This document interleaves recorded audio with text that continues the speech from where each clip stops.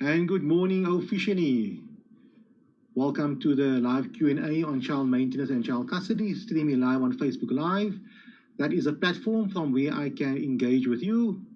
If you have any questions, I see the questions are coming in.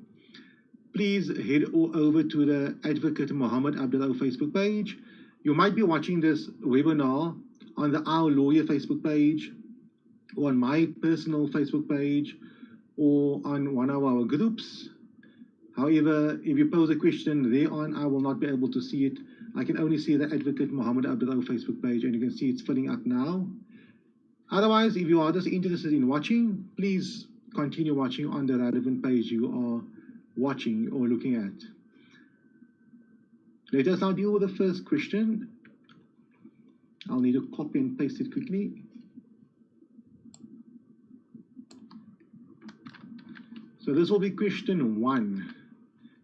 But I think the participant has a few more additional comments. Let me copy that in as well. Okay, there we have it. If my ex travels overseas for work and misses his hearing, can they locate him overseas? I have a feeling he will leave before. The challenge with that is South Africa only has authority to deal with peoples within our own country. They will not instruct other international departments, other countries, and advise them to use their resources to find someone for an inquiry. I do not know what type of inquiry you're referring to, what type of hearing you're referring to. Is it a child maintenance, a domestic violence, a divorce, and so on? However, if the person was correctly subpoenaed to appear in court, warned to appear in court, if he appeared in court the first time and the magistrate told him, please appear in court in a month's time, or he received a official court document stipulating he must appear in court on a certain date, and he's in violation of that court order, obviously the court will issue a warrant of arrest. And once he or she does appear back in the country, they will have to process that specific warrant of arrest and have that specific person arrested and brought to the court because he is in violation of a court order. I see there's an additional comment. Owes maintenance. Let me just copy that up so we can all see it, especially for those persons who are watching this video a bit later. If you have any questions, please feel free to pose it. I'll be happy to answer it. Okay, so we're dealing with a child maintenance matter. The person, I presume, has been properly warned to appear in court, either receives a subpoena or a warning to appear in court by the magistrate. The long and the short of the matter is, based upon my knowledge, we will not go look for someone overseas. Once a person comes back into the country and there's a warrant of arrest out for that person, they will process it, they will execute it. But I think the resources, people are living locally and people do not appear in court. I doubt the government will spend money. I think the government does not spend that much money and the resources finding someone locally. Why would they spend a lot of money employing third parties overseas to find someone? And now they find a specific person overseas. Will they bring him back into South Africa? Will they do an extradition and so on? I doubt that will happen for child maintenance, for the government to apply all that specific resources applicable. It is theoretically possible, but I doubt it. I'm sure that what the court will do is once he appears back in South Africa, they will process the specific warrants and so on. I hope that answers that specific question. And the commenter says, thank you, you are welcome. You are welcome to pose any other questions you wish to pose. I think there's 1 or 2 additional comments. No, there is not. International family law is a difficult field of law to practice because we are dealing with different jurisdictions, different laws. The challenge would be is how can South Africa tell a different authority, a different government, what to do or what not to do? Each country is autonomous. They have their own authority and they can decide what to do. There are agreements between South Africa and other countries. For example, the REMO Act, the Reciprocal Enforcement of Maintenance Orders Act, whereby a party in South Africa can apply for child maintenance in the local maintenance court, and then the court will deal with the matter and make a provisional order, and that specific order will be sent to the other country, wherever the person resides, and the country is obviously a signatory to the specific agreement. And that specific country will do their own inquiry. They will call the other party in, whatever processes they follow in terms of their laws, call that party in, do an inquiry, and say, in South Africa, the mother applied for child maintenance, the child is the child is that's the age of the child, the mother earns so much money, the child costs so much money, the mother's expenses is so much, etc. This is a record of the inquiry that took place in South Africa, and South Africa concluded that the mother requires a sum of, let us say, for sake of convenience, 1,000 rand. That is what South Africa concluded. We're now in the other country, for example, the United Kingdom, and that inquiry should take place. They will do an inquiry into, let's say, for this specific example, the father. They will look at his income, his expenditure, how much he can afford, what is reasonable under the circumstances, whatever the laws apply to that specific country. Each country will have their own principles, their own policies, etc. We cannot answer for them. And they will might say, okay, sir, we looked at the evidence in South Africa, we've looked at your evidence, we feel now in the United Kingdom that you should pay so much maintenance. I'm using a fictitious example. United Kingdom might apply total different process. But they'll make an order, and that order will obviously be sent back to South Africa through diplomatic channels. One diplomatic channel could be the Office of the Family Advocate or the Minister, Director General, and so on, depending upon the government department.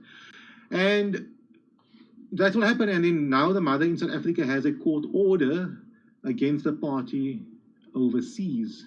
So that was international maintenance law. So when a client comes to me and tells me, the father of the child or the mother of the child lives in a different country, the first question I will pose to him or her is, which country is it? Then I'll take out I do it online, I look at the government's website, Department of Justice, and you'll find out exactly which countries we have an agreement with. And once I have done that, I can confirm whether or not South Africa has an agreement with a country. And if there is an agreement, we follow the Remo Act. If there's no such agreement, then we have to look at other specific creative ways of trying to obtain the maintenance for the party living in South Africa. One way could be, for example, if there is no agreement, to send a letter to the other party, contact the other party, because parents generally would want to pay child maintenance. But if they do not want to pay, then it becomes complicated, because then you have to look at that specific country. Alternatively, the client here might have to institute proceedings in that specific country. So it can become a bit complicated. Each country deals with different scenarios. It's like asking somebody different religions. Each religion is different. So how do you deal with today's Christianity, tomorrow is Judaism, tomorrow is Islam, Hinduism, and so on. So the same with the country, they've all got their own laws and practices. There's a few questions that came in. Thank you for that. Let's deal with that. Oh, the commenter said earlier on, thank you, you are welcome. And she says, makes sense what you say, thank you, you are welcome. And if you have any additional questions or comments, you are question number 1. You're welcome to pose it. Just mention I'm question number 1, and I'll copy and paste it onto the screen. So question, if that is a word, number 2 says the following. Morning advocate, my matter was this morning, and I raised the issue about 50-50 ratio when one party is unemployed. I referred to what you said yesterday. Maintenance officer at Athlone said that this is law, and became very aggressive and said I must bring legal representation to challenge her because this is how the courts do it. Would you advise that I get legal representation? She said legal aid is only available if the other party takes legal aid too. Now, that is my opinion on the matter. The question that was posed yesterday in a live webinar. Let me see if there's any additional questions from the specific person. Let me first put that down before I give a comment. Yes, there are 2 of them, so we can have a full picture before I start answering. And there's another comment from the same questioner. So this will be question number 2. Let's deal with that now. I think we got it all. Then the commenter goes further. I don't expect father to cover all expenses. All I want was for him to be liable for 100% for the school fees, as it's a school he chose, and then I was happy to go half with everything else because I'm already covering more than half. Grandparents assisting fully. Maintenance officer, the MO, said this cannot be, everything must be 50-50. The matter was set down for trial now. I think I'm glad to hear the matter set down for trial. The maintenance officer does not make any decisions. It's an officer, it's a clerk. Sometimes they are legally trained, sometimes they are not. They're not attorneys, they're not lawyers, they never studied at university. Some of them could have. I do know from some courts where people, maintenance officers, have studied, and sometimes they do not. I think in terms of the law, they should have a degree. I do not know. But nonetheless, they are maintenance officers and they're not magistrates. They do not make decisions. They can assist the parties in resolving the issues, but they cannot make a final decision. Seeing this matter is now postponed for trial, which I am happy to hear, the magistrate will have to apply the law, full stop. And the law does not say 50-50 if a party is unemployed. The law says according to your means. So, referring to your question, I would advise you, maybe under these circumstances, to obtain legal representation to fight your case for you. I think the easy part of your case would most probably be the presentation of the evidence. How much a child cost, what your expenditures are, and so on. I think the challenge might be at the end of the court case to convince the court on the law that proportionately we have confirmed exactly how much the child costs. Child costs 100 Rand. We worked out how much you earn 0, but your parents or grandparents are assisting you. The grandparents of the child assisting you, and they're paying so much. So they're contributing. The father earns so much, and he should contribute so much. They can all be worked out, it can all be argued, you can argue it, but the arguments will all be determined based upon the principle that you pay maintenance according to your means. How you convince the court otherwise, how you tune the court, it's like this. The principle is a father should pay and a mother should pay. That's the underlying principle. Once we're on the same page, then we can try to convince a magistrate to go here or there where there is a bit of doubt, maybe convince the court to go here or to go there. But the court needs to follow the legal principles regarding child maintenance, and that is paying according to your means. I hope that specifically answers your question, and do not worry about the maintenance officer. He is not, or she is not a magistrate, not an attorney, not an advocate.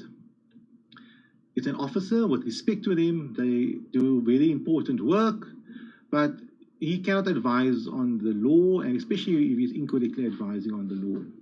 The magistrate should deal with the matter, and they are legally trained people. I hope I answered the question. If there's any additional comments on that question, please leave a comment on the Advocate Mohammed Abduroaf Facebook page, and you were commenter number 2. I have an additional question for commenter number 3, and let's put it down here.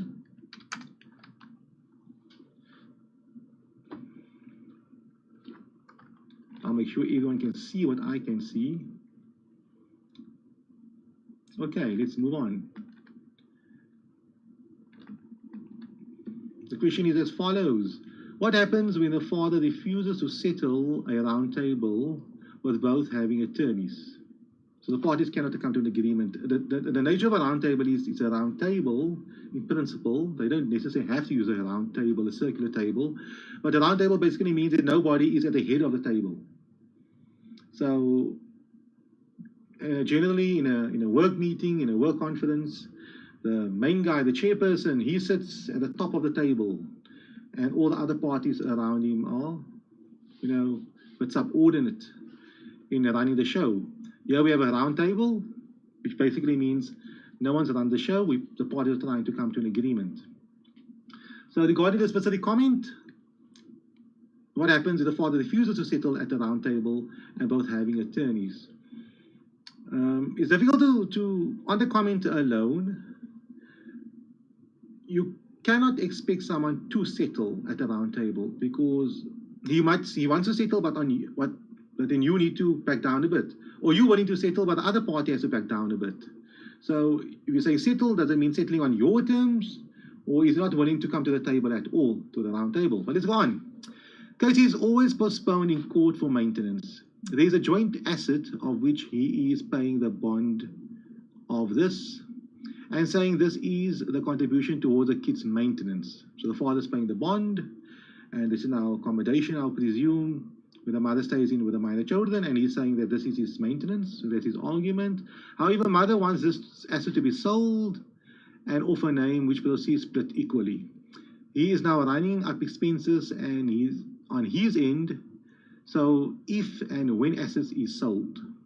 So I presume when the assets get sold, then the money, whatever the proceeds that are paid out to him, he'll use it to pay the debt. Court will say he cannot afford the same amount as he was paying on the bond. I would, in a matter like this, what I would do is first deal with the problem at hand. The problem we have here is this house. If parties are separated or they're divorced, this is my advice to everyone, and not only to you, to clients. There needs to be a clean split. You do not have to deal, I do not advise you to deal with your ex-partner or your ex-spouse post the divorce or post the separation if there is an asset like a home or property involved, whereby you have to, there's still a connection. Yes, for some people it works fine. They have an amicable separation, they see this property as an investment, but clearly here's a bit of acrimony and some issues over here. So the sooner this house can be sold, the better. And the law cannot force anyone to continue being a co-owner with another party if you do not want to be a co-owner.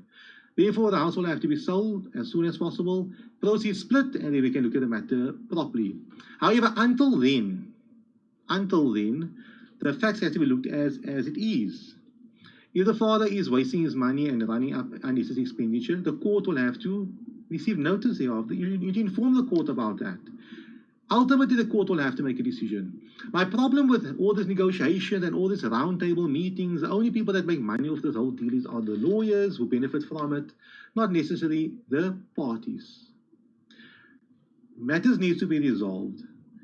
You must say, stop with these roundtable meetings, give me a court date, let us run the show in a court date. Let us deal with this matter before a magistrate. Whereby you put forth your case, the income, your expenditure, and so on. The father will do the same, his debt which is incurring. And you need to argue the end of the case, tell the court, we should not consider the father's debt. He is incurring that debt specifically because he's trying to limit his maintenance payments or whatever the case may be. So you need to do that. So my advice to you is first, please have that property sold and have this maintenance matter finalized. This roundtables must come to an end. Okay, if there's any additional comments, please pose it. Your question on number 3. I have an additional comment. Thank you so much. Appreciate the guidance. You have really helped many of us. You are welcome, and I hope to help many of you in the future as well. Keep posting, and we will, be able to help more people.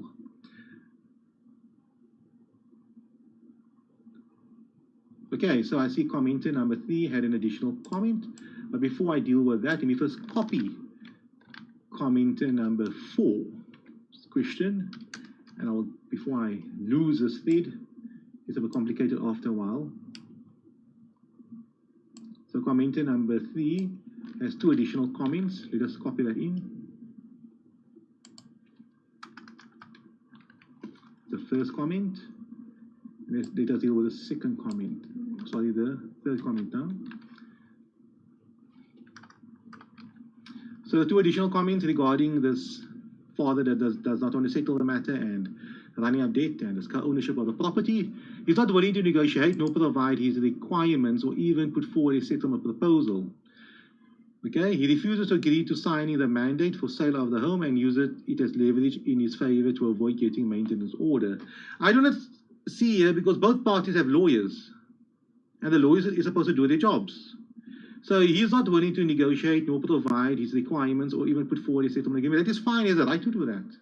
I'm certain if a settlement proposal could be, for example, that you get no money from the house at all, I'm certain you will not agree to that, but that is fine.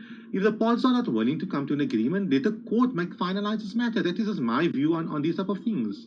You want A, he wants A. You can't come to an agreement. You're not willing to budge, you're not willing to give him A, he's not willing to step away and take B. Nobody wants B.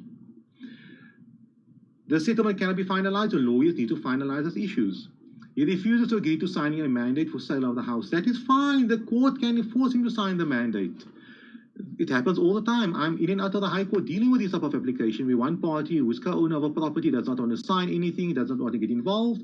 The court gets involved, the court forces a sale, forces your hand. If you do not want to sign within 7 days, the sheriff of the High Court will sign that. The same applies with putting the house on the market, getting valuation on the property and so on. The court will do that. My problem with the scenario is here, there is clearly issues between the specific commenter and the other party. And I'm not judging anybody. I mean, this happens to thousands of couples, my friends, you know, my family, this standard. But these are problems that happen in reality. It cannot be resolved on the round table on the settlement of this matter. Therefore, we have courts. And courts, you know, they take the fist and then they iron matters out for you. Therefore, I advise you, these round tables don't work. I can see it clearly over here. Follow the law regarding the property, make a court application. If he opposes that application, he'll have to pay the legal costs for that. So I doubt he'll oppose that application. You're co-owners and there's no basis for that.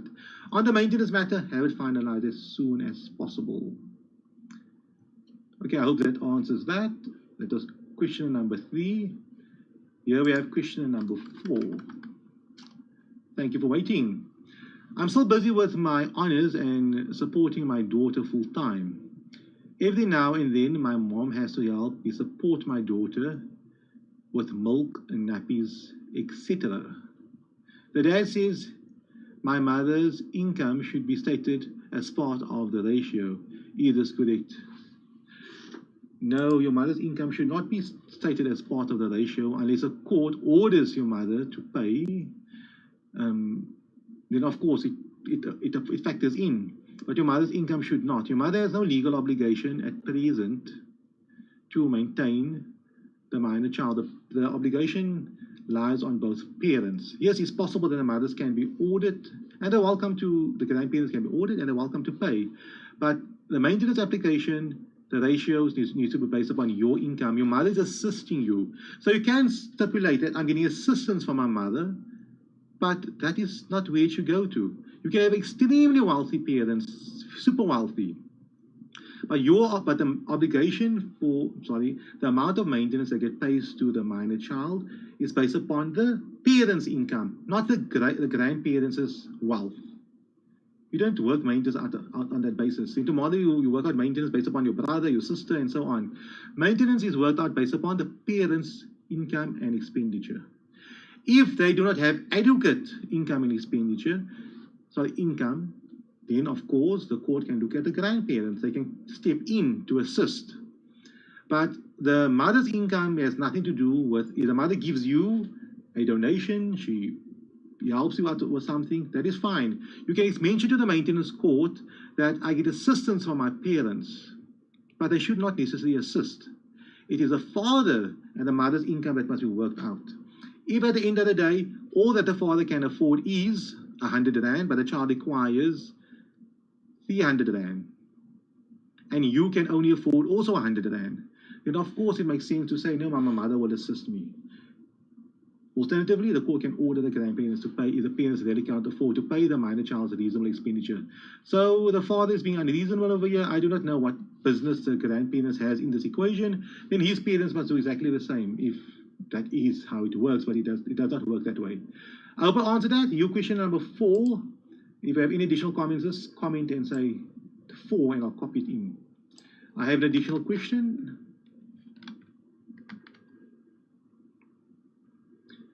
Okay, we're doing good timing. Number 5. Oops. Let's get it higher up. It goes as follows. My ex-husband filed for him to not maintain due to being fired at work. So he must probably make an application for setting aside the maintenance order for losing a job. The maintenance officer refused to accept his excuse to pay maintenance, stating that he didn't provide enough documentation, bank statements, and dismissal letter from work. That's fair. That's the way I like it to be. He only showed an email, and maintenance officer said she will not accept it as it was not stated that he was being dismissed. what is my next step? And he is not paying anything since October. You should not be burdened with this because the maintenance order dismissed, or not dismissed, she never entertained his application. Therefore, the current maintenance order still stands. There's nothing for you to do. Your next step would be to lay a complaint at the maintenance court for non-compliance with the maintenance order, a criminal complaint, and he will be subpoenaed to the criminal courts. They won't arrest him. He will be subpoenaed to the criminal courts, and he will have to explain to the courts why he's not paying maintenance. Being fired and losing your job does not mean you should not pay maintenance. You could have savings, you could have policies, you could have pension funds that must be paid out, and so on. You could have assets. You can have a car, you can sell the car, the child must eat. I mean, how can a father drive his car nicely to wherever, and the child doesn't have food to eat? You know, that should be ashamed of yourself for that. At the same time, if a child has food to eat and he has clothing and he's fine, you can have the most beautiful car, the most expensive car. I have no issue with that. You know, you can enjoy your life. That is your right to do. But if you have assets and you're enjoying your life and the child does not have food to eat and clothing to wear and so on, then I definitely do not agree with that. That is a big problem in my books. So I hope I answered your question. The order still stands. He's running up the arrears. If there's a pension fund, it must be attached. If he really lost his job, monies can be taken, his property can be sold, he must still pay the maintenance order, lay the criminal complaint, but maybe the best thing to do would be to go to the maintenance court and say he's never paid since October, it's about 3-4 months from now that passed, and let him do the thing. They'll advise you what's best, either the civil route or the criminal route. I hope that answered my question. Sorry, I hope that answered your question, question number 5. There's another question, question number 6. The previous commenter said, thank you, you are welcome, you're all welcome. You're welcome to pose any additional questions. Let's go, this is a nice long one. If you do not feel like partaking in this webinar, but you are watching it, please put in the comments where you're from. Either you're from Cape Town, Johannesburg, KwaZulu-Natal, Mpumalanga, all those specific places. Please comment on that, it will be appreciated. It's nice to know who's watching these videos and from where they're watching it from. Okay, question number 6. Thank you for that question. Let's get to it as soon as possible. Hi, advocate. What can a parent do when faces with a protection order? The protection order is only sought to exert control over the non-custodian parent, to legally refuse a non-custodial parent access to the child or children's access to the parent. So basically here, the one parent has primary care over the child, custody over the child, and she or he applies for protection order against the other parent in order to limit the other parent's access to the child. It happens a lot. The protection order does not make any mention of the minor children, which is good. There is no parenting plan. The applicant confirmed to the police officer that there was no abuse. The applicant of the protection order does know that the defendant has a signed affidavit from the police officer that confirms no abuse took place. Can the protection order be used to prevent children from seeing the non-custodial parent? No, it shouldn't be used. It cannot be used. It seems to me that these parties were not married. They have no parenting plan in place. They just have some type of understanding regarding contact. The one party applied to the domestic violence court for a protection order. It does not deal with the children. It most probably sees no emotional, psychological abuse. I do not know. I'm just guessing. It's not important for the specific question. But the answer to this question is no, a protection order cannot be used. If there is a protection order in place, if there is a protection order in place, it's between the two parents, meaning the parents should not commit any domestic violence against each other, or one not against the other one. If the protection order says that the one parent cannot enter into the other party's home, with the other normal clauses like not to commit any domestic violence, emotional, psychological, physical, and so on, cannot visit the person's work, that is fine. So we stick to that. Then we just have to find out a mechanism of how contact can be exercised. For argument's sake, maybe contact should happen from the minor child's school, where the one party picks the child up from school and drop the child back at school the following Monday, where the other party would pick the child up or the children up from school later in the day. So there is no need for that in a communication. Alternatively, all communication should only take place via email in a civil manner. If there is any, abuse, emotional abuse, psychological abuse, that is a violation of the protection order, and the person can be arrested because of that. So you'll have to be creative, and you'll have to work out ways and mechanisms to make it work. So a protection order is here to protect the parent. I know it's very important to have it because many parties are living in abusive relationship, etc. And sometimes people take advantage of it as well. I'm not commenting at all on the specific questionnaire. However, the protection order should not influence the type of contact a child have with a parent. Because how can this work? The child has a right to be with a parent, to have contact with a parent. But mom and dad have issues. Well, how does it affect the child? Because the child is alone with dad or alone with mom. So I think you follow where I'm going to. But I do advise the specific commenter to try and agree upon a parenting plan. See a social worker, see a psychologist, agree upon a parenting plan, have it registered, made an order of court, or go to the children's court and let them assist you. But you need to finalize these specific issues. I hope that answers question number 6. What's happening on the chat? I got to thank you. You are welcome. And another thank you. You are welcome too. And does not know. Sorry, the last commenter says that. Okay, yeah, no, I think I got it right over there. I hope I answered all those specific questions. I do not see any additional questions coming in. I think we can call it a day, a week. Another comment, thank you very much. Advocate, you are welcome. Thank you for that. We are heading to 38 minutes of me typing record on this video. It is streaming live. What I do later on, I upload it onto YouTube for other people to watch it as well. It'll always be on Facebook, so that's fine. Those are the comments you can see on my right-hand side. Thank you very much for your time. Thank you very much for your questions, all 6 questioners. I'll be back online on Monday morning. I cannot say what time. It's difficult to say. It's difficult to speak about the next week, the previous week. But I'll be back online, and please follow the Advocate Mohammed Abduroaf Facebook page. Like that page. I do deal with those questions. It is anonymous. I doubt you can see on the right-hand side of your name at all. And when I place it on this bigger screen on the whiteboard, you can't see anything. Then you can see it. You can't see your name. Have a lovely weekend, and I'll see you Monday. Thank you very much. There we go. Welcome again. The topic child custody and child maintenance. What I have noticed for the last few months is that many people are very apprehensive of approaching the maintenance courts, the children's courts, or to put it in a different way, to start legal proceedings. They are apprehensive, they are afraid of the system, they are afraid that the system might fail them.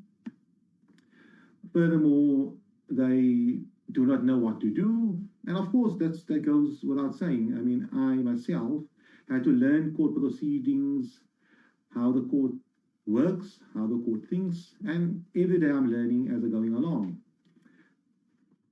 However, what saddens me is that people are apprehensive, people are afraid of pursuing their specific legal matters, but they are also not willing to make an effort in obtaining good results in relation to the specific legal matter.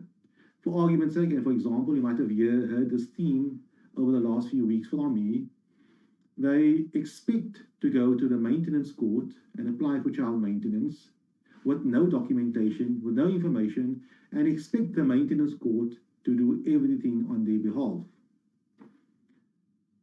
The maintenance court will, of course, entertain you. They will be of assistance, but your result will not be as good as the person who put a great amount of effort in his or her application. What would be an example of putting a great amount of effort in his or her application? I'll give an example. An example would be preparing documentation, obtaining slips, putting them in a logical fashion, pasting them with print onto a page from a daily basis. At the end of the day, there might be 30 slips or 30 pages with slips for the last month, highlighting relevant items. Green highlighting might be groceries, blue might be utilities, and so on, whatever the case may be. The party makes an effort. He intends to go to the maintenance court and claim maintenance from the other party by making as much effort as possible in order to get the relevant result.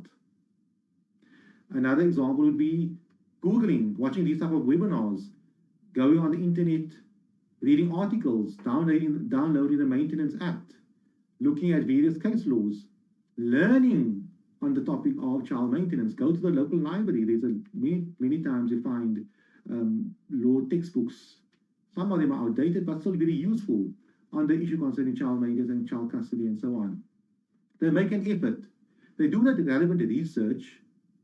They try to make the case as easy as possible for the maintenance court and whoever has to deal with this matter. They do not just come to court with a request. And a request that's not very well-based.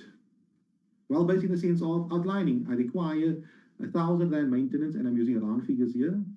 I require 1,000 rand maintenance, and this is what I'm basing it upon. Here is my documentation.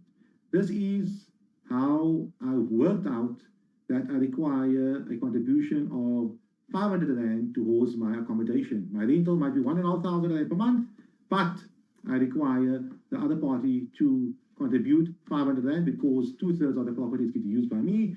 Had I not have had a minor child, I would have most probably rented accommodation of 1,000 rand. Whatever the case may be, the person goes to the maintenance court prepared with an argument, having well thought out this case. You do not have to be a lawyer. You don't have to be highly intelligent. You do not have to be smart about this. You don't have to be someone who is an accountant. Just use normal common sense, normal logic, and a will and you want to win your case. You want to be successful in your case. And that is what you have to do. And it saddens me that many people go to the maintenance court with that apathetic approach.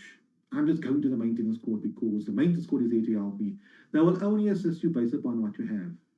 If you assume that the other party can afford the child maintenance which you are requesting, but he or she will come to the maintenance court and lie about it, say he or she does not earn a salary, then do your research.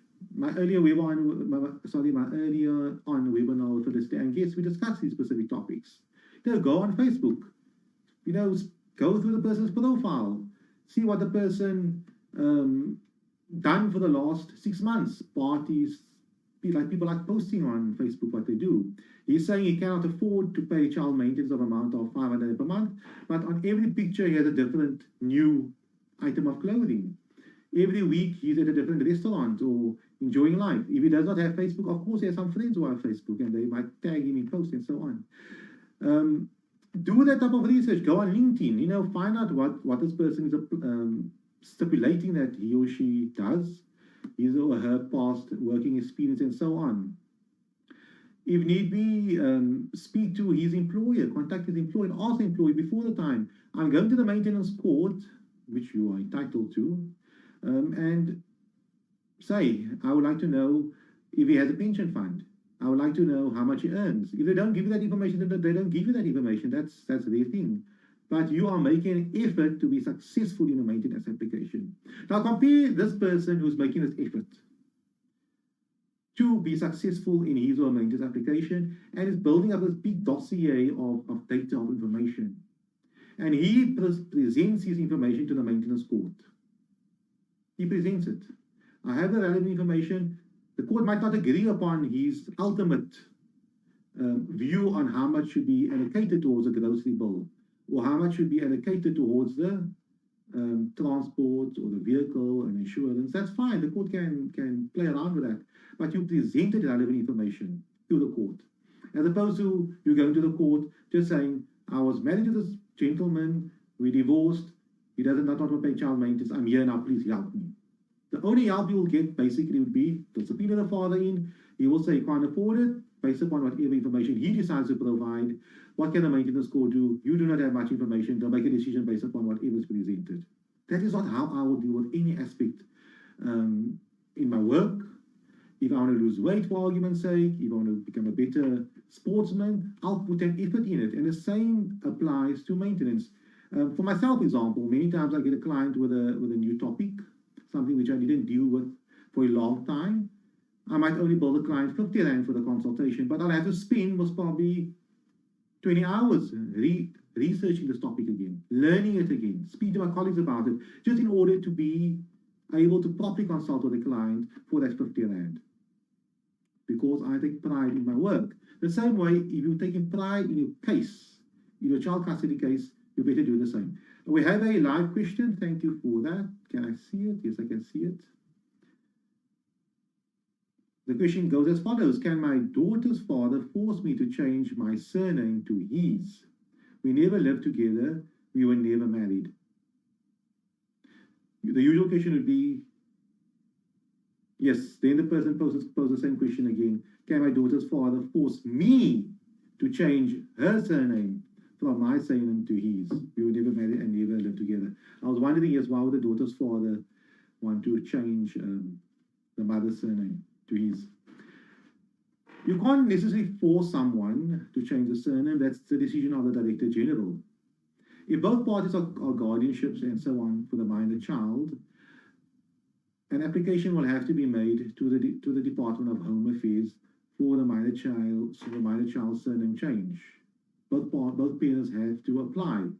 If only one parent apply, the Department of Home Affairs will not change the surname unless there are other reasons. They might say, can't get hold of the other party, I don't know who the other party is, I don't know who the father is, and so on. But in normal circumstances, if the child is registered with a surname A, that's a child's surname. If you want to change the surname, the child can change the surname when he or she is older. Alternatively, the parents can apply both to have the surname of the minor child changed at the Department of Home Affairs. If one parent wants the surname to be changed and the other parent does not want it to be the case, you need to obtain the consent of the High Court. The court will have to decide whether or not it will be in the child's best interest to have the other party's surname. If the court decides that, based upon your motivation and based upon what the other party has to say, the court says, you know, I've listened to all the facts and I am of the view it would be best for the minor child to have the surname of the mother or the father, its surname change.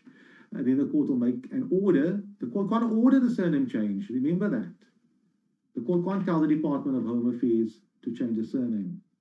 What the court can do is say, the court can say that the other parent who is refusing the application for the surname change, he or her consent on the application form for the surname change is not required. So basically, you sign as the mom, for argument's sake, if you want the surname to be changed, and you attach a court order stipulating that the father's consent is not required. And then the Director General will look at the relevant documentation, the reasons why you want to change the surname, and of course the consent of both parents are here. Technically, the High Court consented on behalf of the other party, and then the Director General will decide whether or not it's good enough reasons for a surname change. What would be a good reason? A good reason would be, for argument's sake, let's say the mother has a surname of the child doesn't have the mother's surname, and it causes problems. The father is not really involved in the child's life. The father is nowhere to be seen. He's only involved in the child's life now and again. And when the child travels or when the child goes to school, they always ask, why is your surname A but your mommy's surname is B? And it causes issues. Under those circumstances, it could make sense that the minor child's surname be changed to the mother's surname. Let's say the parties were married to each other and they divorced, the mother went back to a maiden surname under those circumstances. It all depends on the facts of the case and the relevant scenario. I hope that answers your question. So technically, the court will have to decide what's best for the minor child. The other party can't force it. The other party can't tell you, you better change the surname. You can refuse. I do not want to change the surname, because you think there are no good reasons for that. And that person will take you to court, and the court will have to decide. But I would not advise the matter to go to court, especially the matter gets mediated, because you do not want to fight these type of matters out in a court of law. Thank you for that. I have another question. It goes as follows. Received a lawyer's letter from my ex for maintenance as he is paying school fees and medical aid and change in the parenting plan. We have 50-50 custody. Let me get more information, see more. Read it. We have 50-50 custody with a one-day swap and sleep over in the week. Should I rather approach the family advocate? The family advocate's office does not necessarily deal with these type of matters, what you're talking about here. I do not necessarily see what the question is or the issue involved over here. Received a lawyer's letter from my ex for maintenance as he is paying school fees and medical aid. So the party wants to maybe claim maintenance from the one party, and now the question is, should I approach a family advocate? I don't think the family advocate will deal in maintenance matters. That is a matter that must be resolved in the maintenance court. I would say let the maintenance court resolve the matter. My view on child maintenance is you cannot, if the parties cannot mediate and agree upon it, then the matter must go to the maintenance court. And it's important that it goes to the maintenance court for the sole reason parties need to unpack and expose their financial situation to the maintenance court. The maintenance court is a creature of statute.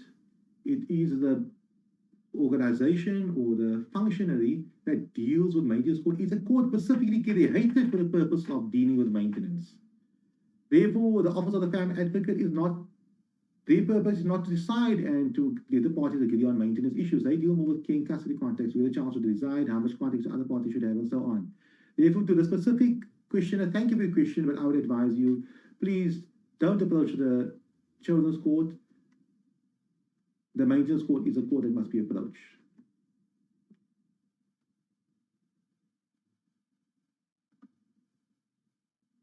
Oh, then the question goes further. He wants to cut out the one-day swap. So obviously there is now an issue regarding care and contact. Now, as I mentioned early on, what is best for the child must be decided. It's difficult for me to say what is fair, what is not fair based upon a paragraph, and then I make a decision, sucking my thumb, which I'm basically doing, and then once this matter actually gets heard and gets argued, there's a million more facts that applied. Ultimately, you must decide what is best for the minor child. If you are convinced that this one-day swap or the swap is not in the child's best interest, you need to converse that with the other party. You need to discuss it with the other party. If you guys can't come to an agreement, the matter will have to go to a third party, either to a mediator or facilitator. If it cannot be resolved there, it needs to go to a court to ultimately decide on these type of matters. So, looking at a specific question, if there is a dispute regarding maintenance, the other party must decide. Am I going to give more maintenance? Am I not going to give more maintenance? If I want to claim more maintenance and the other party is not willing to give me the maintenance, you need to approach a maintenance court, full stop. If there is an issue regarding care and contact, the parties can't agree upon how to share the minor child 1 week off, 1 week on, and so on, then the matter must be mediated, try to resolve it out of court. If it cannot be resolved out of court, it needs to go to a court and a judge will make a final decision. I have an additional question. Please explain the procedure of maintenance court. You go to court, fill in a form. Do you also need to go with the police to serve the papers on the defendant? Or does the court make contact with the defendant? The maintenance court procedures are quite simple to start. Obviously, many people will complain that the courts are busy, you have to wait long in queues and so on. I don't comment upon that. There are many maintenance courts in South Africa, and many of them are good, many of them are not so good in the sense of service delivery, but that's that. You complete a maintenance application form. It's available on the internet, a Form A. Whereon you outline who you are, who the other party is, your assets, your income, how much you want, and all the expenditure for yourself and the minor children. That's the application form. It needs to be issued at the maintenance court by the maintenance clerk. They appoint a reference number or case number. So the complaint has been made. You're the complainant because you're complaining for non-compliance or for the other parties, for the other party not paying maintenance, and the other party is the respondent, not the defendant. Defendant applies usually in civil matters and accused in criminal matters. That's it. So you made your application, you attach the relevant forms and so on, you leave the maintenance court. What the maintenance court then will do is, you do not go to the police. That's what one of the comments were. The maintenance court will subpoena or send a notice to the other party for him to appear in the maintenance court. So there's no obligation upon you to ensure that the other party attends the maintenance hearing. What basically happens is the maintenance court will receive 50 applications for that specific day.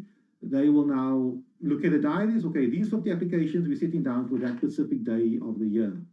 Maybe the turnaround time is 2 months, 1 month, 3 months, whatever it is, they will allocate it. They will prepare the necessary documents, the necessary directives, the necessary subpoenas or notices. They will give it to the sheriff's office or whoever is now in charge of serving this upon the other party, and that specific party will obviously do their job and serve it on the other party. And on you as well, you will get notice as well. It seems to be the maintenance courts are also now making use of emails as well. We receive notice of the maintenance court date, the maintenance court hearing date, before a maintenance officer. Both of you will come to the maintenance court and the matter gets heard and hopefully ultimately finalized. So I hope that answers your question. No police going with you. The maintenance court will serve the necessary documentation on the other party.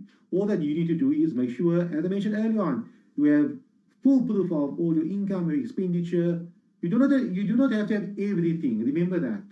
The maintenance hearing might only be in a few weeks' time, but at least you have some documentation to assist the maintenance court in starting the process.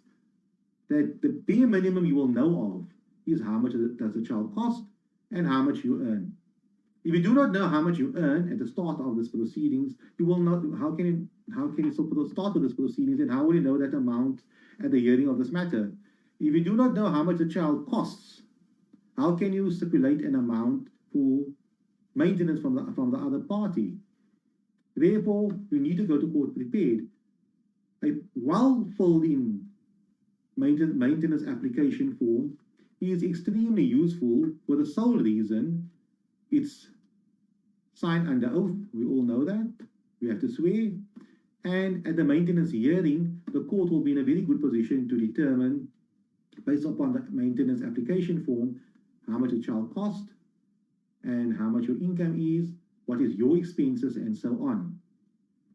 But at the same time, if the maintenance application form is not properly completed, let's say you stipulate that the grocery bill for the minor child is 2,000 rand per month. But it comes about at the maintenance inquiry, the formal inquiry before a magistrate or the judge, but the magistrate in the magistrate's court, that you were incorrect in stipulating that the grocery bill or the grocery expenses for the minor child is 2,000 rand per month. Why is there a mistake over there? Were you lying to the maintenance court? Were you trying to inflate the amounts? Why is there a discrepancy? Because in the maintenance hearing 3 months later, under cross-examination, it's clear the minor child costs 1,000 rand per month. But in the documentation, you stipulate it costs 3,000 rand per month. Obviously, there's a problem. But that should not be a problem, because you know, we all know after watching this video, you will make sure that you complete your maintenance application form correctly and as best as possible. I see no further question. I see the one commenter. Oh, yes, she says, thank you. You are welcome for that.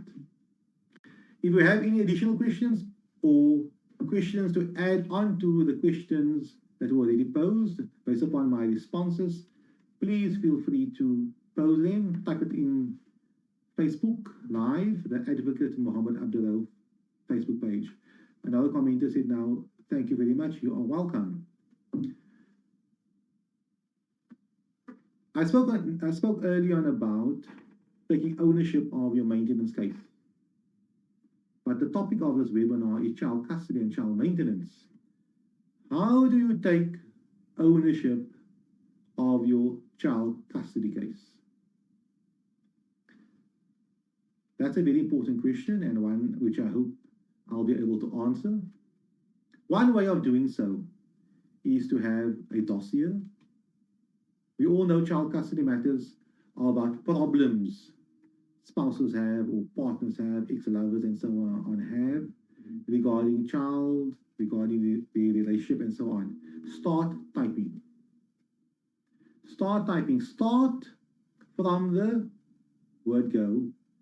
I met the father of my child on high school. That's fine. We got engaged on that year. That's fine.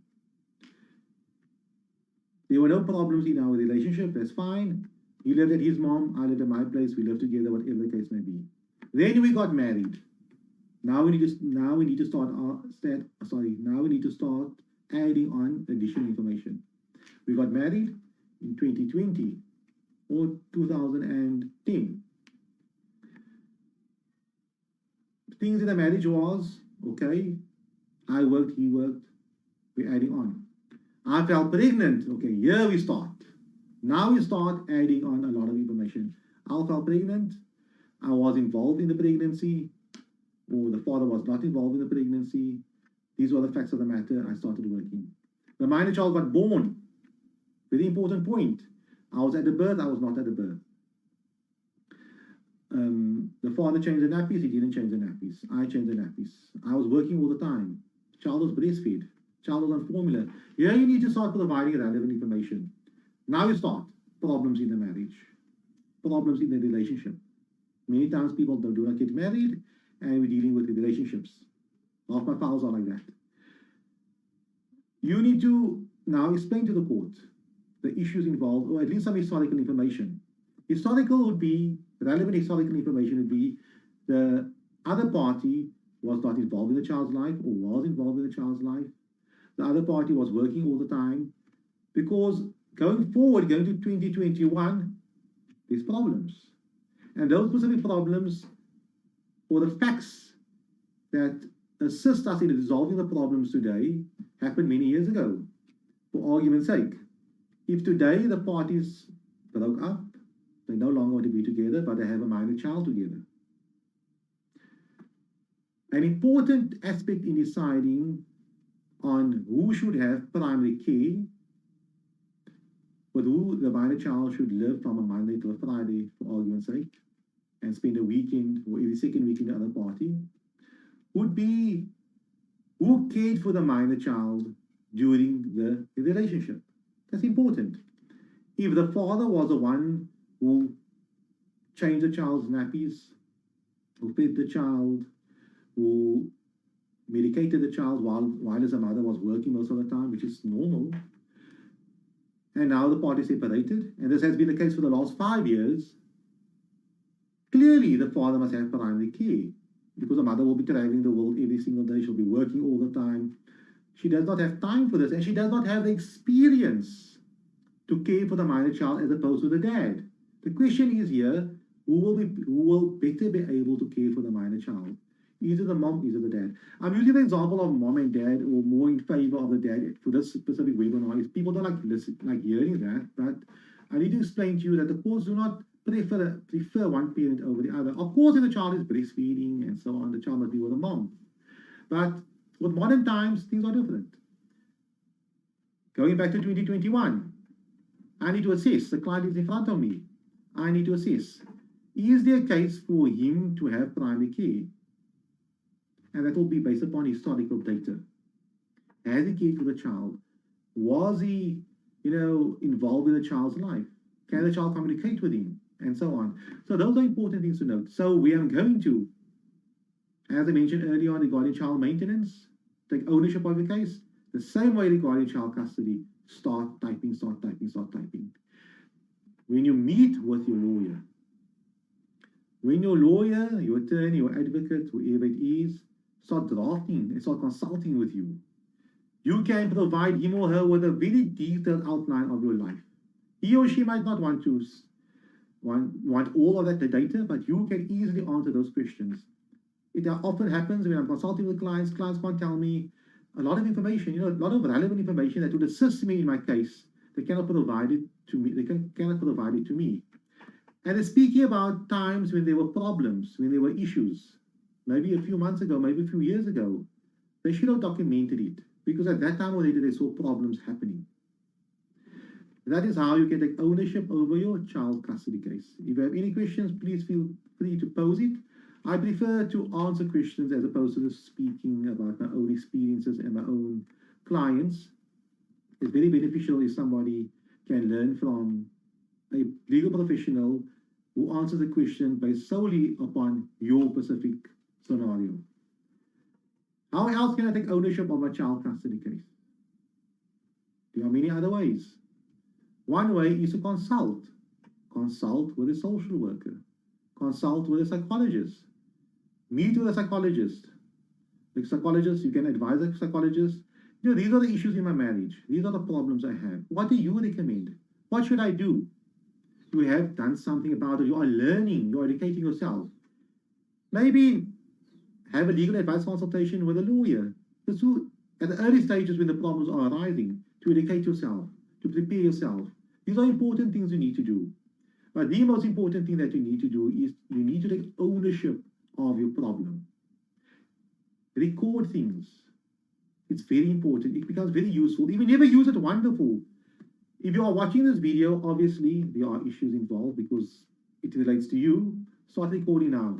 Of course, you would not know that you should record 5-10 years ago. I'm certain many of that information will remember. Hold on to WhatsApp messages, because WhatsApp messages can provide a lot of data, a lot of insight about what happened historically, what happened in the past. Emails and so on. I have another live question. Thank you for that. Let me get to it. Okay, it goes as follows. We are currently getting divorced. Kids came to me every Wednesday and second weekend since we separated. So that's about 4, 5, 6 days a month. So they separated in August. And now she served papers and is moving the kids to Worcester. Is this allowed? And she leaving me out of school decisions, etc. What are my rights? Also, she left her provident fund off the form and worried she spent it already as she left her job. These are the real life issues that people have to deal with, and which I'm here, hopefully I can assist you on. So the parties are involved in the divorce. The father is seeing the child now every second weekend and on a Wednesday, on every Wednesday. They separated since August, and now she served divorce papers on him. And she intends to move to Worcester. And the question is this allowed? It's a very difficult thing to answer. Firstly, the parties need to discuss it, number one. But if they discuss it and they can't come to an agreement, what happens then? I do not know the reasons why the mother wants to go to Worcester. It might be very good reasons, it might be bad reasons. And the challenge would be, if the mother does go to Worcester, when does the father have contact with the minor children? Must he drive down to Worcester every second weekend to collect them? These are the issues that need to be resolved. It's difficult for me to say the mother was incorrect to do so. I hope she did consult with you. If she did not consult with you, please try to consult with her regarding this and try to convince her. If you believe it is not in the minor children's best interest to go to Worcester, then you are basically saying the mother should remain in Cape Town. Is she going for work? Is she going for something else? We do not know. I do not know that. But I do not have to know it for this purposes. It won't help much. A mother leaving to Worcester with the minor children, as opposed to her going to Worcester alone and leaving the kids at home. Can the father care for the kids? Is he capable of caring for the kids? Why must they remain in Cape Town? Is it only because of the father or because of their schooling, their education, and family and so on? Those are important questions to be made. No, the mother needs to consult with you. But what if she doesn't consult with you? Does it mean automatically the default is she must stay behind? Who makes the final decision? That is my question to you. The mother sits down with you. She says, I want to go to Worcester. For whatever reasons, you say no. Does it mean she must stay? These are difficult questions. If the mother has very good reasons to go, and the minor kids needs to go with her, Worcester is a different area. You can't force somebody to stay in the area where they're residing. Of course, you can stop the person maybe from going to a different province because they fix the minor kids, but it's a different discussion. Of course, going to a different country. You need to discuss it with her. If you guys can't come to an agreement and she still goes, you need to approach the court. The court needs to stop it. The court needs to say the minor children should stay here. But if you are saying the kids must stay with you, obviously you need to be able to convince the court that you can care for the kids just as well as the mother. And it's better for the kids, for the mother to go to Worcester alone, and for the kids to stay in Cape Town with you or wherever you are. It will be better for them as opposed to going to Worcester. I can care for the kids better than the mother can care for the kids. Regarding the Provident Fund, the Provident Fund, I presume they made income is a property and forms part of the joint estate. You need to contact the Provident Fund and find out what's happening. Has she used the Provident Fund? Is she using the money? Has the money been paid out or not? Because the money belongs to the joint estate. If she did not mention it in the divorce paperwork, you can of course mention it in a counter application, in a counter claim. And you can mention the Provident Fund must be paid out. Your half of the Provident Fund must be paid out to you within 90 days, whatever the case may be, whatever the law currently says. Keep on changing the dates. 6 months, 90 days, I do not know. 6 months or 90 days, I do not know. But be that as it may, you have a right to approach a Provident Fund and ask them that question, especially now that the matter is pending before court, or speak to her about it and find out exactly what the answers are.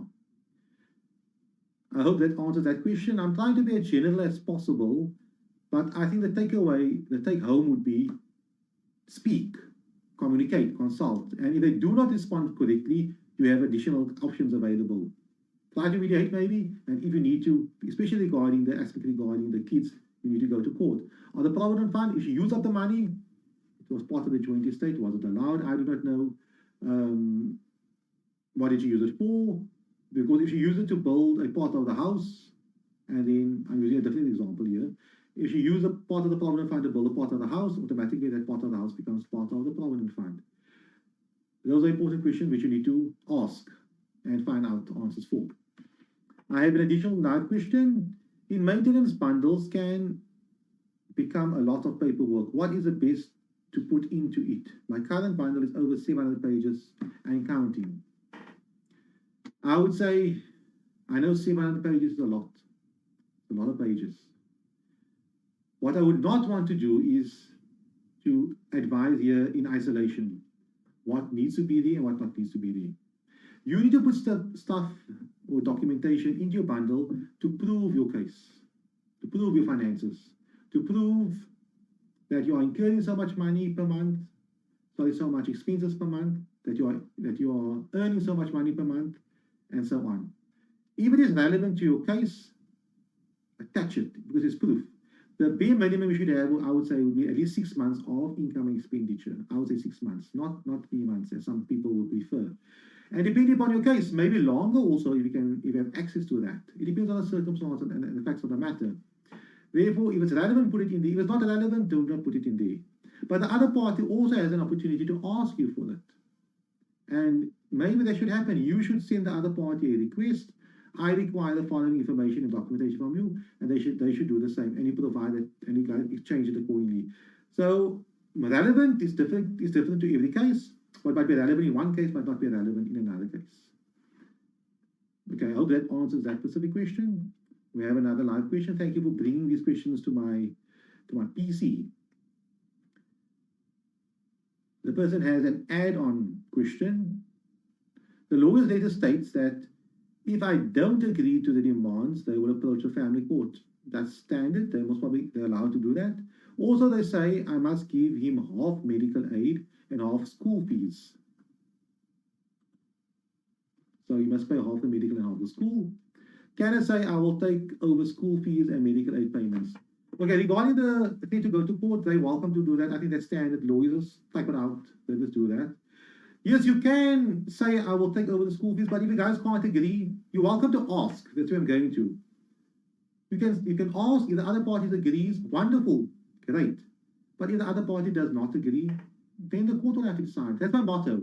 I prepare cases for my clients. I present cases. If you agree with me, if the other side agrees with me, wonderful. We settle the matter. We leave the court to do. If we cannot agree, they have full right to do that. The same way, they don't have to agree with what I have to propose. Let the court ultimately decide. Try to, but don't necessarily take that attitude too early in the game. Present to them. When you say you'd like to take over the school fees and medical aid payments, explain why. Put it on pen and paper. Explain the financial situation to them. The very least, should this matter go to court, you can show the court you did try to resolve this matter. You are welcome. Somebody commented now. Thank you. I have about 2 or 3 minutes left for any further questions. Otherwise, I will be online Monday coming. Is that the 1st of February, or the time is flying. I will be online again in the morning. I do not want to specifically stipulate what time. It's either 9:30, 9, 9:30, or 10. If you are interested in watching that webinar, please like the Advocate Mohammed Abduroaf Facebook page. On that page, we advertise or we notify people when the next webinar will take place. We're also planning on having live Zoom webinars whereby you can register for the webinar, Zoom, and be part of the conversation, whereby I'll basically cater for your questions first. So you register, you get an email, you get a Zoom link, and then we're there, and then we have the discussion. It also plays onto Facebook, but Facebook will be secondary for that. It seems to me the Zoom webinars are a bit more effective, more efficient, because you can pose the question before the time. So we will be having that as well. So please, if you want to partake in our future webinars or see the notifications for the next webinars, the Advocate Mohammed Abduroaf Facebook page. And at the same time, if you see this video, you watch this video on YouTube later on, or later on the Our Lawyer page and other pages, please note, I do not get access to those pages. I can only look at one screen, and that's the Advocate Mohammed Abduroaf Facebook page. I hope you enjoyed this webinar. Thank you for partaking. To all of you posing those questions, thank you for doing so. I hope you have a wonderful weekend, and I'll see you again in February 2021.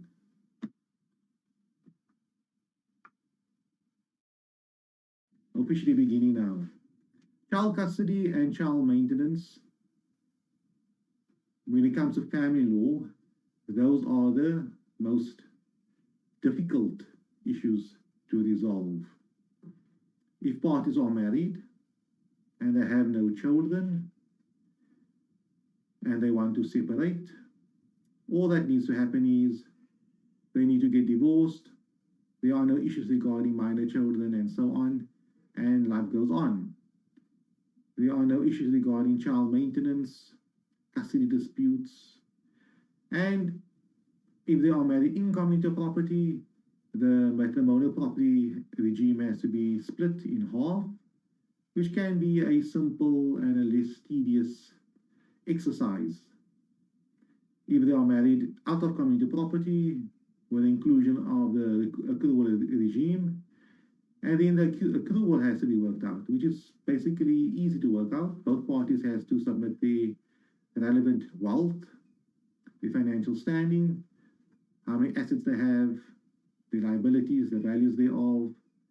You work out the calculation based upon the net commencement value, and based upon that, you go to an accountant, someone that understands how to work out the accrual, and you can work out exactly what each spouse should have.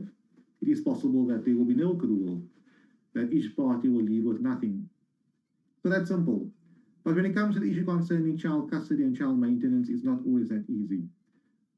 For one, child maintenance, let's start with that. Child maintenance would entail the one party paying the other party a sum of money, or pay certain expenditure regarding a minor child. So I am elaborating, or I'm putting emphasis on the issue concerning paying money. People do not like to pay money. They prefer to pay as little as possible, and some people prefer to pay nothing And many parents, on the other hand, wants to pay, but they want to pay a fair amount, which is reasonable and understandable. But when it comes to money, especially when the parties are separated, they're no longer living together, they're no longer in a relationship, and this person who had an affair, who left the marriage, who is a cause of the breakdown of the marriage, why must I pay him or her money on a monthly basis? Yes, I know it's for the minor children, but because you do not like the other party, it could cause problems. Many people, they assume, for whatever reason, I do not know, that the money will be used by the parent who is collecting the child maintenance, solely by him or her. Not for the minor child at all. The minor child will, I think, live off love and fresh air, and none of the monies will be used for the minor child. It will all be used for that specific parent. And it applies that specific principle or that specific norm. It might not be prevalent. I might see it mostly in my cases, or a few of the many cases that I'm sorry, that's a better explanation to put out there. Even if the minor child needs to eat, buy clothing, whatever the case may be, which can come to a great amount of money, but because the mother went to the hairdresser and she got a new haircut or a new hairstyle, which cost half the amount which the child cost, the other parent might presume the money was used for that specific haircut, and there is no need to pay maintenance because all the money gets used up by the mother. It's not logical, but what I'm trying to bring across is that when it comes to this issue of paying someone who you do not like and who you have issues with, a monthly amount of money which you worked hard for, yes, it goes to the minor child. Ultimately, it goes to the minor child. But because you have to deal with this person, people are difficult and people try to pay as little as possible. At the back of their mind, they might say, I will pay on my own to the minor child on a monthly basis. I will pay for his school, clothing, I'll take him out, and so on. And the problem with taking out is basically the one parent is saying, I'll pay you the little maintenance which you can use for the bare necessities of the minor child, and I will be the one who takes the minor child out on weekends to McDonald's and Spur and all those places. That's unfair. Why should you be the one that enjoys the time with the minor child or using money on the minor child once you are having fun with the minor child? Clearly, that should be equal. Both parties should have that opportunity. Therefore, as I mentioned early on, when it comes to child maintenance, people have issues. And at the same time, many times people just do not want to pay. They don't care about the well-being of the children. And unfortunately, the court will have to come on board and resolve that. Or at least, or the difficulty which we as legal practitioners are faced with, the difficulties we are faced with are that now we have to deal with a party on the other side that does not want to pay despite what the law has to say, and we'll have to go through this whole legal process. And those are the challenges regarding child maintenance, or some of the challenges regarding child maintenance. The other challenges are obviously proving your case and convincing the court that the other party can afford to pay the child maintenance and so on. But we'll deal with it on another basis. On child custody, what are the difficulties regarding that? Very difficult, can be highly complicated. It can become very highly complicated if you apply the scenario where both parties wants to have the minor child live with him or her. Let us say mother and father, they both work from home, which is good. They have always worked from home, and now they are separated. Both of them want to have the minor child in his or her primary care. The arguments for that would be, when the child was born, we were both there for the minor child, or I was there for the minor child. They might take that specific stance. I was there for the minor child. I cared for the minor child when the minor child was ill, was exhausted, was tired, was sick. I stayed up at night, although both of them done that. And now that they've separated, both wants to move out with that specific minor child and continue caring for the minor child. And that could be the case. It could be factually correct that both the mother and the father done the same. Many times the mother had to work, go out. Both of them work from home, but the mother had to go out and she had to tend to things, and the father was at home looking after the child. And on other days, the father was out, he had to go work, and the mother was at home looking after the child. Let us say the child is 5 years old, way past the tender birthing age, at the age whereby both parents could have actually physically cared for the minor child. Let us say from the age of 1 year old, both parties were basically equally involved in the minor child's life. Now the question is, what happens now? The parties want to divorce. Both the parents have come to an agreement regarding the issue of the matrimonial property regime, or they might have been married out of community property, or they might not have been married at all. So there is no issue regarding proprietary rights. But now they're dealing with a challenge. Both parties wants to have the minor child live with him or her during the week, and they're okay with the issue concerning the other parent having contact every second weekend or so on, or maybe ad hoc contact. But the mother says, I want to be the primary caregiver of the child. The father says, no, I want to be the primary caregiver of the child because the child is a boy, and so on. And we cannot decide on the issue regarding child maintenance without first having resolved the issue of primary care. Because logically, the party who is looking after the minor child predominantly during the week would have to incur more expenditure for the minor child. That is just logic. Whereby the other parent might see the child every second weekend, 4 or 5 days per month, whereby the primary caregiver of the minor child will obviously be more involved in the child's life, will have to spend more time on petrol, have specific accommodation for the minor child, deal with the minor child's teachers, and so on. Both parents can do that as well. But these are complications that come about. In a divorce scenario, in a divorce setting, how do you resolve this? The parties were living together a month or two ago, or they might still be living together, and now that one party has instituted divorce proceedings, and both want to have primary care. It becomes a challenge. How do you determine what's best for the minor child if the parties cannot come to an agreement? And it's difficult because if one party concedes or one party says, no, it's fine, the minor child can live with the dad, then he or she might feel bad and say, I basically, threw away my child, or I reneged from my parental rights and responsibilities because I'm basically saying I cannot care for the minor child. If that is the case, it's very unfortunate, but it should not be that mindset. You need to focus on what is best for the child. So what do we look at? I'm talking a lot about the problem that occurs, but what do you look at? A professional obviously has to get on board. A professional will have to now decide which parent is better equipped psychologically, mentally, physically, and so on, to care for this minor child.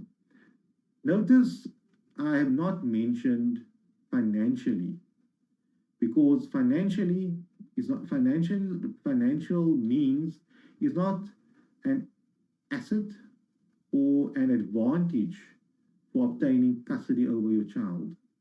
You can be extremely wealthy, but if you cannot care for your child as well as the other not so wealthy parent, the minor child should go to the not so wealthy parent. That just makes logical sense to me. And obviously that's what the law expects.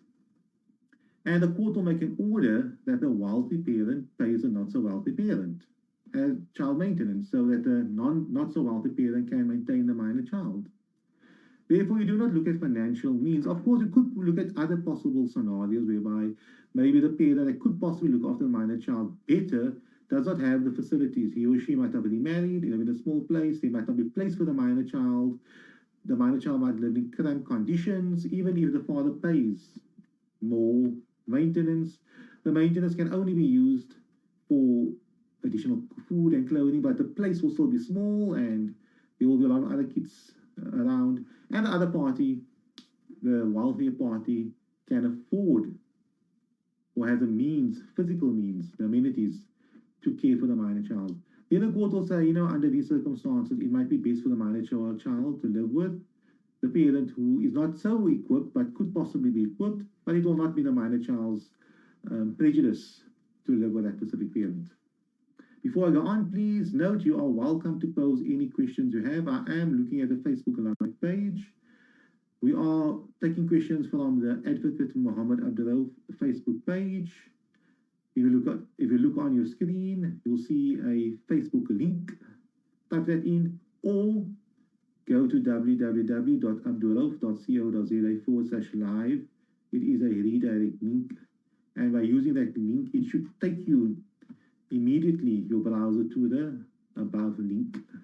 And you're welcome to pose any questions. And it can be very interactive. If you do not have any questions and you're happy to listen, I am very happy with that.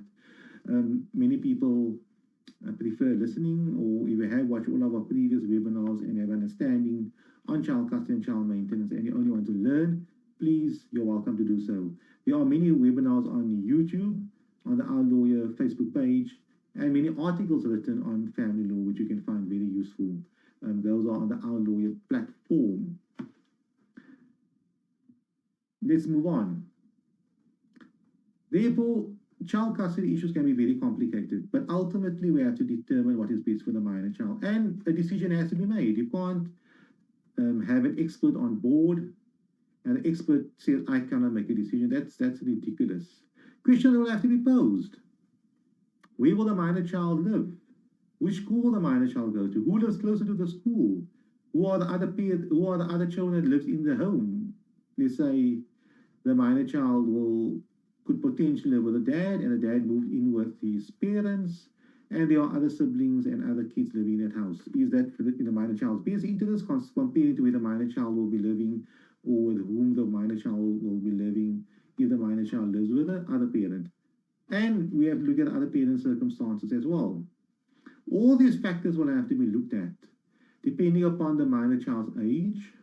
If the child is 1 year old or 2 years old, it won't help much asking that child with who he or she wants to live with.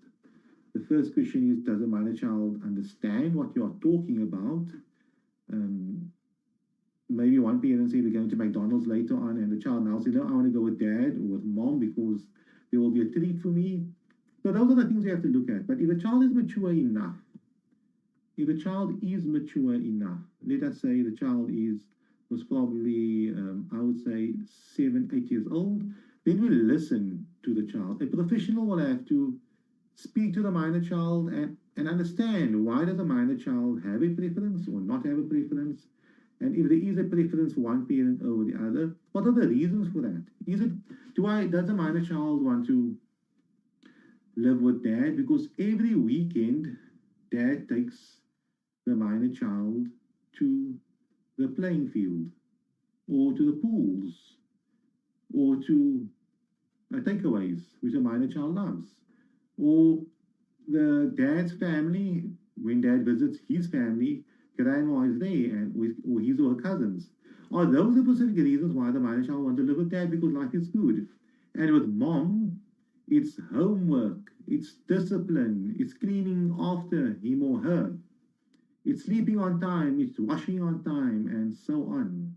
But with dad, things are easy, things are fun. Not saying dad is a bad dad, but those are the reasons why the minor child wants to live with dad, as opposed to mom.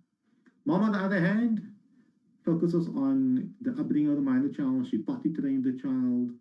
She taught the child how to read well. She helps the minor child with the homework. Make sure the minor child knows how to, clean himself, wash himself, and all those things. That's what mom done. Dad, of course, dad could have done it as well. The opposite applies. I'm applying to the specific scenario where the minor child says she wants to live with dad because life is good with dad. But mom is the one that's doing all the hard work, raising the child. Dad might have more money. Dad might have a nice job, a nicer car than mom, a nicer place than mom, and so on. And those might be the reasons why the minor child wants to live with dad. Otherwise, dad is a perfect candidate for primary care. But the issue is comparing the mother and the father, and a decision has to be made. We have to make a decision. We have to come with a recommendation. What is best for the minor child? And after consulting the minor child, yes, okay, the minor child is a bit, in favor of one parent over the other not for so good reasons, but we take it from face value. At least the bare minimum we can say here is that the minor child loves both parents, and whatever contact arrangements we do make, we can be rest assured that the minor child will be happy with that.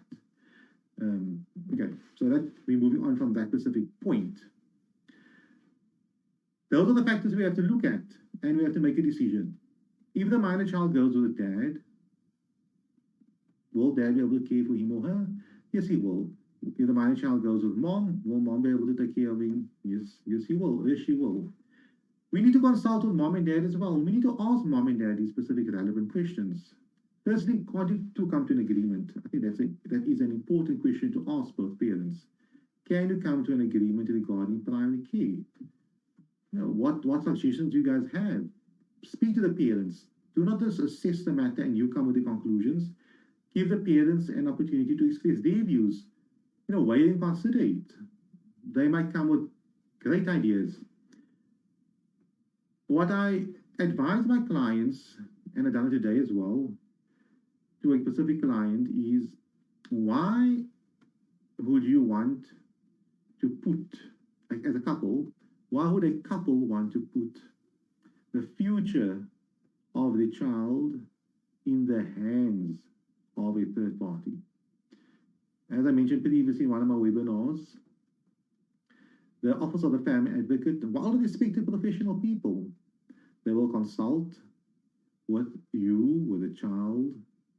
Let's say they spend, on average, 8-10 hours on your matter, consulting with you 3-4 hours and going back to the office and start typing a report.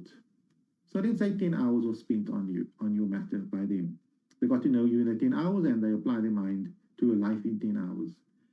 Your entire marriage, history of the child, all these issues they dealt with in 10 hours. And the report is done, 10 hours, life goes on. Next file. The judge in the High Court or the magistrate in the Children's Court, respectfully, the same. Peruse all the documentation, all the reports, apply the mind to it. Let's say if a trial is run, maybe a day or two, I don't know. But let's say another 10 hours or whatever amount of hours. Let's say 10 hours. So in 20 hours, 30 third parties would have applied their minds to your specific case.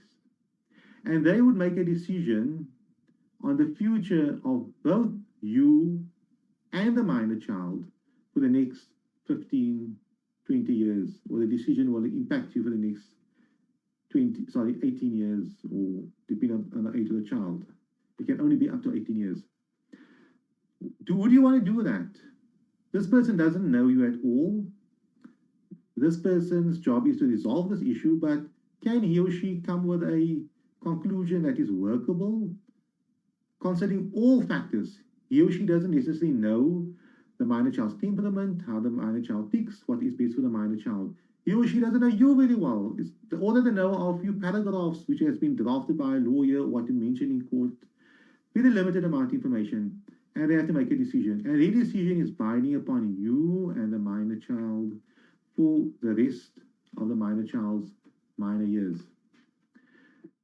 I advise people, you are in the best position to make a decision as to what is best for the minor child, not the specific third party, but you are. And if you think the third party is in a better position to make that specific recommendation, then you are mistaken.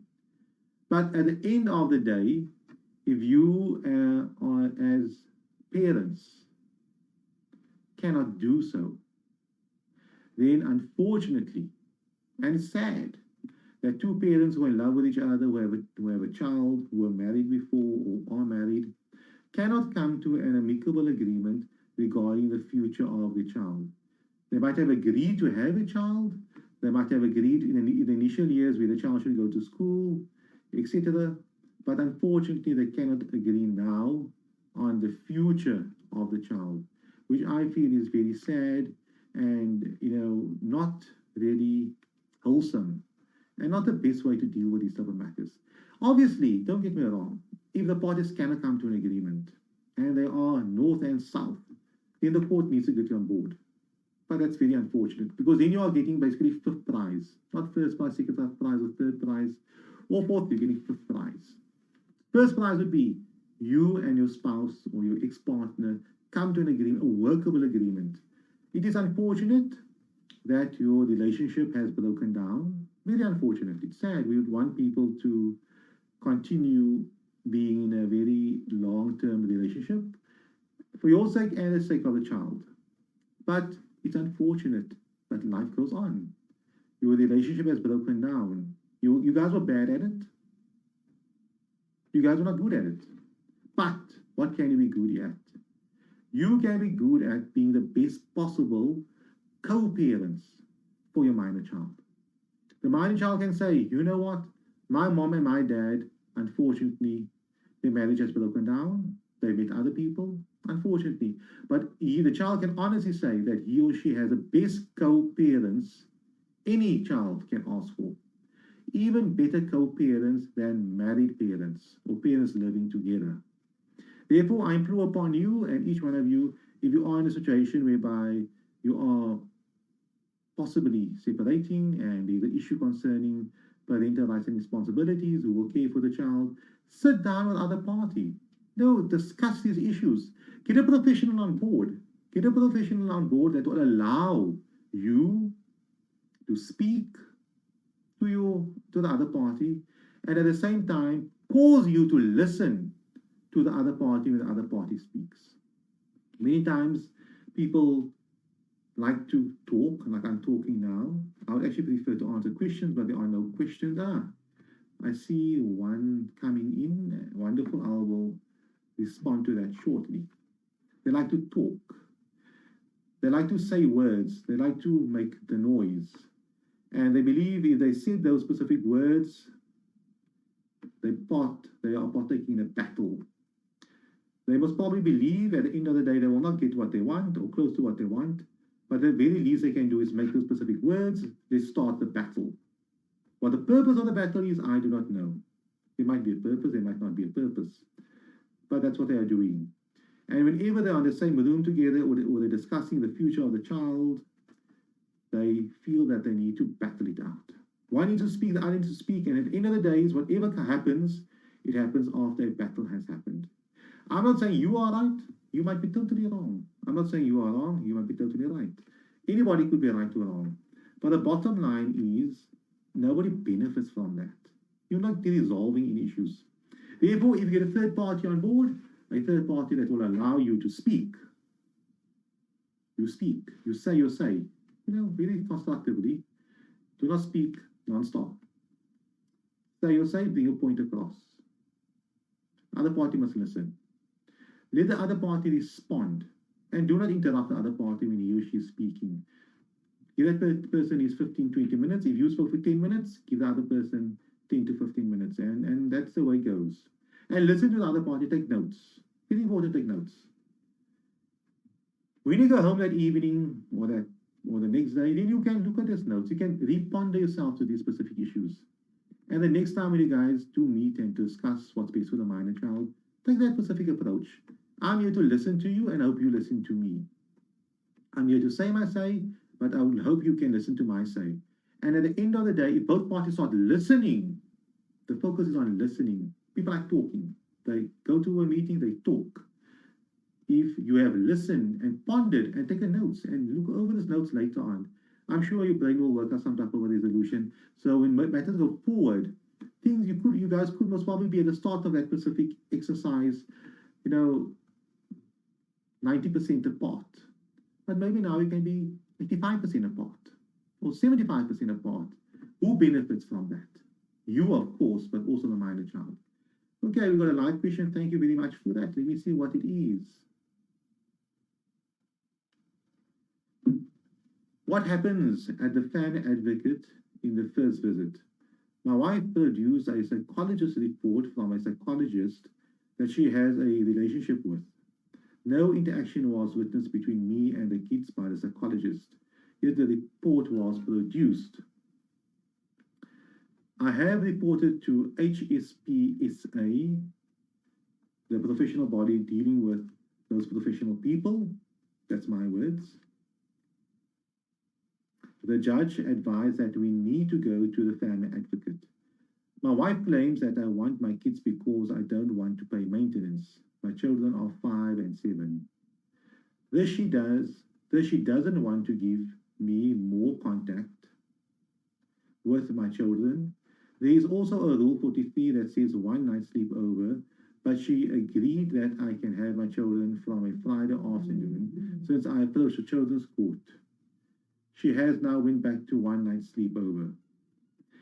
I'll start from the top The bottom are more factual things, and if you're unhappy with that, with a one-night sleepover or not, you need to approach a court again. But if there's a Rule 43 order, you can't appeal it unless there is a material change in circumstances for the minor children and so on. Then you can approach it. So I can't comment regarding the Rule 43. It's given, the court listened to you, the court listened to the mother, and that's what the court gave. The question is, what happens at the family advocate office during the first visit?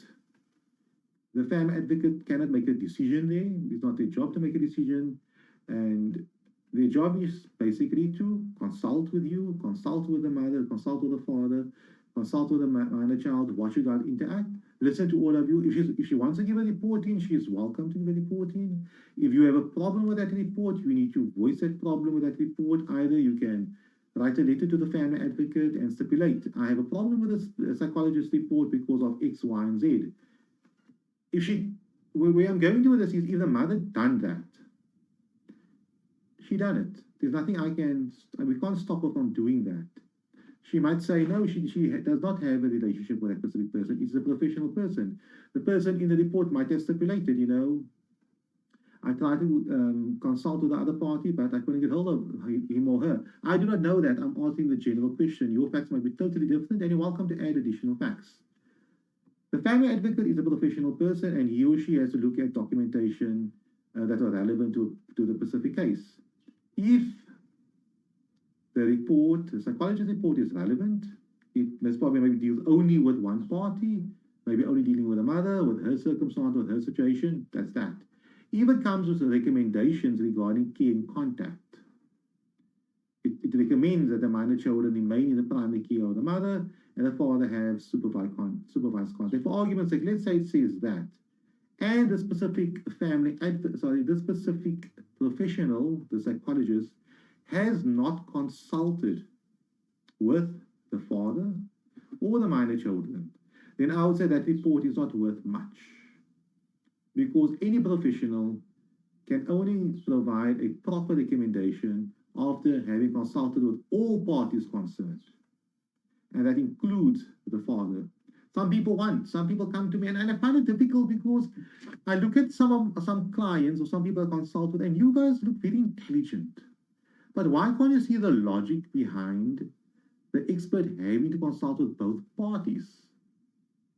And can you not see the logic behind what could possibly happen should the expert not consult with both parties? And sometimes they cannot see that. They are oblivious to that fact, or they so angry with the situation and they believe, no, this expert should only consult with me and consult with the child. Come with a recommendation, the court will have to accept it. That recommendation is not even worth the paper it's on. However, if the recommendation only deals with the mother specifically, and you have to look at the recommendation or the report for what it is. If it says, I consulted the mother, she's going through psychological issues, but if the report keeps on saying, example, the mother tells me the father does this, the father does this, the father done this, he said this, and he does the following, whatever the case may be. Therefore, based upon that, I make the following recommendations. As if the psychologist believed the mother's version of things. He shouldn't do that. He should have an independent assessment on the matter. If the mother comes from a different angle and the psychologist is her psychologist, assisting her with the mental issues, then he should say, the mother came to me, she says the following, that he done the specific stuff. Obviously, he doesn't know if it's true or not, but he's coming to her on that basis. Then his report has to deal with aspects regarding the mother, how the mother can deal with these specific issues. He might have made recommendations that in these circumstances, I would recommend that contact and care arrangements not take place at the mother's home because it has a negative impact upon her. We look at the report for what the report is. So not every psychologist report has to consult both parents. It depends on the nature of that specific psychologist report, what the purpose thereof are. However, if this was a contact and care recommendation report, whereby he recommended certain contact and care for the 5 and 7-year-old child, then obviously I would have serious issues with that specific report. If you're welcome to add additional comments if you want, I'll be happy to add to that, if there are any. We are now 33 minutes into the actual video. In conclusion, unless another question comes, in conclusion, and I will have this webinar again tomorrow. We will post the time tomorrow morning early at about 8 o'clock, what time the webinar will take place. Please, if you want notifications regarding future webinars and you have questions that you'd like us to answer and to pose, please make use of the Advocate Muhammad Abduroaf Facebook page. Do not pose a question on other Facebook platforms where the videos are being played on. It is cross-posted on various other Facebook pages as well, and groups, or cross-stream to other pages as well. And someone like you, for example, you can watch this video and share it onto your page, so it appears on your page, but I cannot comment on your page. I have to comment on the Advocate Muhammad Abduroaf Facebook page. So in conclusion, I advise parents, please take a logical approach when dealing with child custody matters. Focus on what is best for the minor child and not what is best for you. And should you do that, you will notice that you will get much better results in your child custody matter. I hope to see you tomorrow. Thank you again for your time, and have a lovely evening.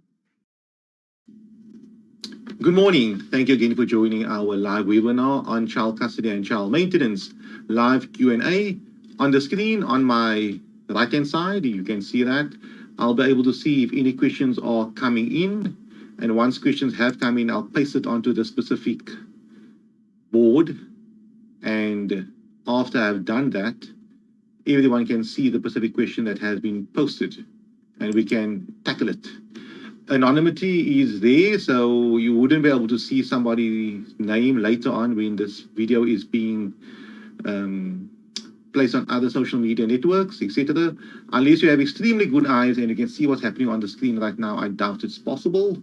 But nonetheless, please feel free to pose whatever questions you may have and I will try my best to answer them. The topic remains child custody and child maintenance. As I mentioned early on, before I started recording this, tomorrow's webinar at 1 p.m. will be the only webinar I will be having regarding child custody, difficulties, child custody, child maintenance issues, and so on. Please register for that specific webinar. You are allowed to pose a question to me before the time, and I will deal with that. If you are not available at 1 o'clock, please remember the video will be available online immediately after the webinar, whereby you can watch it later tomorrow evening. Alternatively, you can watch it via YouTube, or if you have registered, you should receive a link to the YouTube video as well. So thank you for that.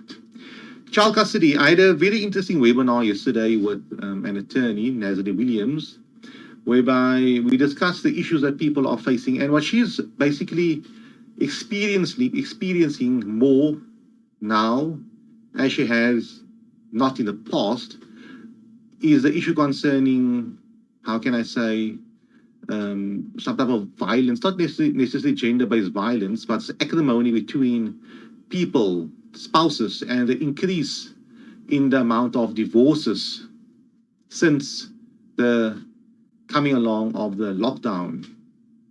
And I agree with her, whereby people in the past try to resolve the issues, and just before they come to a decision that the issues cannot be resolved, things go back to normality. For argument's sake, during the holidays, festive season, the parties are now in the same house, the same room, they have to spend a lot of time together, and now they contemplate, this marriage is now over.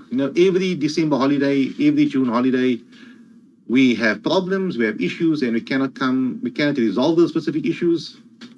And one party might decide now to institute divorce proceedings against the other party, but then life kind of carries on. Work starts, kids go to school, and they do not do that.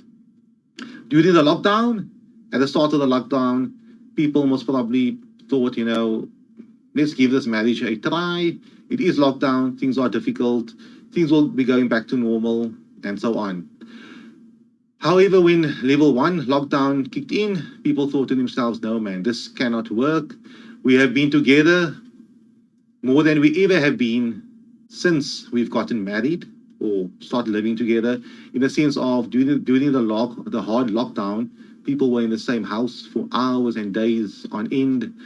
If the house is not that big, they were in the same room looking at each other or in each other's companies for many hours and days at the end. And now finally, start of the new year, 2021, they resolved that they should now terminate the marriage. It's not working out for them. They don't think it will work out. And it's sad, but if it's a reality, if it is a case, and a marriage cannot be saved, one of the options are obviously divorce, others are separation, whatever the case may be.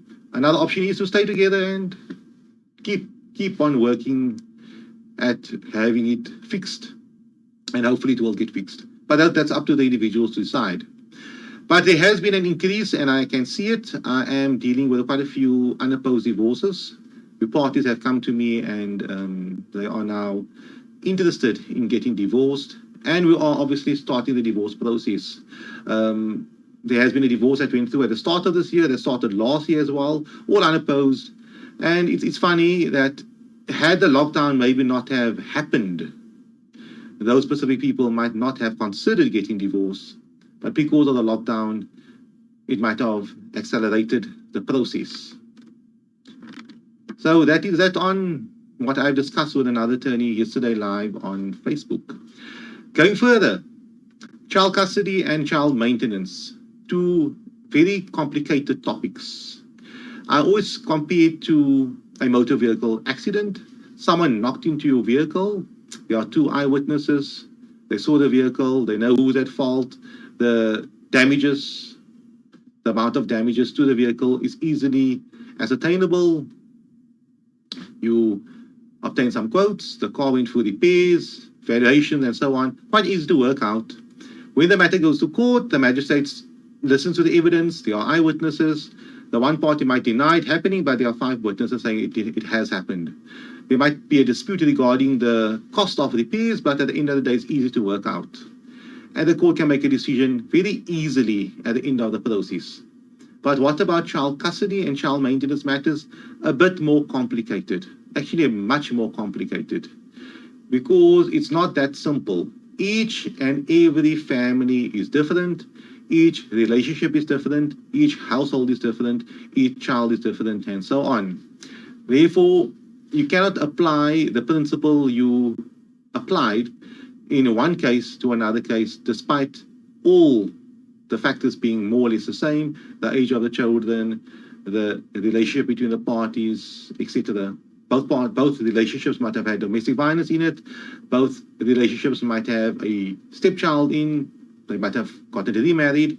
But in determining what is best for that specific minor child under those circumstances will not apply to another family under the same circumstances. And it can be very complicated. And more so because we are dealing with emotions and egos and that, whereby one party will have a serious issue regarding affording the other party more contact rights or paying more maintenance, despite it being the minor child's best interest. What often happens is one party might decide and say, you know, I don't think the child will be best cared for by me because I have no experience, but on principle, or because I want to show the other party a thing or two, I will now decide to fight for my minor child. Alternatively, the person might say, I want to fight for my minor child because in 10 years from now, I can tell my child that I have fought for you and you will not feel guilty for not doing anything about the situation.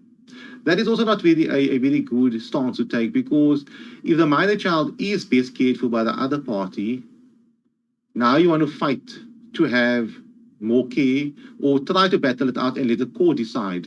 The court might make a wrong decision, which is very possible. The court might make a decision that's not workable for either of you or the minor child, or the court can just delay matters and cause more acrimony between the parties.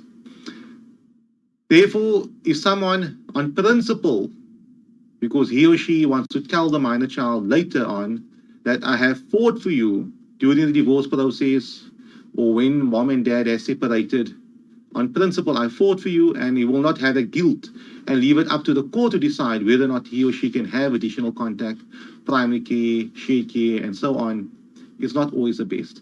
You need to determine what is best for the child. And the best way to do that is obviously to speak to a professional, a social worker, a counselor, a psychologist. You do not have to pay for certain of these professionals.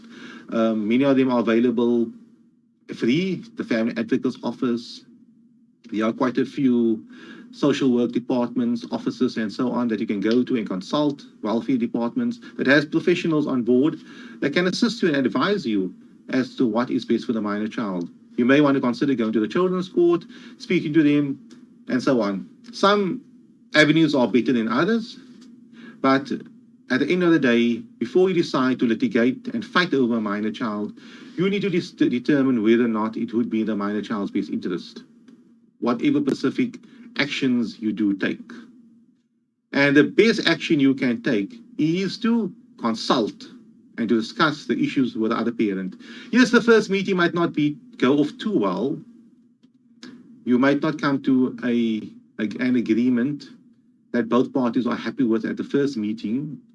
There might have to be a second meeting or a third meeting. But at the end of the day, it's a process. You are getting somewhere. The same way if a couple wants to get married, or one party wants to get married to the other party, and the other party initially says no, or is apprehensive about it, second thoughts. It's a process. You don't ask and the person says no. If you're on a mission, you're on a mission. You know, you need to work towards something. The same way when it comes to resolving issues regarding minor children with the other party, who has an equal say in the minor child's life, just as you need to come to some type of an agreement, and you guys need to discuss it and come to some type of a compromise. As much as you believe or want to believe that the other party will be difficult and vindictive, both parties are parents. Both of them are the parents of the minor child. Both want what's best for the child. And it's very strange. A lot of clients come to my office and they describe the other party as being the most wickedest, bad person around. Maybe in your eyes, or because of the issues involved between the two of you. There might have been domestic violence. There might have been some, not so nice things that happened during your marriage. Certain allegations being thrown left, right, and center, and so on. But when I meet the specific persons, that's always mostly the case. They're quite nice people. They're very professional, very humble. But when it comes to the other party, when they are both in the same circle, it's like putting two male chickens in the same, in the same coop. They'll start fighting with each other. You do not want that to happen. So the same happens when it comes to ex-spouses. They got this tendency of this arguing all the time. The same applies to child maintenance. Why must the father most probably thinks, and if this is a scenario, why must I give the mother more maintenance or more money? And his brain is telling him that she will use all that money for herself and not for the child. And yes, at some months she might use some for herself, but other months she'll have to supplement it. That's also possible. Sometimes every month she'll have to supplement it greatly, because all that the maintenance court gave her was a small sum of money because the father said he could not afford it. It might not have been the case. And furthermore, she is just tired of going to the maintenance court all the time. Now the father is much more wealthier, but the old maintenance order still stands and the parties still have to adhere to that. Before I go on, if there are no questions, that's perfectly fine. I'll continue speaking. But please remember, you are welcome to pose whatever questions live. This video is only about 30 minutes long. Pose any questions live and I'll try my best to answer them for you. And also remember to please register for tomorrow's webinar, live Zoom webinar, at talalaw.co.za/register, the link above me. There will not be such a webinar. There'll be one that will be specifically scheduled for 1 o'clock tomorrow. When you register, you can pose your question. Please pose your question, whatever question you have. If you are not available tomorrow at 1 o'clock, just go back online later on at 2 or 3 or so, and you can watch a video. And I should have dealt with that specific question which you specifically have. Now, when it comes to child maintenance calculations, it's a very difficult thing to deal with if it's your first time. The reason why I'm saying so is many people think they should just go to the maintenance court and just request an amount of money, or maybe worse, they go to the maintenance court not knowing how much they are entitled to ask or how much the child costs, what their current expenditures are, etc. And that's very dangerous, because if the child costs, for example, 100 Rand per month, and I'm using silly round figures here, 100 Rand per month. The child costs so much money. And you earn 500 Rand per month, and the other parent earns 1,000 Rand per month. Clearly, the proportion should be 1/3, 2/3, whereby you pay 33 Rand towards a child, and the other parent spends 67 Rand towards a child, rounding it off. Once the matter goes to the maintenance court and inquiry takes place and everything takes place, the most you will ever get most probably would be 67 Rand from the other parent, because all else is equal. But that is based upon a perfect scenario where the court is satisfied, and the court obviously has before it all the information which it requires. The actual expenditure of the minor child which has been outlaid, the income and expenditure of both the parents, the mother and the father, and the assets of the parents as well. It is possible for a parent to have no income, to earn nothing, but he or she owns assets. He or she might have a car, a house, some jewelry, etc. Those items are all seen as being means, and they are specifically used in determining your capability for paying child maintenance. Therefore, one party might earn 10,000 Rand per month, only, no savings, nothing, earns 10,000 Rand per month, caring for the minor child, but the other party owns 2 houses, $1 million each. Clearly, the party that owns the 2 houses, although he or she has no income, has an obligation to pay more maintenance than the parent that earns a sum of 10,000 Rand per month. Let's get back to our comments. I see they have come in. Yes, good morning again. Thank you very much. It's always nice to see people joining us online and saying hi. Thank you for that. I have a question, and I'll just copy it quickly. I'll only copy the content, not the name. Let's get to that part of our screen. I hope you can see it. Okay, it's on the screen. Let's go. The first question is as follows. I was in court yesterday due to my ex that asked for the deduction second time around. I think it's a reduction second time around. He's working for himself. Sold first business due to drought. Second business got a knock due to COVID. His excuses. But he mentioned it is picking up. So the father applied for deduction, and he says it's due to a drought, and the first time and the second time due to COVID-19, but business is now picking up. I was willing to give him a reduction, but he declined it. Court date is in June for a reduction. The person is saying deduction, but I presume it's a reduction. Judge advised me to make a criminal case also against him due to the overdue maintenance, which is obviously allowed to do because it's a criminal offense not to comply with the maintenance order. And I would presume he waited for quite some time before he decided to make an application for a reduction. My question, what type of questions can I expect that day in court, and how can I handle the situation? Second question, can I give a history of him to give the judge an insight in his character? I don't want to waste the judge's time with stories. What is expected of me? Thank you very much for that specific question. If you have any additional information to add to that, you are welcome to do so. I will just mark this question 1, so we'll know what we're dealing with. If someone else has a question, I'll mark a question 2. And if question 1 has any additional information to add to that, I will just copy and paste it under the last paragraph for question 1. I will presume this person is referring solely to the reduction application and not to the criminal complaint that might take place or might not take place in the future, depending on whether or not a complaint is laid. At the reduction application, the court will have to do a full-blown inquiry, almost as in-depth as a normal maintenance application will take place. The court will now have to look at the father's current income, his current expenditure, his means, and at the same time, the court will obviously have to determine whether or not there has been a reduction in circumstances.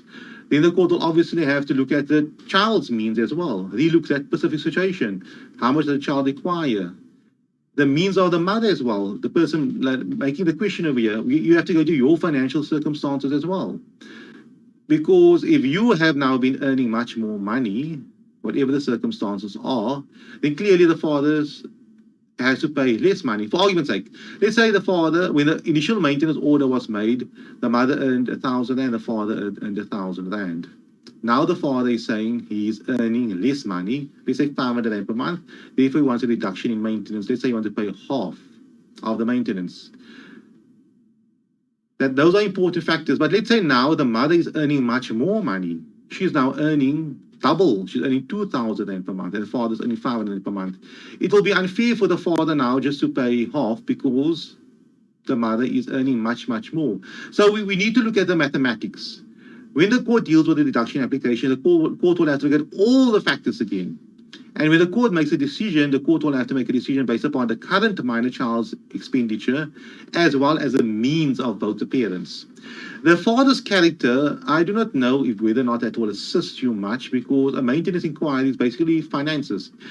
He can have the worst of characters, but if he can only afford to pay 50 rand, that's all he can afford to pay.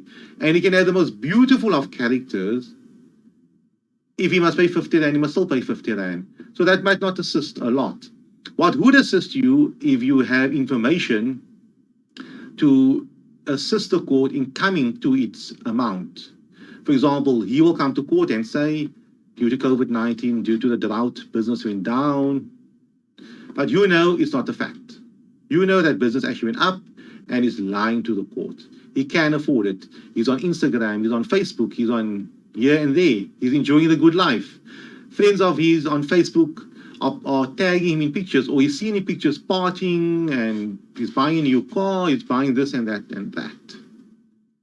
That is the type of information which you want to advise the court on. Because when the court makes a decision, the court must make the decision not based upon his presumed character.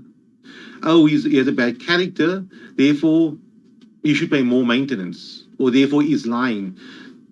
The court needs some information before it to make a decision. You can have the worst character, you can be the worst criminal out there. If there's no information and no evidence before the court to support your allegation that he is earning a lot of money and he's denying it, the court won't find in your favor because there's no evidence, there's nothing to prove otherwise.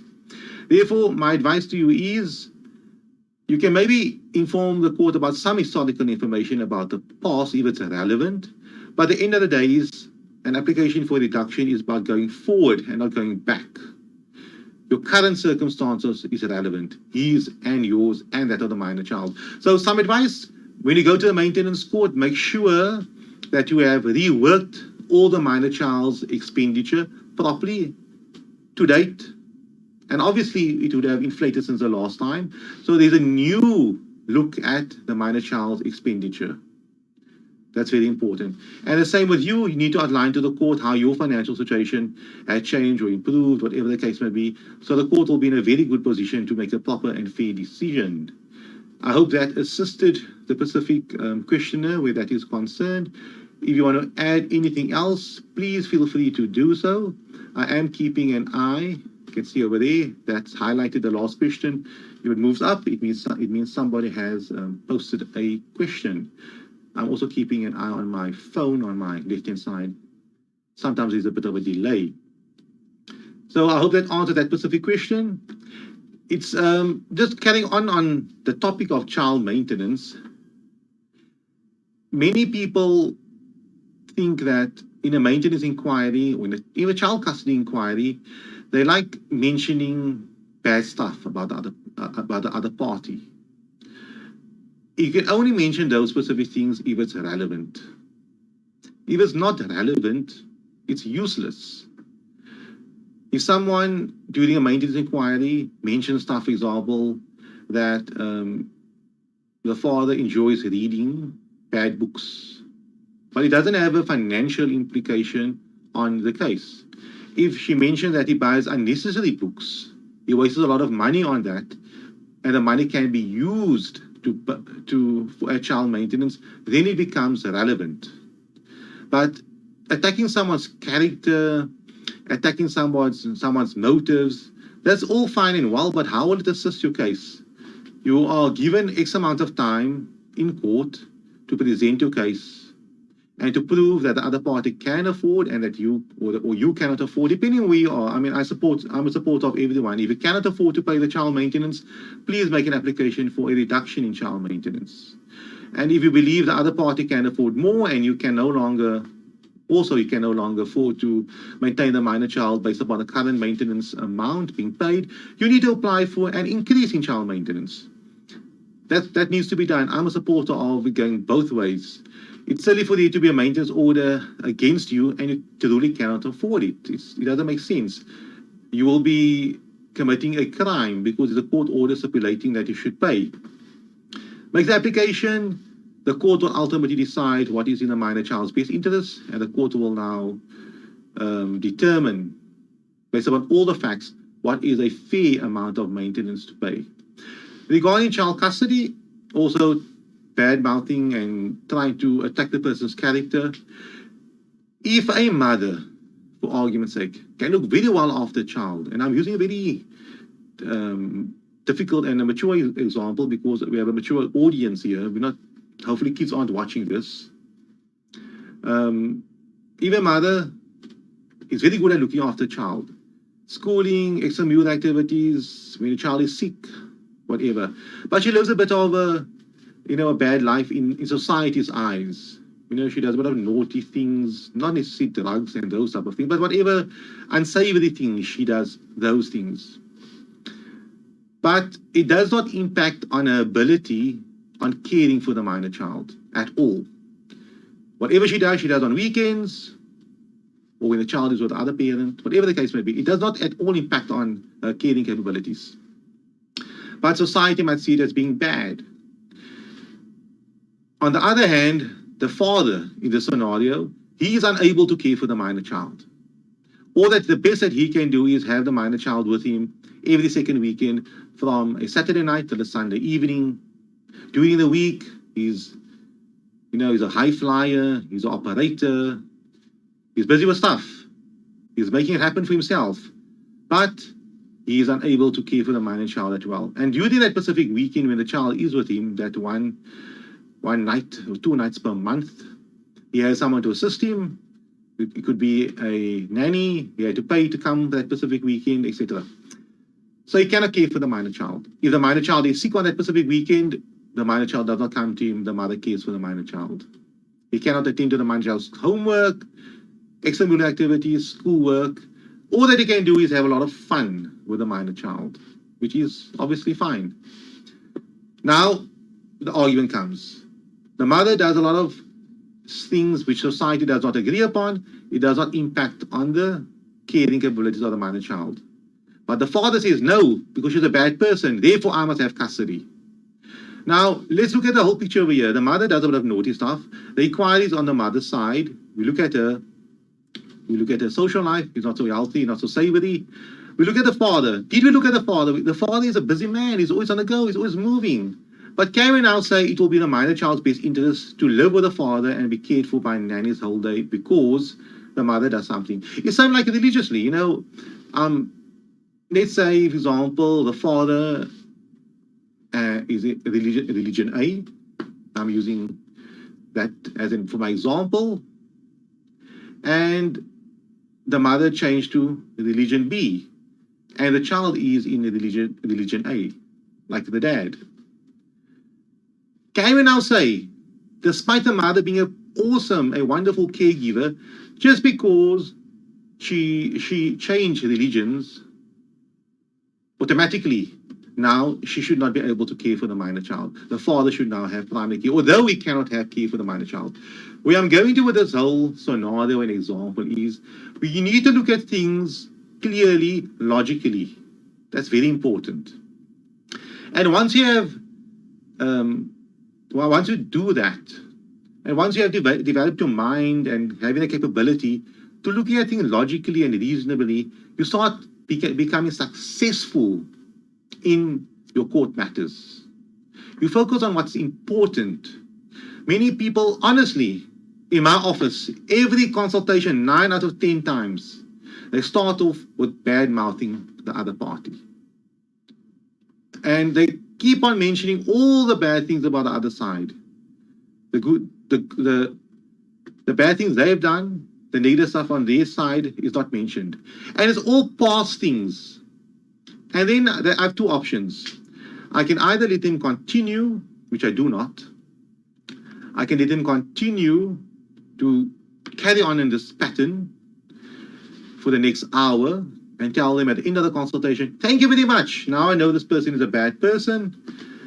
However, we need to reschedule another consultation to discuss the important things, how we can take this case further. But thank you for telling me. And they would hate that because now they have to pay double, and I have to play the role of a counselor. And I avoid doing that. I stop the client immediately and I say, as we go along, I will pick up these things, obviously. But for now, taking this matter further, let's focus on what's important, because my brain and your brain should be trained on what's important. What will win your case for you? Not that which will sway the court's decision as to his character. Character doesn't win cases. So we're saying all people with wonderful characters should win cases. And people with bad characters will lose cases. It doesn't work that way. The facts of the case must be looked at, and that is how the court will make a decision on that specific basis. The person, like questioner number 1, add additional comments. I'll just copy that quickly.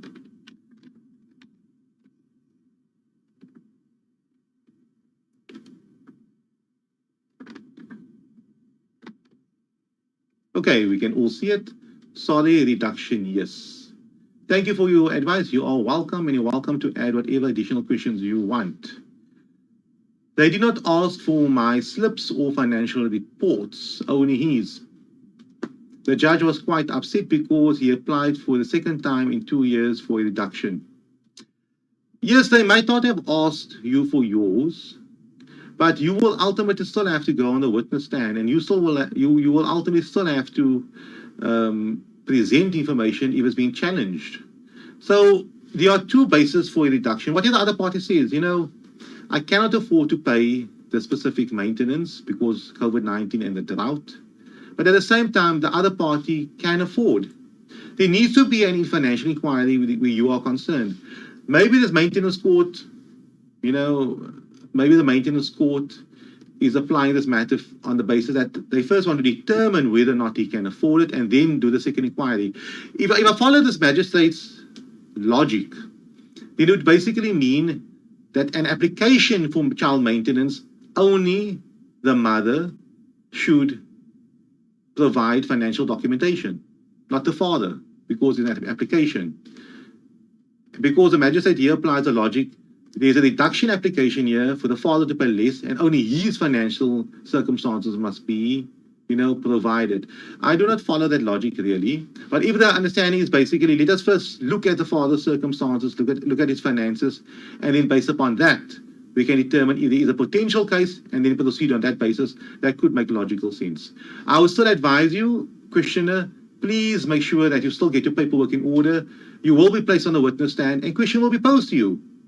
And if you cannot answer those specific questions, then, it won't be into your advantage. Have the documents somewhere. If you are called up to provide the documentation, or you are called up to provide evidence, you have it. If not, and the court is dealing with the matter solely based upon the father's version and what he says, and the amount will be reduced solely based upon his financial circumstances, which I do not think is the proper way to do it. Good for you, and then you do not have to disclose it, but if you have to disclose it, you would have done the necessary preparation for that. I hope that answers that. If I did not answer it correctly, you are welcome to pose and add additional comments and questions to that.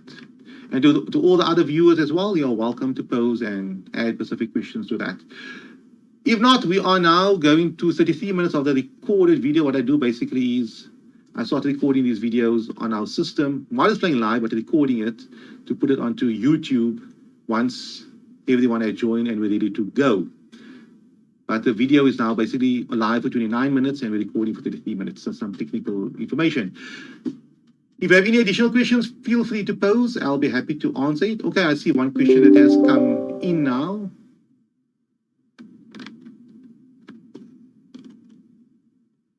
Okay, the commenter, the first questioner, you are welcome anytime. If there's anything else, feel free to pose. I have a new question. Let me just pose it. Question number 2. Move up with number 2.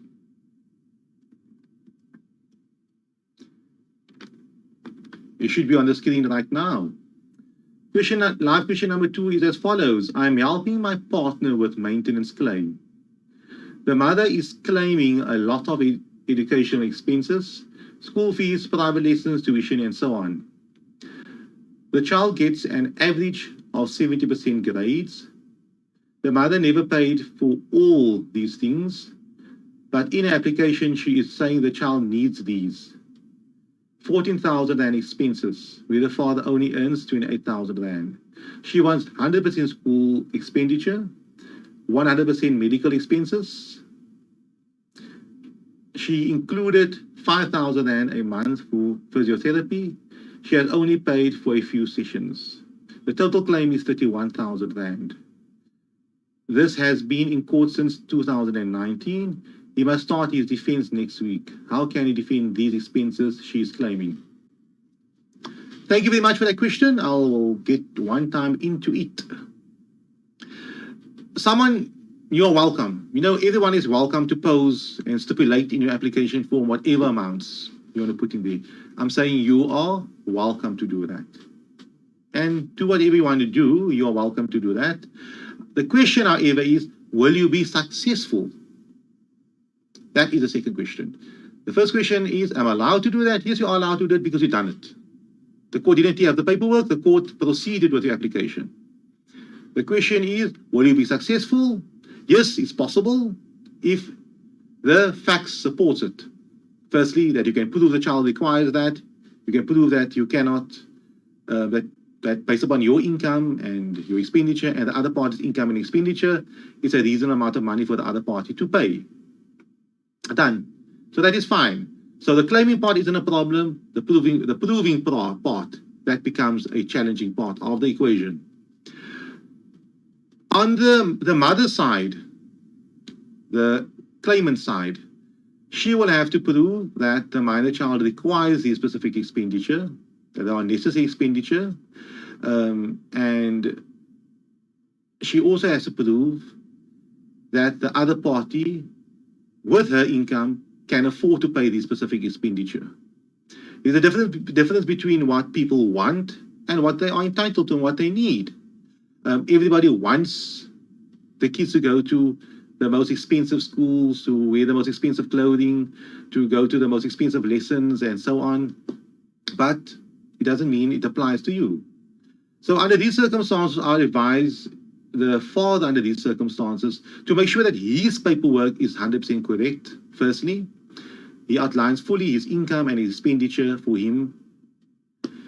If there are certain things in the household that are paid for by both, you being his partner, you need to outline and unpack it. You need to work out exactly what he pays for and what you pay for. So make sure that those specific documentation is important. That's where he is concerned, and he cannot mess that up. I always say this. You can possibly mess up your arguments regarding the other party's data because you're not really privy to that. But do not mess up your specific case. That will be very unfortunate. Regarding the mother will obviously have to come on the witness stand and she will have to outline her income and expenditure. So challenge it. If you feel that the mother is allocating too much for the minor child or too much for something else, or certain of her expenditure are but too excessive, you need to challenge it and you need to say, ma'am, or the complainant, I feel that these specific expenses are extravagant. It has never been incurred for the minor child. The child doesn't really necessarily need it based upon our standard of living, based upon who we are. So you challenge that specific expenditure. And you mention to the court that, secondly, I cannot afford to pay this expenditure based upon what I've outlined what I have outlined previously, or what I will be outlining later on once the mother comes off the witness stand and you go into the witness stand. You need to go to court prepared. You need to take ownership of your case. That's my other theme, which I'm working towards for the next few weeks. First one is toughing up, and the second theme is taking ownership of your case. You need to make sure that the court knows that these are unreasonable expenditure. These are expenses which are extravagant, that have not been incurred in the past. You need to let the court know about these specific things. So when the mother goes through all the documentation and all the information, you need to make note of it. And you need to put it to the mother and tell her these are extravagant, these are unreasonable. I cannot afford it. If you want to pay for that, mommy, you are welcome to do so. But clearly, I cannot afford to pay it. And the claim of 31,000 and based upon my income being 28,000 per month, clearly you're being extravagant. Unless you are saying the child costs 31,000, fine, that's okay. But all that I can afford is X. You can pay the balance. So I hope that specifically does answer your question.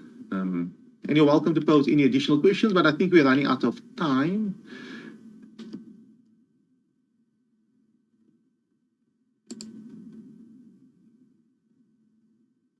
Okay, I see the person has another question. The person says here, you are welcome. You are welcome for that.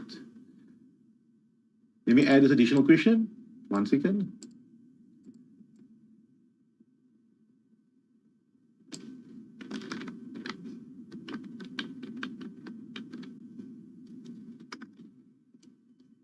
And here's additional comment for the last question, question number 2.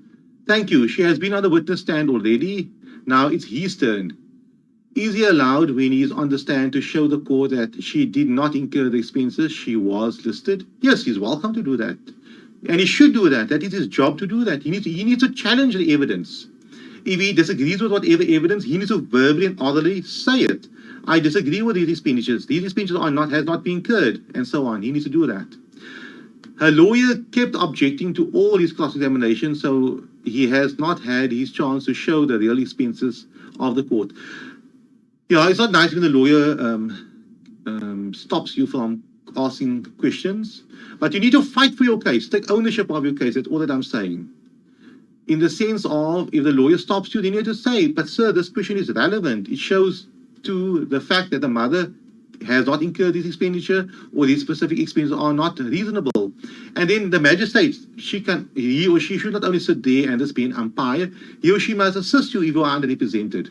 So fight for your case, pose the questions, argue with the other lawyer, be respectful to the court, talk when it's your chance to talk, but say your thing and challenge the other party's evidence. And that's how you get your results. Own your case, believe it's your court, you are there for a purpose, you're not here to be bullied around. And remember, once a maintenance order is made, it's there for a long time and you're bound by that. So put up the fight now, as opposed to later on, when it's a bit too late and many hours of stress and anxiety would have come over you. So sort it out now. Ladies and gentlemen, I am running out of time. I got a meeting at 11:30, so I need to be off the Zoom. Sorry, I must be on Zoom and off the live Q&A. Thank you for joining us. Please register calalaw.co.za/register. I will not have this specific webinar tomorrow. I'll only have the one we have to register via Zoom. I will be on Facebook Live. You technically can post questions on Facebook Live, but the Zoom questions will get preference. And once that 35 minutes is up, and I never dealt with any Facebook Live questions, you'll have to pose those questions on the next day. Thank you very much for your time, and I hope to see you tomorrow live. Please go on your phones, register for that specific event. calalaw.co.za/register. Thank you very much. Good morning. Thank you for joining our live webinar, currently on Facebook Live. I hope you're having a lovely Wednesday morning and that you will have a better week ahead. Thank you for joining the webinar as stated early on. We are today, again, following up on our previous webinars, dealing with the issue of child custody and child maintenance. We had quite a few questions over the last few days from people posing questions live on specific issues they have regarding child custody and child maintenance. That conversation will continue today. If you have any questions regarding child custody or child maintenance, please pose it on the Advocate Muhammad Abduroaf Facebook page. It should be on the top left-hand side of your screen. Alternatively, you can type in www.abduroaf.co.za/live, and your browser should redirect you to the relevant Facebook page. Alternatively, type in advocate, the full spelling, Mohammed Abduroaf, and you will get to the relevant page. That is the only page from where I can see in front of me questions that have been posed. This video is also streaming live on other Facebook pages, for example, the Our Lawyer page. However, I'm not keeping an eye on that specific page, only the Advocate Mohammed Abduroaf Facebook page. Therefore, if you're on that page, wonderful. Please feel free to say hi or to pose a question or leave a comment as to where are you watching this video from. Are you watching it from Cape Town, Johannesburg, Eastern Cape, and so on? I'll just give everyone a few seconds to join the webinar. And if you have any questions, please feel free to start typing it, and I'll try my best to answer those questions for you.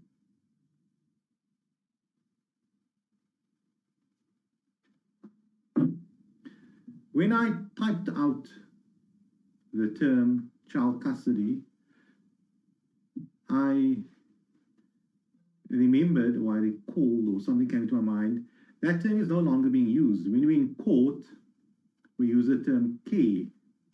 And the Children's Act specifically uses the word care. The word custody is no longer being used.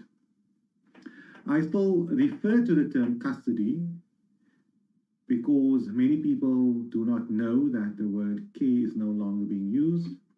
And in my consultations, we use the word custody regularly.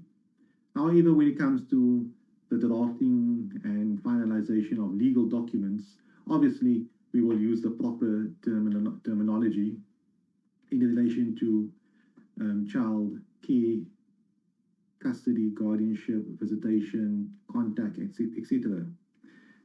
And the term contact and visitation, they are also being used, but it seems to me the word visitation is being used more often nowadays. Nonetheless, I think it's an issue of preference. However, bear in mind that when the term custody is being used, it's used for the sole purpose of you understanding what I'm dealing here with. Otherwise, from a legal point of view, use the word care. For example, they will say the mother will have primary care over the minor child, and the father will have the following reasonable contact rights. In the past, they will use the word access. The word access is no longer being used. So custody and access are two old terms. People are moving away from the term access. Contact makes most probably more sense. But at the end of the day, it's all the same thing.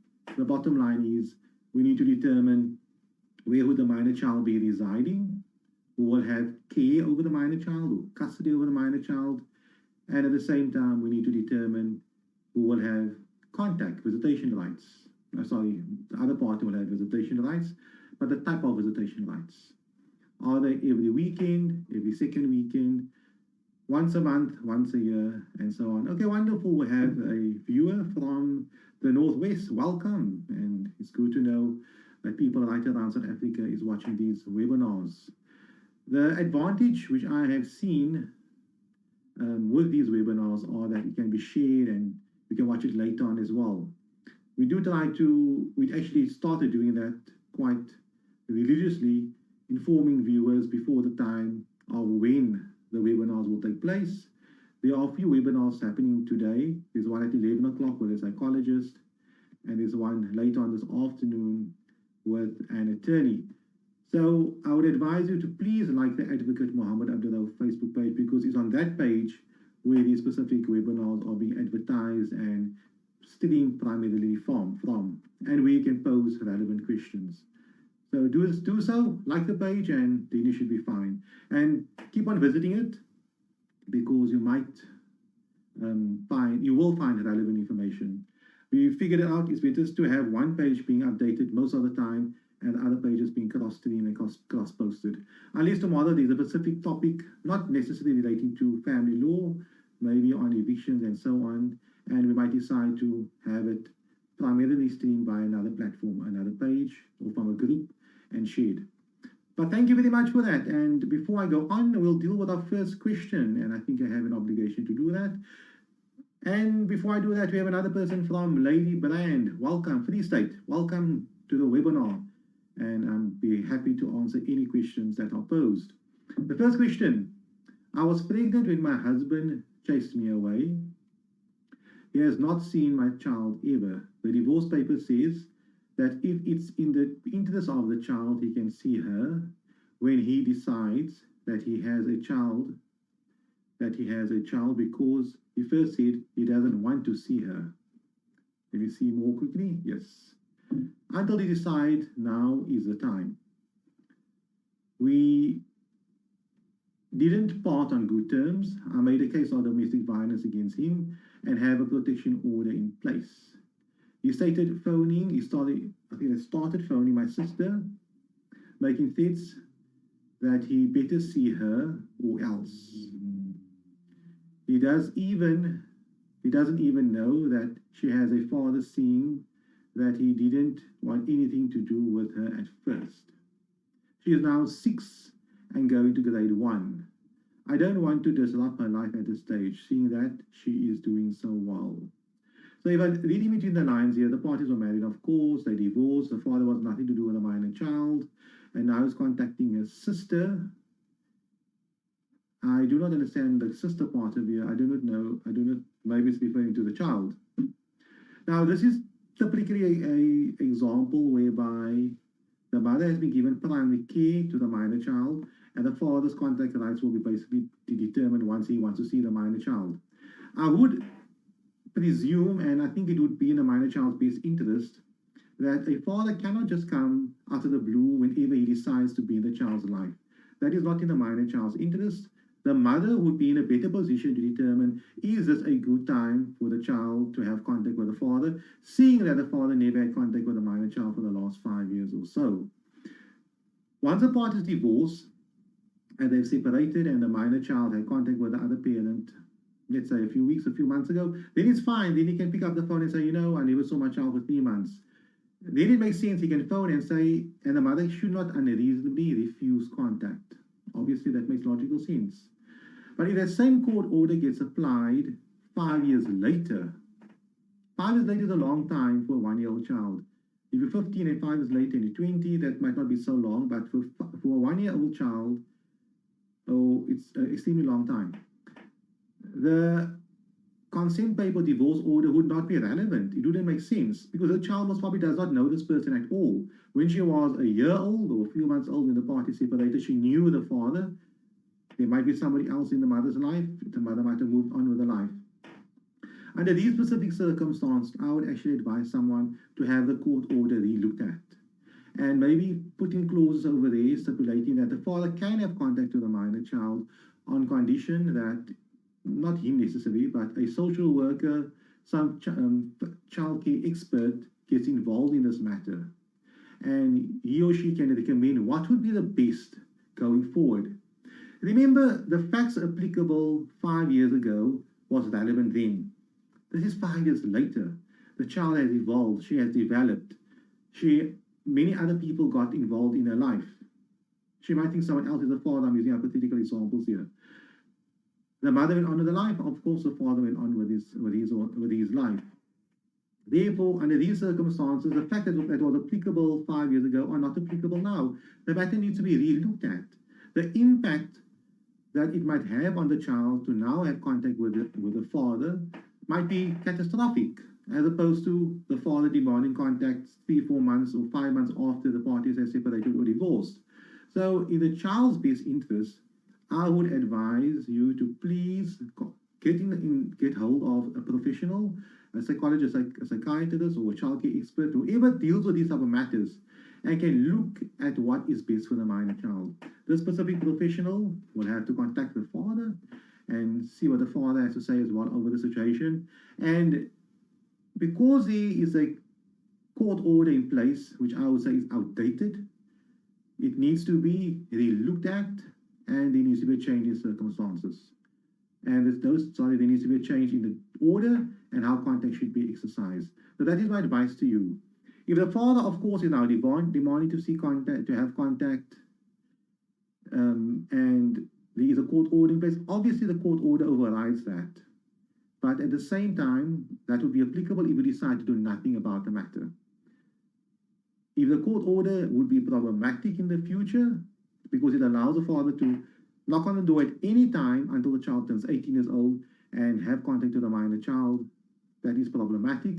That specific court order needs to be looked at, rehashed, and the child's best interest needs to be adhered to or fulfilled. I hope I answer your question where that is concerned, because you would not want to have a court order in the one hand allowing the father contact, and at the same time you'll be in breach of the court order by not allowing the father contact, despite the court order being problematic. Therefore, you need to approach the court to fix the court order. And with that, you need a professional's recommendation, I would suggest. I hope I answered the question. If there's any further questions, please feel free to post it, and also let me know from where you're watching. It's always very useful. Remember to please like the Advocate Mohammed Abduroaf Facebook page. Those specific persons who are posing these questions will obviously see notifications from us when we streaming live. We are streaming live again tomorrow, about 9:30 in the morning, so the same time as today, and hopefully we will see you online with any additional questions. But you need to like the Advocate Mohammed Abduroaf Facebook page. While I'm waiting for any additional questions, which you are welcome to pose, I spoke early on when I started this webinar regarding the terms of the old terms of custody and access with the new legal terms. They came out when the children came to operation about 10 plus years ago. The new terms being used today would be care and contact, as opposed to custody and access. And then they bring the term in visitation and so on. Those are only legal terms, but the question that I asked somebody, forget about the legal terms.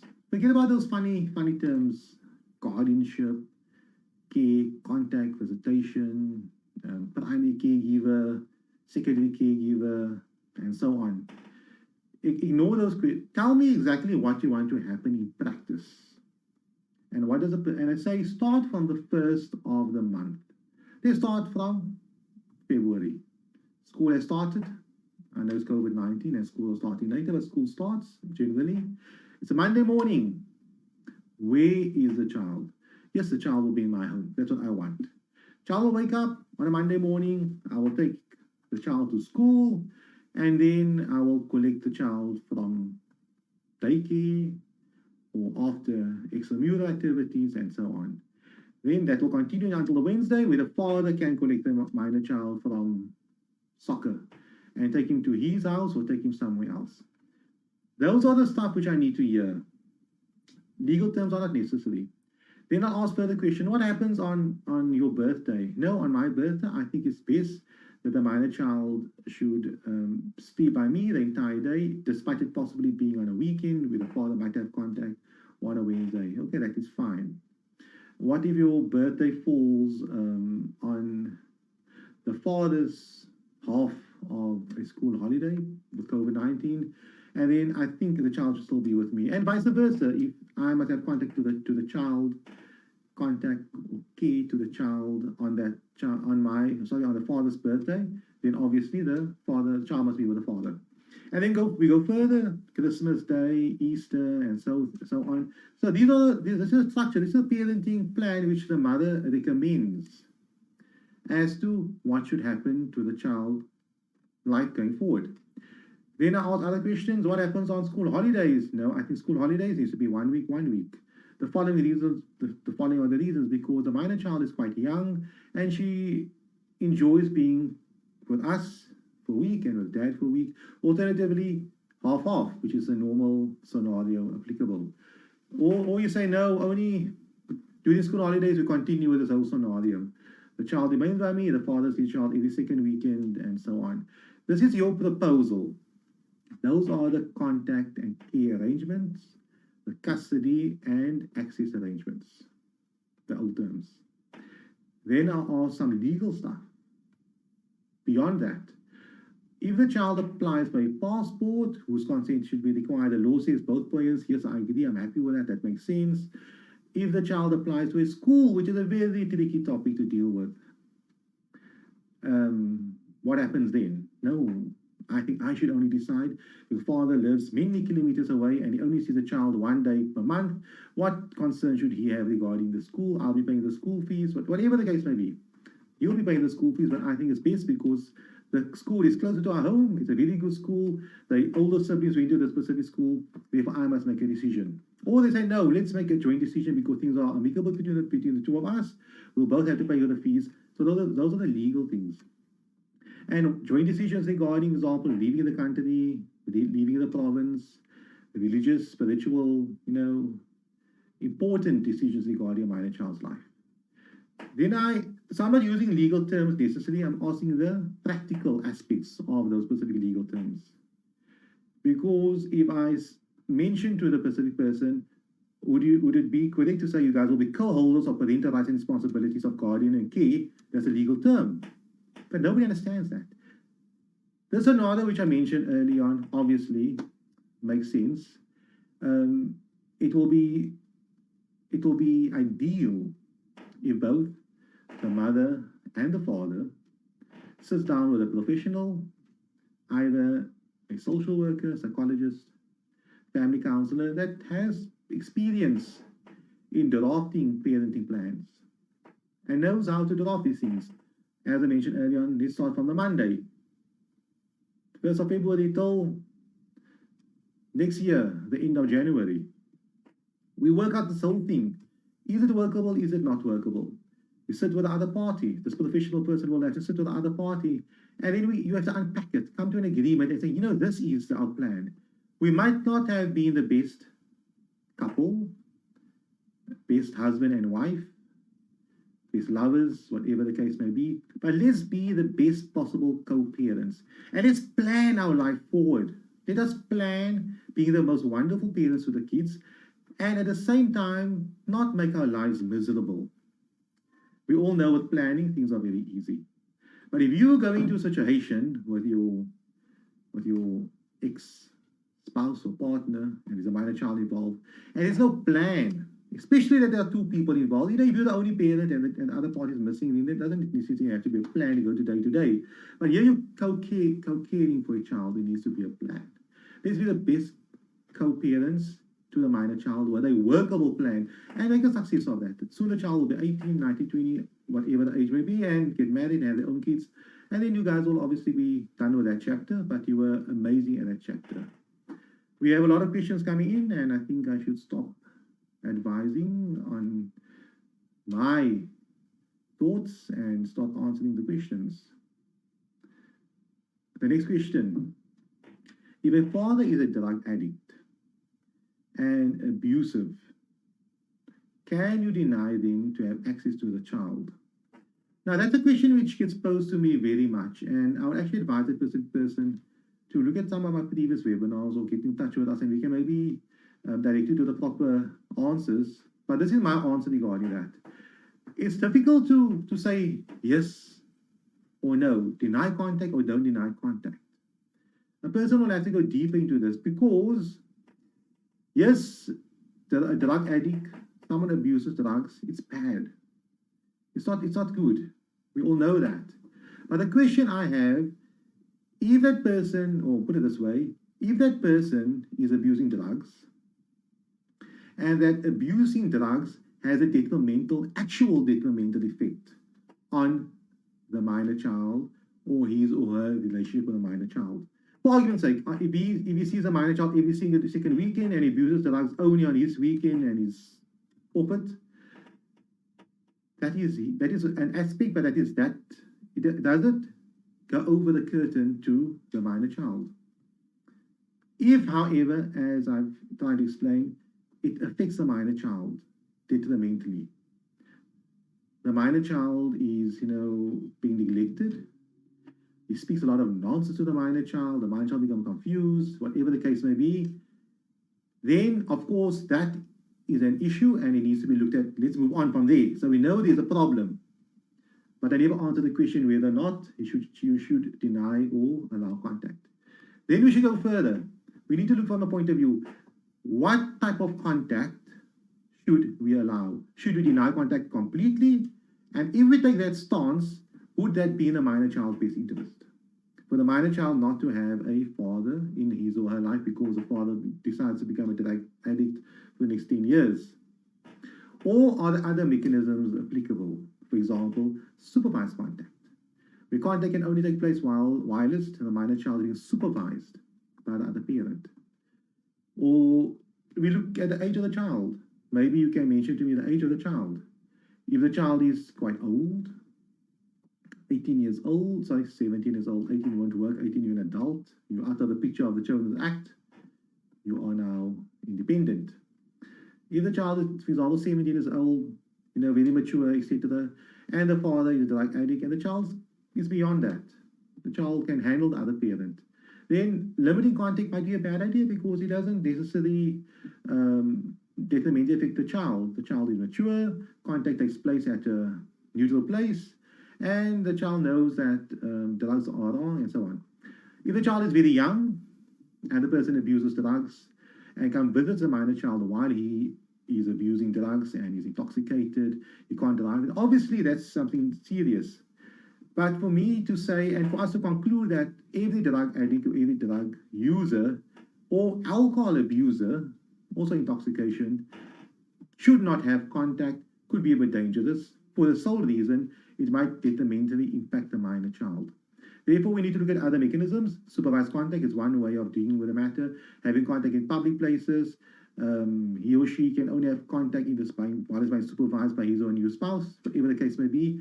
But the best way to resolve this matter would be to say you can have contact with a minor child unsupervised and take him or her with you. If you come to my house and you look sober, you are not on any intoxicants, and you believe that the minor child is mature enough to be able to contact you and to respond to you. If the minor child is very young, 2, 3 years old, I would advise not. But if the child is mature enough, he or she can contact you and saying, Dad looks a bit funny, Dad is acting weird, please come collect me. It depends on the circumstances of the case. So I hope I answered that question for you. I can't give an answer yes or no based upon 2 or 3 lines. It will be irresponsible upon me. But I hope you understand the concept I'm trying to bring across. Okay, somebody commented here, yes, well, the previous person, thanks. I'm very scared that he can take her away. I doubt he'll be able to take her away. In my experience over, I think, going for 20 years now on family law matters, it seems to me that the person, because your most valuable, and I'm using some symbolic here, possession is your child. Any potential of someone taking the child away, it scares you.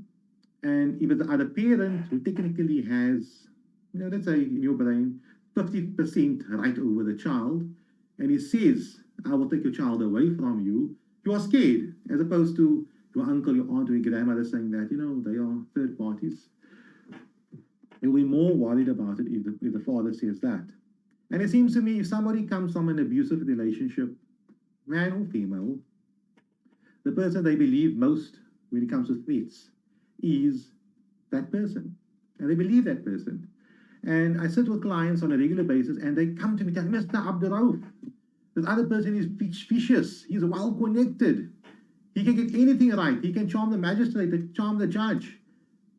I don't think we'll win this case. And they come to my office with that specific attitude because they have been indoctrinated. I sometimes call it battered woman syndrome, where women are the victims, and it happens the opposite way as well.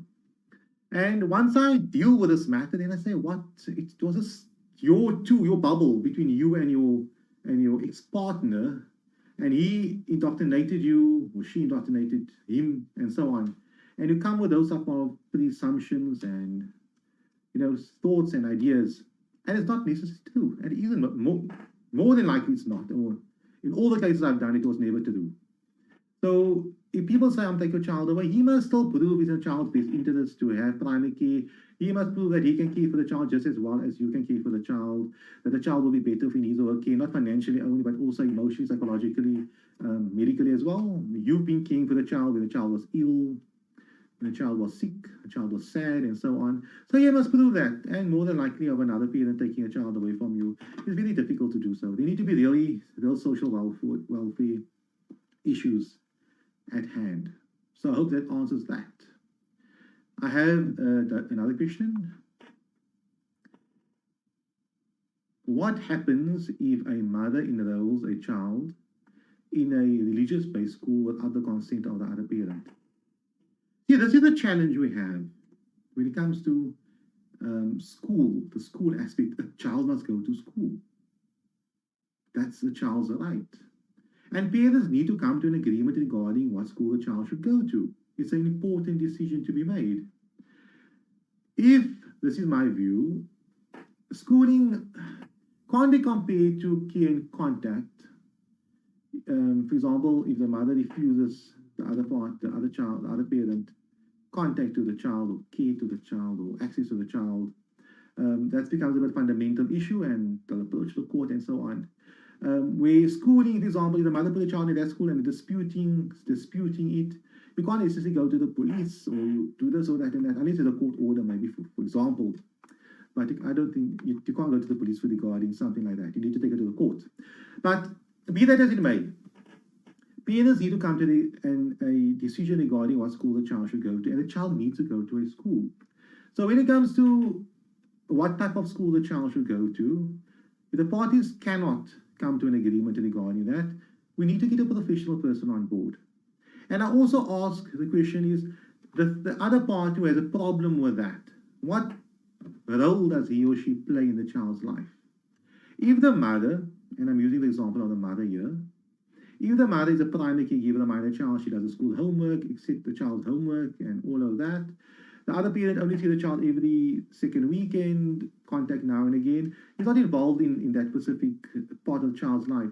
Then my question is, how would he be better, make a better decision as to what school the child should go to if the mother is the one who knows better, who should know better, etc. Ultimately, if there's a final dispute, if the parties can't come to an arrangement, parties need to consult on these issues, they need to come to an agreement. But if they cannot come to an agreement and both parties are invested in the child's education, they need to go to the court.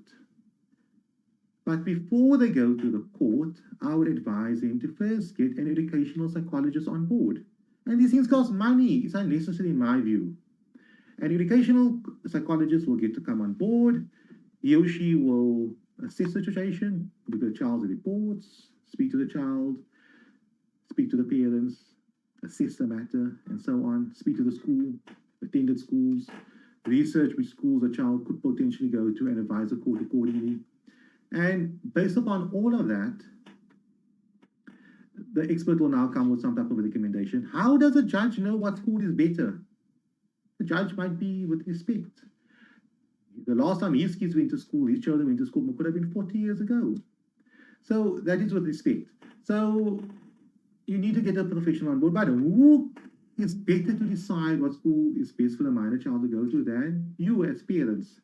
So you need to make a decision. In my view on the matter is, if you are a secondary parent, whereby you are not the one that will actually care for the kids, because what's the use? You put the child in this high academic school that gives the child, I'm facetious here, all this homework. The child must go to extramural, the child must go to this track training and this training. Now that is what you want. The primary caregiver has a different view on a different school. Now you want that. The child comes home, the child gets enrolled to that specific school. Now the primary caregiver must deal with all these type of issues. Because now you were insistent that the child should go to the school. Unless you were adamant and you said, no, I'm just as committed in the child's life as the other parent is. And therefore, I want the child to go to this school because it's better for the child and whatever the case may be. I am committed. I will attend to the school fees as well. I will pick the child up. I will take him to extramural. I will help him with the school work as well, both of you. And then I can see, okay, both are committed. They have legitimate reasons to disagree. But if only one party would be responsible at the end of the day for what school the child should go to, I think that specific parent will have to make that decision. And if it goes to court, more than likely the court will follow that decision. I hope that answers that. It's just a general answer from my side. The court will ultimately decide. And I spoke to two family advocates yesterday on this specific issue concerning schools. And they told me in their experience, Once the matter goes to court and the court decides on the matter, the school term started already. And then the parents are forced to put the kids into a very expensive school because the school term has started. Very important point to remember. Come to an agreement, people. Parents, you are wonderful. Speak to a professional. Resolve this matter. Don't fight over a child's school.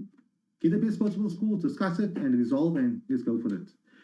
If you can't afford the expensive schools, that is the reality of the matter is. Agree upon a reasonable school and move on. The child will benefit from that. We have many scenarios where kids go to not so well schools and they get very good results, become professional people, whatever the profession is. I'm not mentioning the stereotype profession, but they get very good professions. And you have kids going to very expensive schools, very high ranked schools, and they don't make it out there.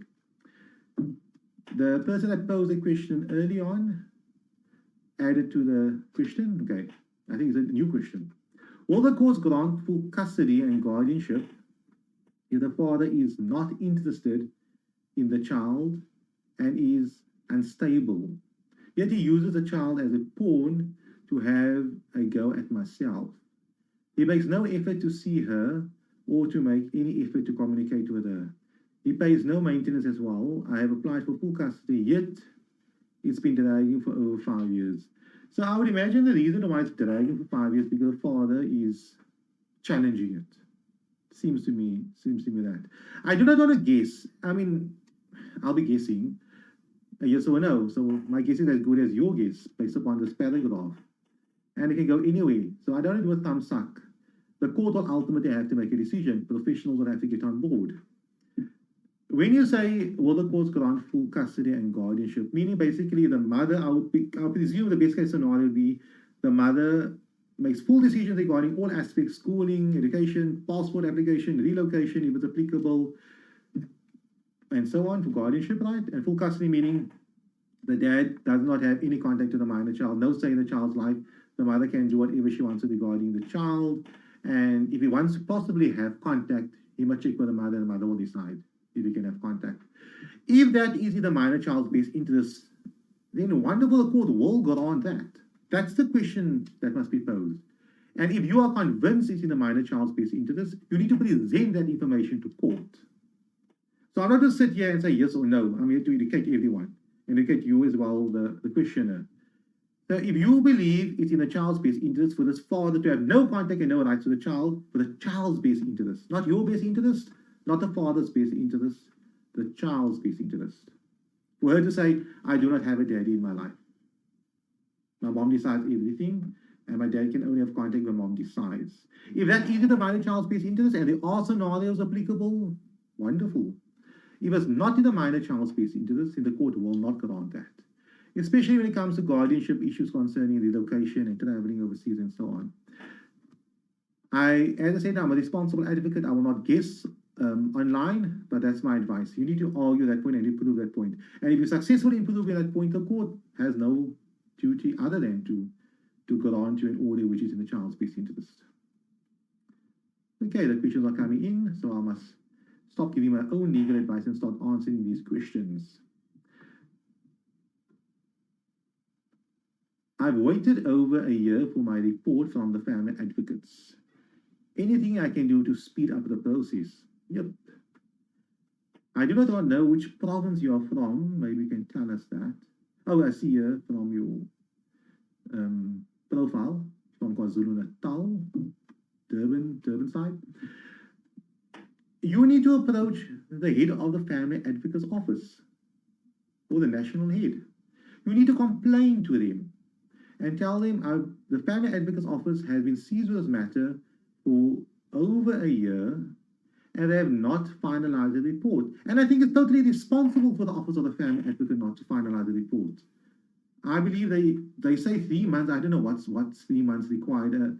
It's an important office. If they say they're understaffed, get more staff, double the staff. If there is a child care and contact issue pending in any court, it is urgent. Many times people file their affidavits in court at the start of the year, and the report is only available at the start of the following year, a year later. So many things has happened since the affidavits were filed or the complaint was made in the Children's Court until when the family advocate is finalized with the investigation. Basically, those affidavits are irrelevant, it's outdated. And the report is most probably just based upon, sometimes they consult with you in the middle of the year and the report only comes out in the end of the year. My advice to you with respect to the Office of the Family Advocate, and I for one second never condone being overworked and overcharged with matters. The government must get more family advocates on board. They must employ more, they must get bigger offices and obtain more resources, and the Family Advocate's Office must do their job. I don't think any government department can say we're understaffed, get more staff. But to answer your question, complain to the head of the Family Advocate's Office. There should be somebody dealing with complaints. There should be a senior family advocate, someone in charge of the Family Advocate's Office. And if they do not help you, complain to the provincial head of the Department of Justice, and they'll be able to assist you. And another commenter says, thanks, you are welcome anytime. Hope to see you online soon. And the last commenter also says, thank you, you are welcome.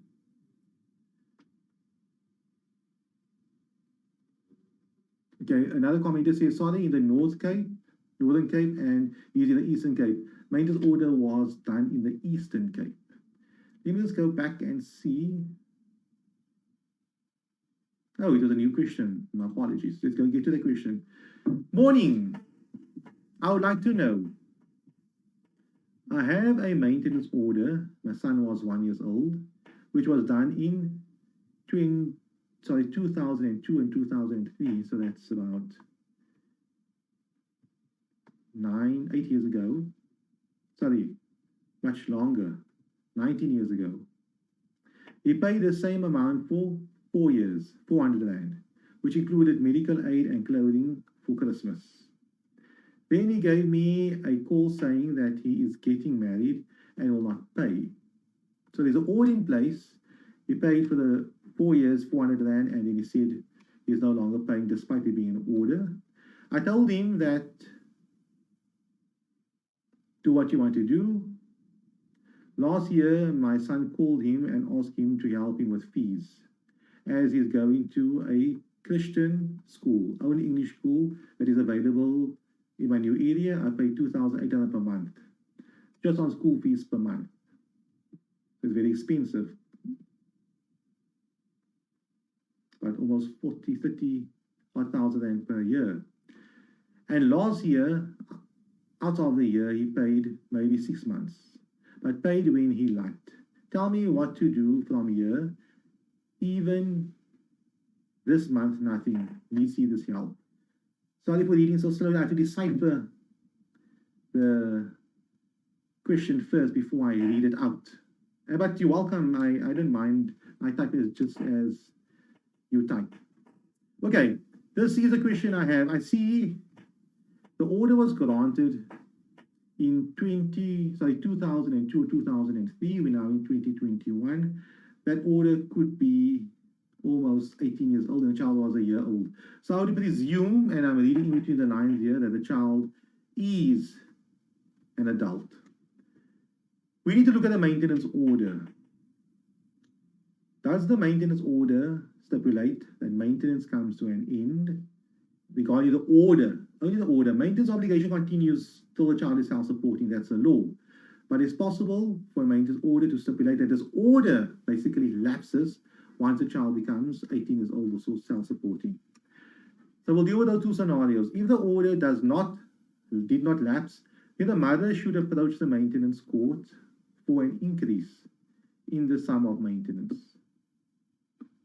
If that is not possible, which I might say is not possible because the child is obviously now 18 years old, then the child should approach the maintenance court for an increase in maintenance. That this has to happen. And I think they will do that because you're applying for increase. You're not asking for the order to remain. If nobody made an application, the mother could have continued just collecting the 400 per month, which is obviously too little money. And I'd also advise the mother to claim the arrear maintenance, the outstanding maintenance, whatever he was in arrears of. So in concluding that specific question, I would advise you not to waste time. Have your son approach a maintenance court as soon as possible. Okay, I see the son is 17 years old. I see a comment coming in here. I'm looking at my phone and I'm looking at the screen. Okay, he's 17 years old. You approach a maintenance court as soon as possible, make an application for the increase. Done. If the child does turn 18 years old in the interim, let him apply for the maintenance order for the father to pay the school fees to the relevant school. That's the long and short of the matter, but I would advise you, the Pacific commenter, please approach the maintenance court as soon as possible. Lay the complaint and make the application for the school fees and increase amount of maintenance. And also that order remain until the minor child is self-supporting, and the order will be in your name, and you will be in charge of that, despite the minor child now or the child in the future being an adult. I hope that answers that specific question. Go to the maintenance court, that's what I'm saying. Someone said, thanks, you are welcome. Okay, the specific person mentioned now the relevant provinces where they are residing in. Okay, I am happy to answer another few questions. We are on 42 minutes now. I do not want to go beyond 45 or so, unless a question does come in now and I have to answer that. Otherwise, I will be online again tomorrow, being Thursday. Let me just verify that. My apologies for this. Yes, tomorrow morning at 9:30, I will be online again with the exact same topic, child custody and child maintenance. If you have any questions, please type it out somewhere on your phone, some memo. Be fit in detail in the sense of child is so this age, this is the problem I have, these are the facts, and copy and paste it tomorrow into the chat so that I can answer it for you tomorrow. Please like the Advocate Mohammed Abduroaf Facebook page. We are working from that page, and you will be able to see notifications of our future webinars. There are 2 webinars happening later on today, 2 legal webinars, one with a psychologist dealing with parental plans and mediation and so on, and later on with an attorney dealing with the challenges parents are facing during this lockdown, care and contact issues and so on. So that's very relevant. Therefore, if you like the Advocate Mohammed Abduroaf Facebook page and you're on that page, or you're on your Facebook and the video is playing, you should be able to see it.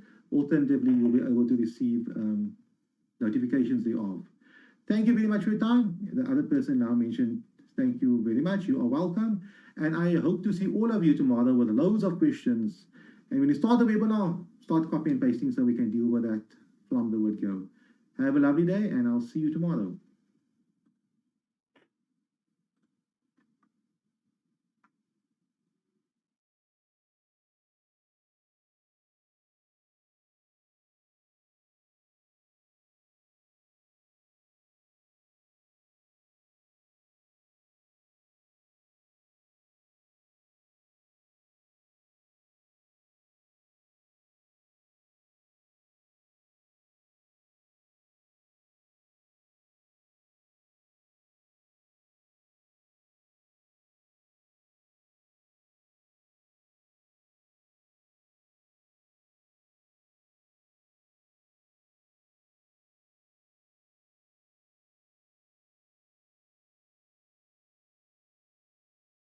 Good morning. Thank you for joining our live webinar, live Q&A on child maintenance, child custody, and any matter relating to family law.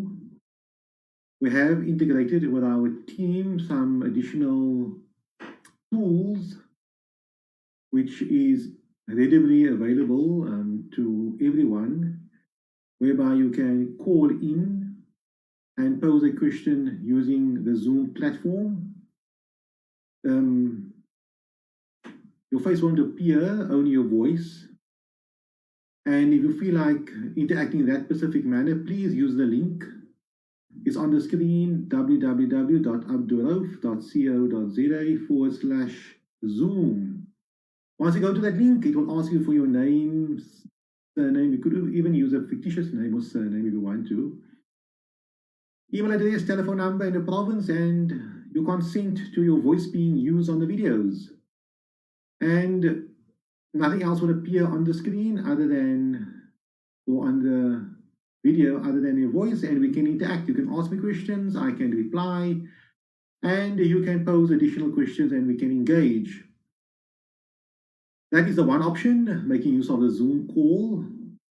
The other option is obviously making use of the Advocate Mohammed Abduroaf Facebook page, whereby you can pose a question right there. Therefore, if you have a specific question regarding child custody, child maintenance, let's unpack it. You want to apply for child maintenance, you want to apply for deduction, the other party is not paying child maintenance, the other party is not following the court order, you want to suspend the court order, the minor children are now adults, you're still asked to pay, should you still pay, and so on. The other party is earning more money, you're earning less money, etc. Child custody, you want to have contact, or you want to refuse the other party contact in the child's best interest. The other party does not want to agree upon the minor child obtaining a passport, to relocate, consent for the high school, consent for the primary school, consent for medical procedures, and so on. So those are issues relating to child custody. If you have any of those specific questions, you're welcome to pose it either via the Zoom line, which I invite you to quickly register and call in. Alternatively, via the Facebook Live page. On the screen, we have a whiteboard. You can all see it. It's over there. Yeah, that side.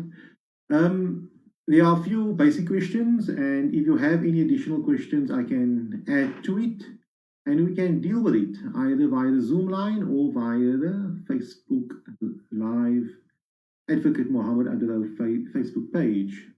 So feel free to do so. I think the sound is fine. If there are any problems with that, please let me know via the Advocate Mohammed Abduroaf Facebook page.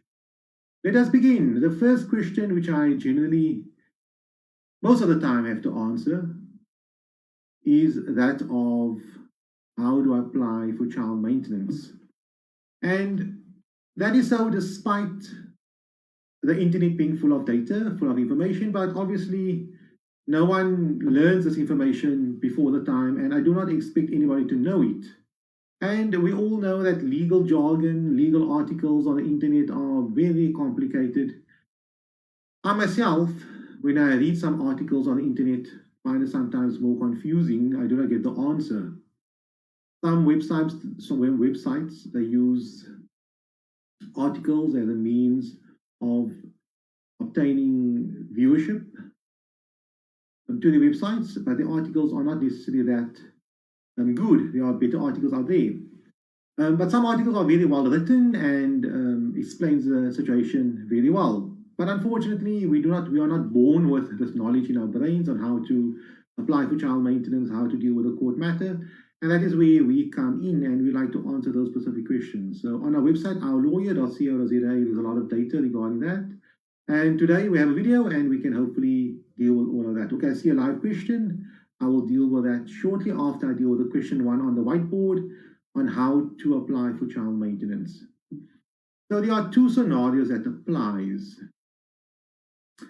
One would be where the parties are separated and they are not married, and you would like to apply for a child maintenance order, or you are married and the parties are separated.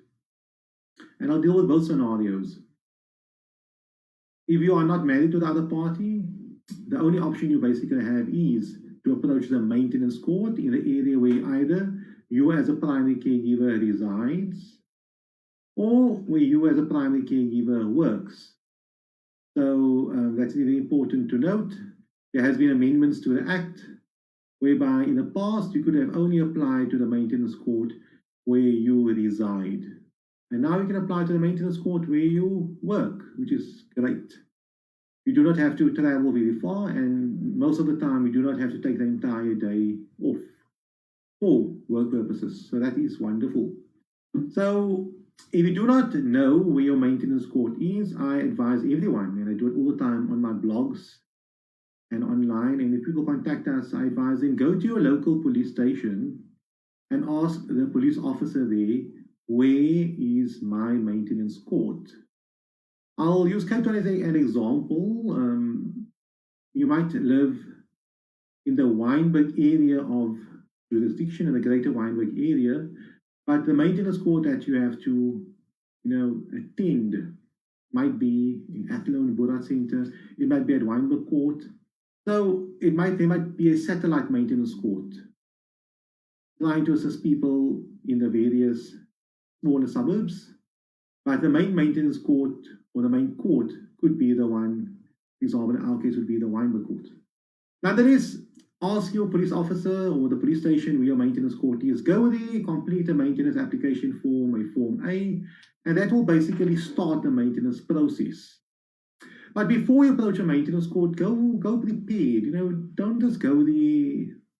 And I don't like saying this from a victim mentality point of view. The father or the mother not paying maintenance. The court will feel sorry for me. Those maintenance officers are working there maybe for 10, 20 years, and they've been through the role. So you just someone else coming there with a maintenance complaint. If your application is not well formulated, well drafted, and so on, then obviously it won't be to your advantage, no matter how sorry anybody feels for you. If you require 100 rand maintenance, I'm using a silly example, you require 100 rand maintenance, but your paperwork is messed up and you cannot even justify, sorry for my bad English, you cannot justify 100 rand. You do not explain to the court in your application form how does the amount of 100 rand, what does it comprise of? Or for argument's sake, you ask for, your income is maybe 1,000 rand per month, but when you complete your maintenance application form, you outline expenditures of over 10,000 rand per month. It doesn't make logical sense. How could you have survived? Or you complete expenditure, or you insert expenditure which you incur on a yearly basis, for example, TV license, car licensing, etc. But you stipulate it on your maintenance application form as a monthly expense, which is obviously confusing and causes bigger problems in the long run. Therefore, go to the maintenance court and ensure that you have done your preparation, you have worked out exactly what you cost to survive, how much your income is, and how much the minor children cost per month. And you unpacked it. If there's 5 children, you have to work out this child costs so much, this child costs so much, etc., and so on. You go there prepared and you complete the maintenance application form properly because you do not want to have problems later. So that's my quick advice on how to apply for child maintenance. We have a live question. Let me first deal with that before I deal with the other scenario. If the parties are married, let me get to that.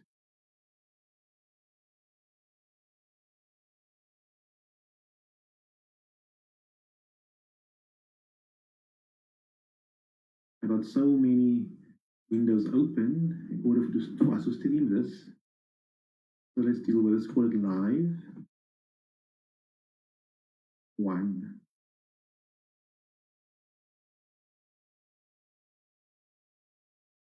Okay, there it is. I hope you can see it. The question goes as follows. Hi, advocate. I would like to know which route should I take for wrongful arrest. I'm in the Free State.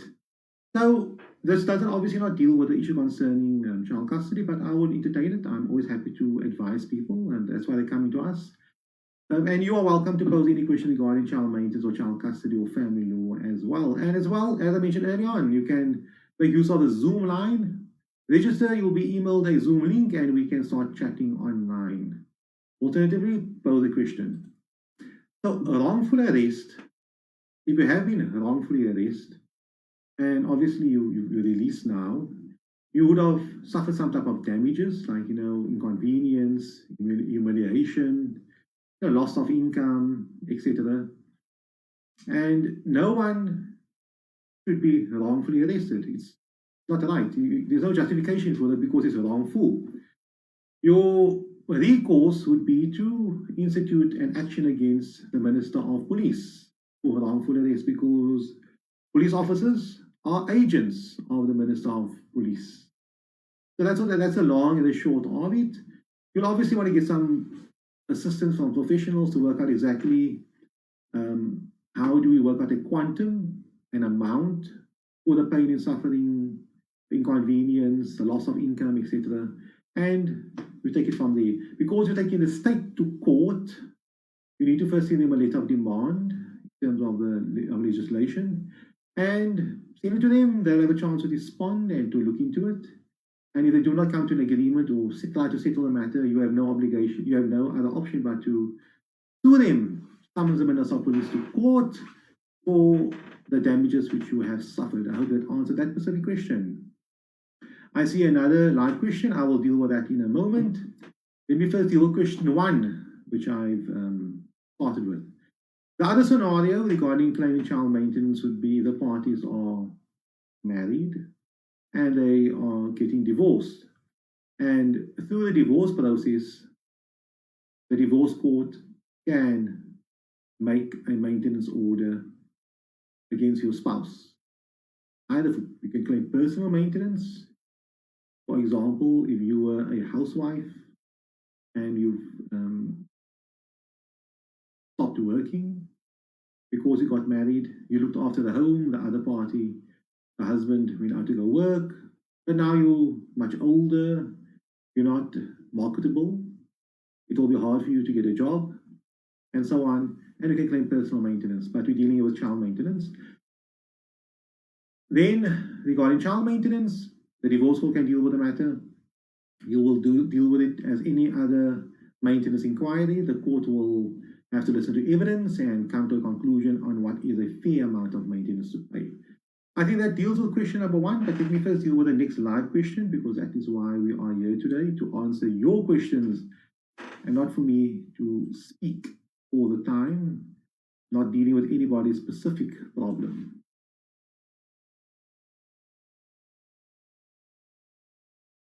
Let's copy this, number 2.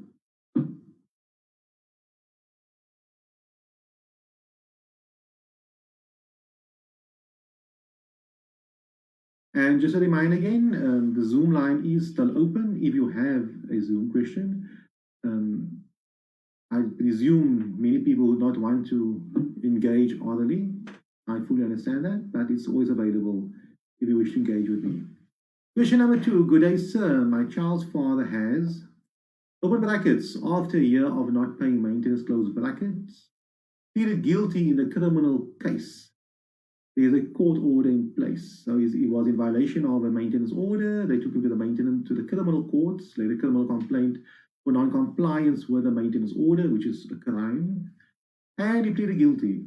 Sentencing is 14 April. He owes me over 100,000 in arrear maintenance. My question is, can I apply for a warrant for execution now already, or must I wait for the sentencing? He owes you the money, so you shouldn't wait for the sentencing. He was found guilty. He owes you the money, and the money is due and payable. You are welcome to approach the maintenance court, asking them to execute. Maybe because they found him guilty, and the sentencing is in 2 weeks' time, basically, I see no harm maybe in just waiting until the 14th. But I can see no reason why the court cannot execute. On a question like that, generally, if somebody pleads guilty, the person would usually pay the amount of money owing. So, long story short, bottom line is you can now already execute, approach a maintenance court. If they have a good reason to say, let's wait first for the finalization of this case, that's something you'll have to wait for. But the 14th of February is in 2 weeks' time, April is in 2 weeks' time. Not much would happen from now until then, considering the long weekend. But in law, my legal answer would be, unless there are other reasons why the court may not, how can I say now, the court might order something else as well. You are welcome, and you should be able to now already execute your maintenance order with the amount. I hope that answers your specific question. If you have any additional questions on those questions, feel free to pose it again, and I will try my best to answer it. Okay, I see another question coming in there, and before I deal with that question, let me first deal with question number 2 on the screen on our whiteboard. And if you have any additional questions, feel free to pose it and I'll deal with them as well. How do I reduce the amount of child maintenance? Okay, so there'll be two scenarios. One scenario would be there is a maintenance order in place. Other scenario would be there is no maintenance order in place. Maybe deal with the second scenario first.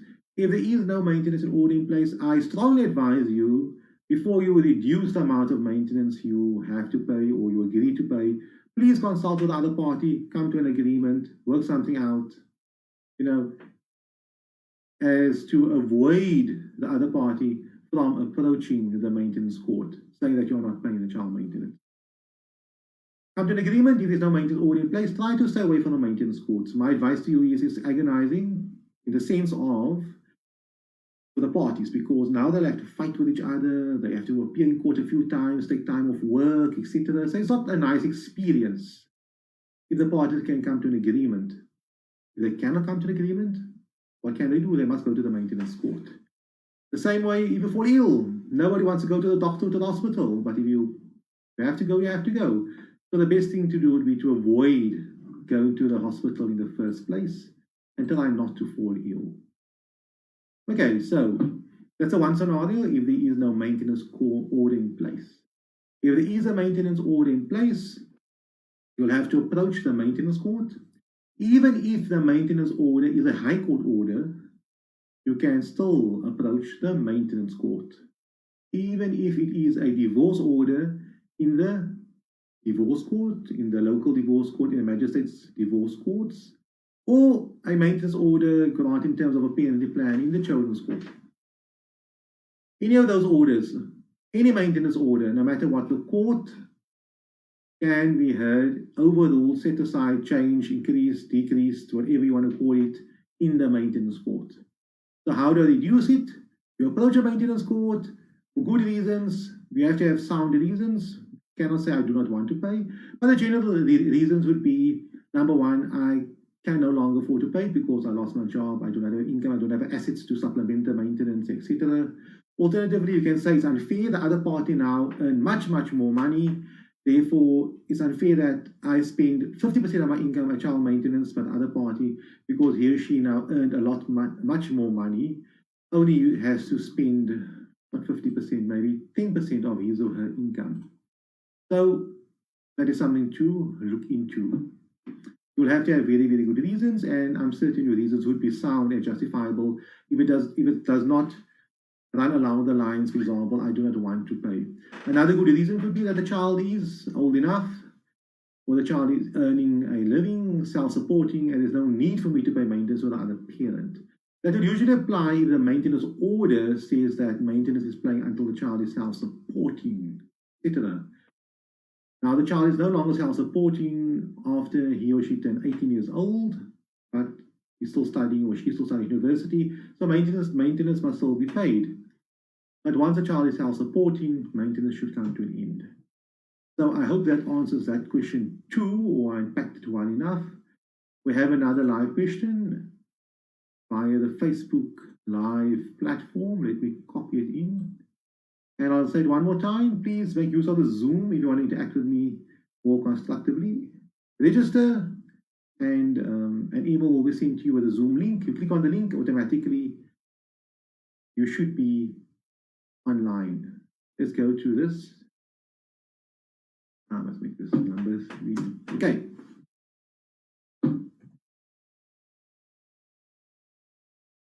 There we are. The third question via Facebook Live. How do you deal with a party who is hiding assets to avoid paying spousal or child maintenance? Now, the end part of this game, so it's a game, I would call it a game, because he or she is playing a game by hiding assets.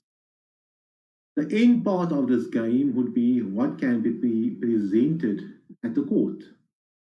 You may have an assumption, a presumption, or you might believe that the other party is hiding assets away because you know the other party, you've lived with him or her, you guys have a relationship going for many years, etc. So you spoke and you saw.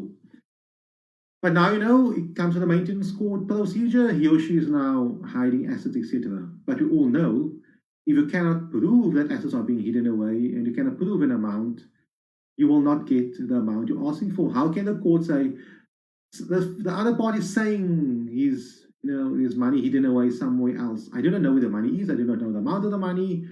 I do not know the nature of how the money came about.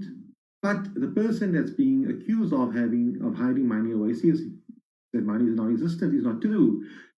Can the court thumb suck and say, I think there is money? The court can't make decisions like that. It was on appeal. The appeal court will say, but where was the evidence? You can only make a maintenance order based upon evidence presented, either admitted. The one party says, I agree that I have so much money and I'm happy with the order, or proven, whereby the one party can say, I have proof, I can clearly see. There's 10 houses registered on this person's name. The person says he owns no homes, but it's registered on his name. I got bank statements saying there's so much money, but the other party says there is no money. There is no money. There are no money. Be that as it may, you need to prove it. Now the question is, how do I deal with a party who is hiding assets to avoid paying spousal maintenance? One way of dealing with that matter, and the way I would say is the best way to deal with this matter, is you need to do your own preparation, your own research, your own investigation. You cannot cross-examine a witness without any basis to cross-examine him or her. What I'm trying to say over here is, if you are making an allegation there is money hidden away, there are assets hidden away, you need to determine where they are. You need to know what the nature of the assets are, etc. And on that basis, you can now cross-examine the other party. Or by obtaining a limited amount of information regarding other parties' affairs, you can now use that as a seed on how to attack and probe into the other parties' affairs, either in court or by correspondence or by in the maintenance inquiry, etc. But if the other party does not disclose, you can try as hard as you want on the witness stand, cross-examine this person. If he or she does not disclose any form of income or what you are alleging he or she is hiding, it will be taken as unproven, and what can the court do about that? The court will not find in your favor. My answer would be, do not focus on that. Spend time outside the courtroom getting your answers. If you really cannot prove it, then you should just leave it. If you really cannot prove it and the other party will refute it. Same way if somebody says your client has $1 million hidden in an offshore bank account, you're making that allegation. Sorry, the other party is making that allegation saying your client has $1 million put away in an offshore bank account. You never saw it, you do not know which account it is, which country it is in, etc. But all that you know is that the other party told something like that, and you believe it, and that it is now $1 million there. Other party says, I didn't tell him or she that, and I do not have $1 million. What must the court do? Does the court now believe the other side or believe your client saying he or she does not have the money? So I hope that answered that specific question. And if it did not, please feel free to pose an additional question. I do not mind answering that. Okay, I see on the Zoom line we do not have much movement. And I have 2 more questions which I want to deal with. So let me deal with that first. And while I'm waiting for someone to join me on the Zoom line, I will deal with my third question, pre-submitted question. How do I get full custody over my child? Now, the problem, well, it's not a problem, it's not a problem. The difficulty I sometimes have is that people, clients come to us and they use the word custody all the time. And they say, how do I get full custody? I want to have full custody, or the other party has custody, or I want to take the other party's custody rights away. But they confuse custody with guardianship, or they use the same term for both scenarios. Custody deals with the day-to-day caring of the child. Like, would a child stay during the week? Then you have custody over the child because you're caring over the child. Guardianship relates to the legal aspects of a child's life. For example, application of a passport, relocation, leaving the country, school applications, medical treatment, getting married at a minor, the child is a minor getting married, and so on. So that's where a guardian comes in, the legal aspects of a child's life. It's possible for a parent to have no care and contact rights at all, no custody rights at all, but can have co-guardianship rights over the child. So he cannot see the child, but he can specifically have a decision regarding what school the child goes to, should the child apply for a passport, etc. So that's very important to know. So how do I get full custody over my child? I say that, I use that specific phrase because that's a term being used. My question to you first is, what's the factual thing? Are you exercising full custody? Is the other party missing? Is the other party out of the picture? If the other party is out of the picture, then what are we discussing here? You know, you already have full custody and you are exercising full custody over the child. So there's no need for us to, you know, to unpack it or take it further. However, if there are disputes or there are issues involved, etc., then I would obviously say under those specific circumstances, you need to have a court order affording you sole custody rights over the minor child. Obviously, that makes logical sense. So the long and the short of the matter is, unpack what your rights are at present, what the issues are, and then find out exactly what do you want. Do I want to have a sole say regarding the schooling, but I have no problem with the other party having contact rights with the child? Or do I want the other party to have no rights, no contact rights, no authority, no say over the child's life? And then we're dealing with guardianship rights.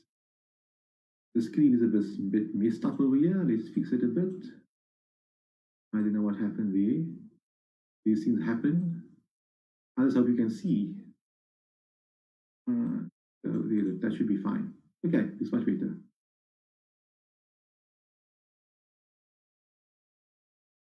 Get this thing going. All the screens on my screen. We're on Zoom, we're on Facebook Live, we're on this broadcasting software, we're everywhere.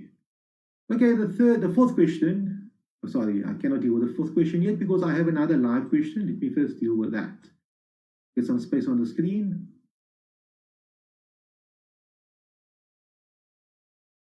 So this is a follow-up question from this second question. So I'll just copy it underneath that question.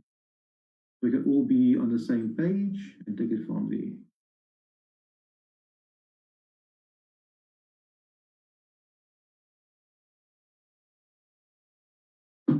Question number 2 pose the first question, and question number 2 pose an additional question. So let's make this one, I think just 2.1. Maybe it's better to do it that way. Okay. The question goes as follows. Thank you, advocate, for answering my question. So we're dealing with a scenario. Let me first deal with the first scenario so we can get back to that question. Dealing with the sentencing where the father pleaded guilty. So the father is in arrears of 100,000 and is being sentenced on the 10th of April. He pleaded guilty to that. Now there's an additional question. Thank you, advocate, for answering my question. I have another question. The father said he is going to apply for a reduction in child maintenance. So there will now presumably be an investigation, but until such time as a new amount has been court ordered, he is liable for the amount of the current order, right? My question is, if at the hearing on the 14th he gets a suspended sentence, he will go to jail if he does not start paying maintenance immediately because he has not paid anything yet, ever after the guilty verdict at court. Something like that. So I do not know what the criminal court will decide. Usually it's a suspended sentence. Alternatively, the court can just find him guilty, give him a suspended sentence, stating that if he is ever found guilty again within a certain amount of time, then the suspended part of the sentence will kick in with the next sentence. I do not know if the court will make an order that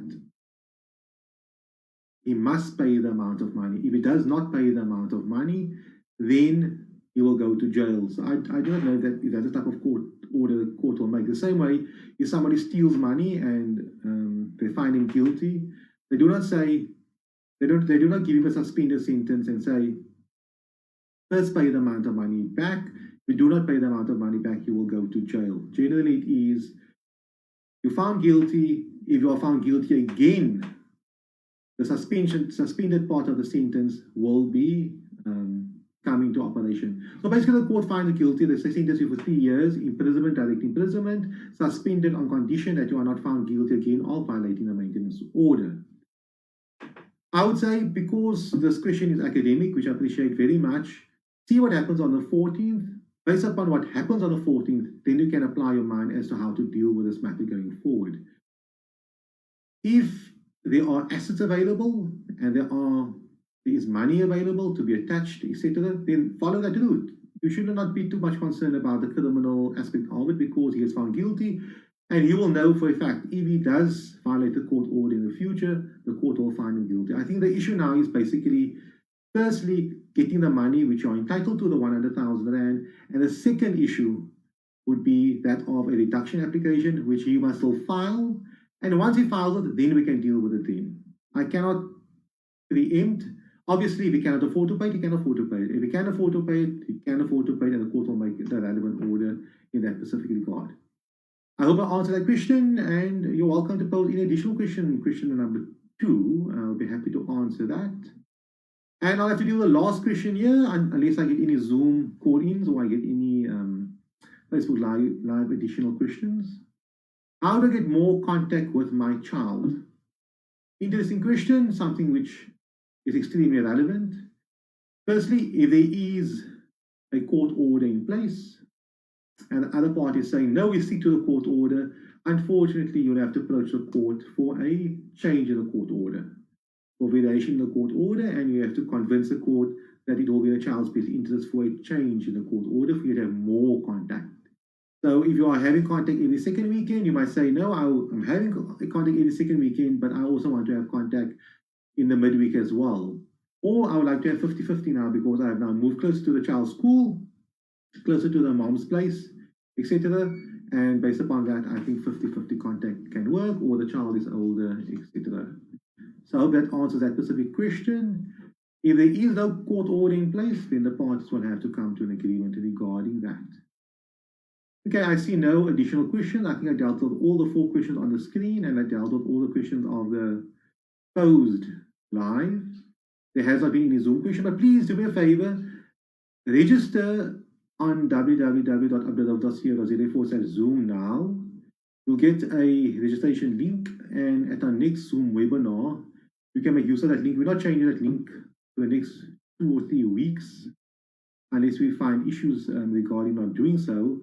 And then you're welcome to call in immediately once I go live. I hope you have a wonderful long weekend, a safe Easter weekend, and I hope to see you guys soon. Take care. Thank you very much. You're welcome for your, I see another comment saying, thank you very much for your time, sir. You are welcome, and I hope you have a lovely day further. Thank you very much. Good morning. It has just gone 9 o'clock, and this morning, a happy morning, we will attend to our live Q&A on the issue of child custody and child maintenance. We have posted some reminders this weekend and one this morning. If you are watching this video a bit later, please note that you can receive reminders by following the Advocate Mohammed Abduroaf Facebook page. We will post the details of our next live webinar thereon.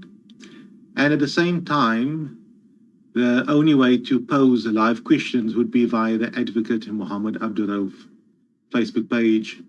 This video is cross-posted or cross-streamed to various other pages as well. If you are trying to pose a question live, please note it has to be done, as I mentioned, on the Advocate Mohammed Abduroaf Facebook page. And that specific page is just above. You can see it. Visit that page, type in the URL, and you should be getting there. I am keeping a close look on the current Facebook page.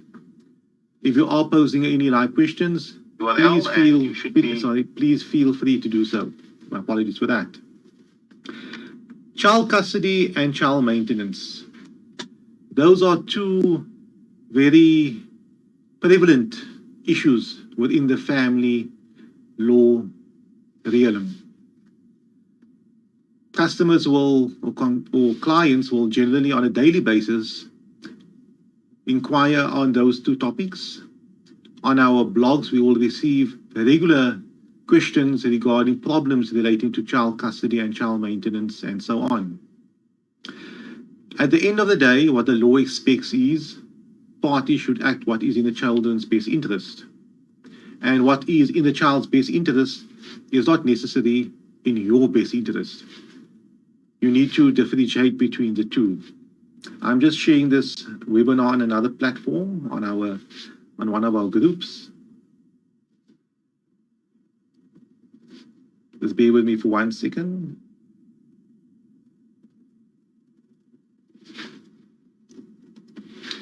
Many people will also pose a question, and it happens on a regular basis, whereby they are under the assumption that child maintenance and child custody goes hand in hand. For example, if I pay child maintenance, I am automatically entitled to have more contact rights. Or the one party or the primary caregiver of the child would be under the assumption that the other party is paying little or no child maintenance, therefore he or she has less contact rights. The two issues are separated and they do not go in hand. They might be relevant, maybe to a certain extent. For example, if a party does not want to pay any child maintenance, but wants to have extended contact to the minor child, and the matter is before a court, the court can obviously look at the person's attitude, but that should not affect his or her contact rights if it would be in the minor child's best interest to have contact with that specific parent. Therefore, the two issues do not work hand in hand. If a party has contact rights, but he or she does not pay child support, then you should approach the maintenance court, full stop. The maintenance court would have to put an end to the whole issue. They will call both parties in, do an inquiry, and make a maintenance order. So that would resolve that.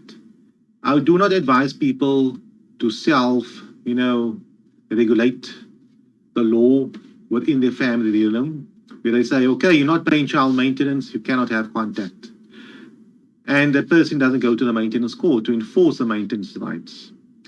I would also advise parties who are being refused contact, if you are being refused contact to your child, for whatever reasons, to approach the court, approach maybe a mediator first, a social worker, for them to assist you in resolving the matter. But if they cannot work, approach the court.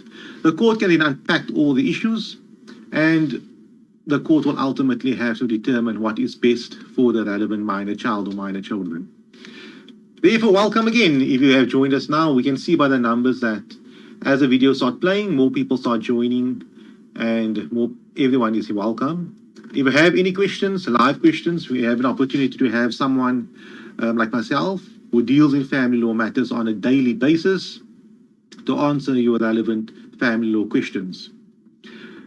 Please remember, you need to post it on the Advocate Mohammed Abduroaf Facebook page. That specific link is just above. You can see it. And join that page, like that page, and you will be receiving regular reminders of our various webinars. We have put something in place so that we can keep you updated all the time. These webinars won't pop up anymore out of nowhere. Let me start with a general question which I obtained regarding child custody and child maintenance. Child custody first. The mother is refusing me contact to my child. Alternatively, I can only have contact when the mother decides I can have contact. The opposite can apply as well, where the father has primary care. That is something that comes to my desk on a regular basis. I would say maybe on a weekly basis with a serious issue. On a daily basis, of course, people having problems. A parent cannot outrightly refuse another parent contact to a minor child if there are good reasons for that in that specific parent's view. Remember, that is that specific parent's view that there are good reasons for that. It may ultimately mean that the reasons are not sound. For the sole reason, when I deal with these type of matters and it goes to court, the court usually overrides that primary caregiver's view on the matter.